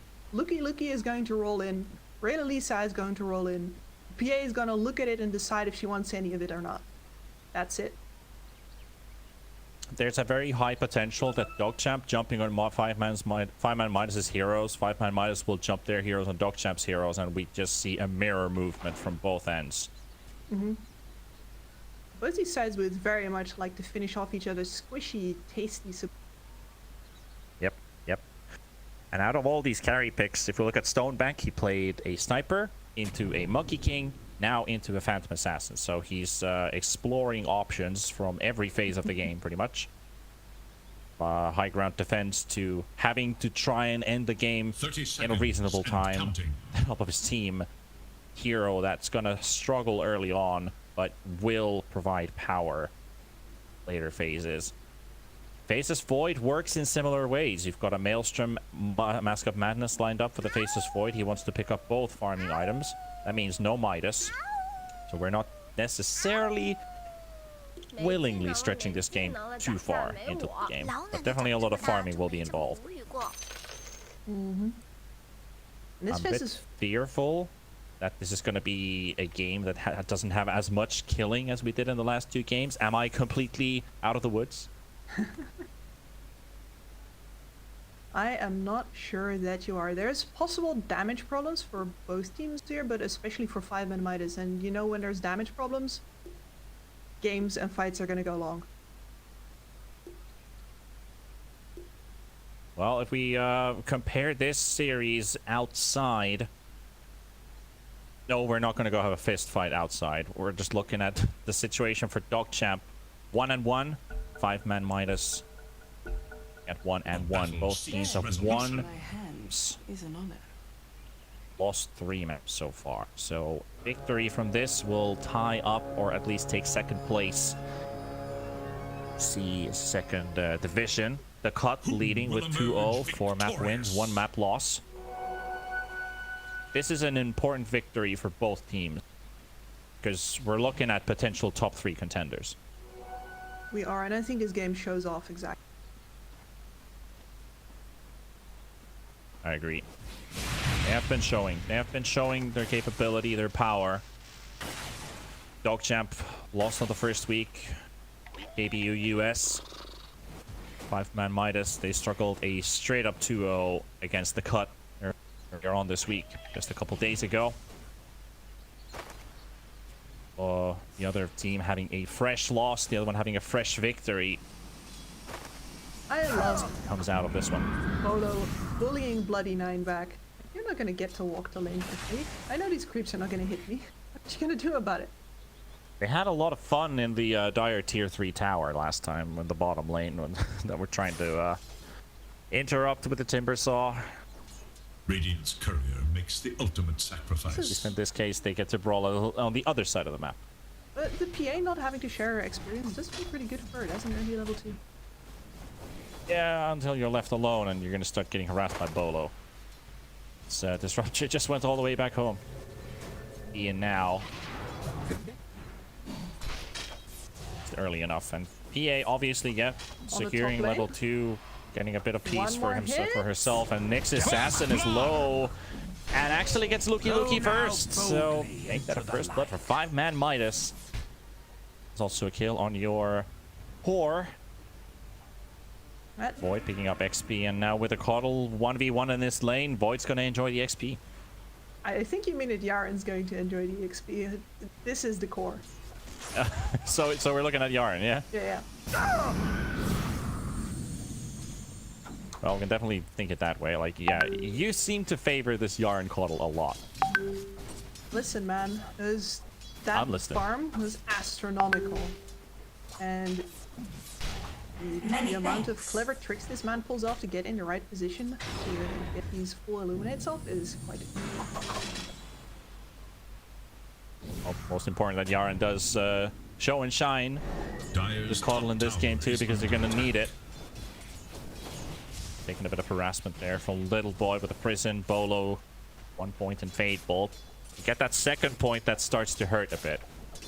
Damage reduction applied, because then they can't really trade back. It does feel like 5-man Midas might have an edge, but as I say that, Little Boy using out his stick charges. Bloody Knight very low on HP too, and Bolo does have his stick charges available too, and gets the Fade Bolt, and that's gonna be a Rubik stalling his way out on a Disruptor kill. Much needed relief here for Little Boy as well. He can now approach the wave again without getting strikes on him, because he is out of regen. Fortunately, has gotten himself during a health now, is building into the all too known Meteor Hammer. It's a bit more difficult over on this side lane though, because nobody's going to leave this tower freely for you to spam out, unlike in the mid lane where your enemy is most likely going to rotate out. On the positive side for the OD, you only have to worry about singular targets here, so there's no extra to worry about, like skeletons and other extras around Treants. Assassin being chased up here, swashbuckle connection, Looky, he is lucky with those lucky shots, and Little Boy goes down in the bot lane to Stonebank, but still chasing this next assassin, should look to be dead. 1 second of swashbuckle, they're gonna not even necessarily need to use it here. Secure at least, otherwise the Ancients would have snatched that one. 2 kills for Dogchamp, 1 on both lanes. And that's good news for them, because on the mid lane, RL is actually doing really well versus Red Elisa. Hasn't really been able to put a word in edgewise for this Death Prophet.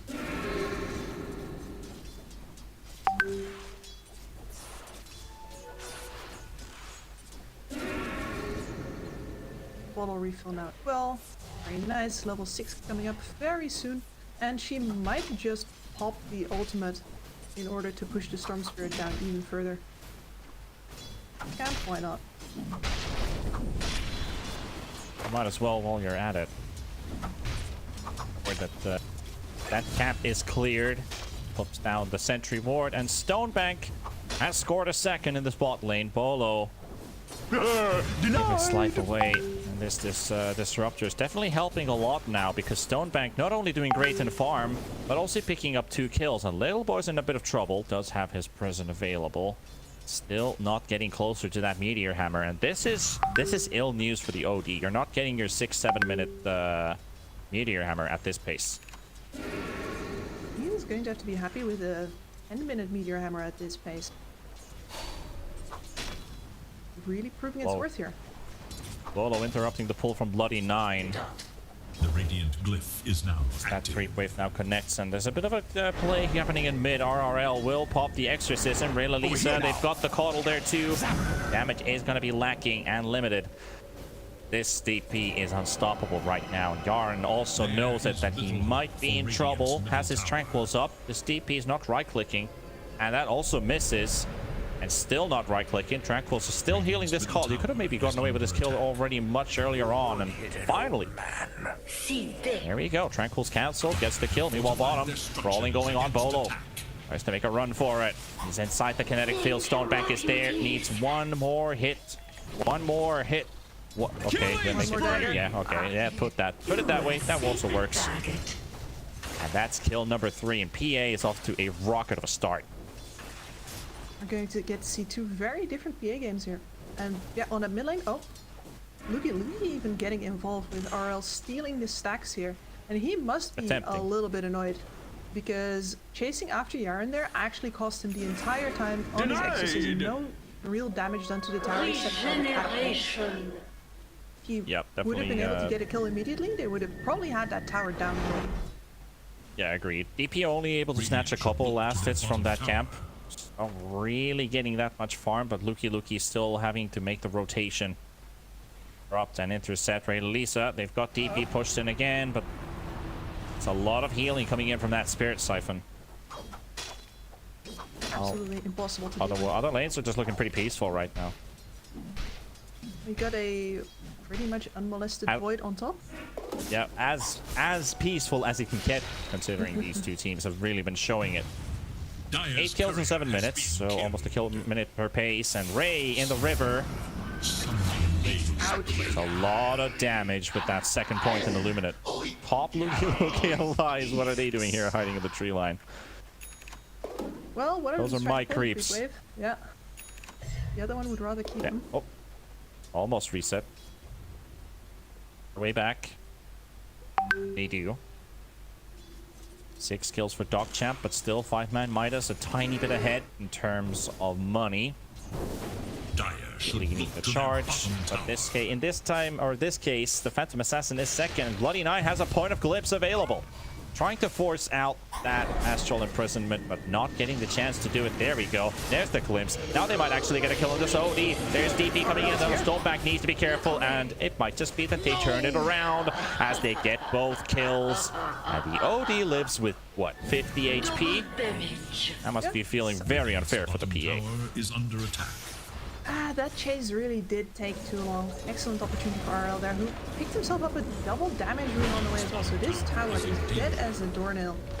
And that is end of the coming for Phantom Assassin on the bot lane. Yeah, meanwhile mid though diving under the tower. They've got the next Assassin and the lift onto the Storm Spirit. That's a big catch if Ray Lalisa gets caught. And here's the Void with the Chronosphere. Bolo's there too, but only has so much to give. But Little Boy is there, and he will drop that ulti. The Sanity's Eclipse to make sure that this Storm is not getting away.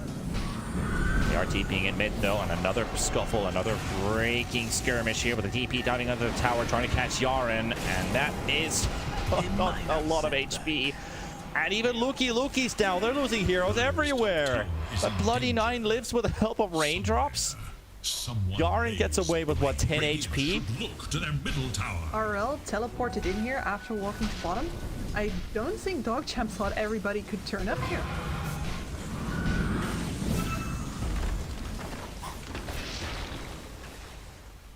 They get to hold this tower for a bit longer. Stonebank, and if Bloody 9 gets close enough, 2 points in glimpse. He's looking for the closing angle. He's got it. He's got the glimpse. Barely catches it, but the prison is there too. Ray Lalisa's also in a Luki. They've got the connection. They've got the DP.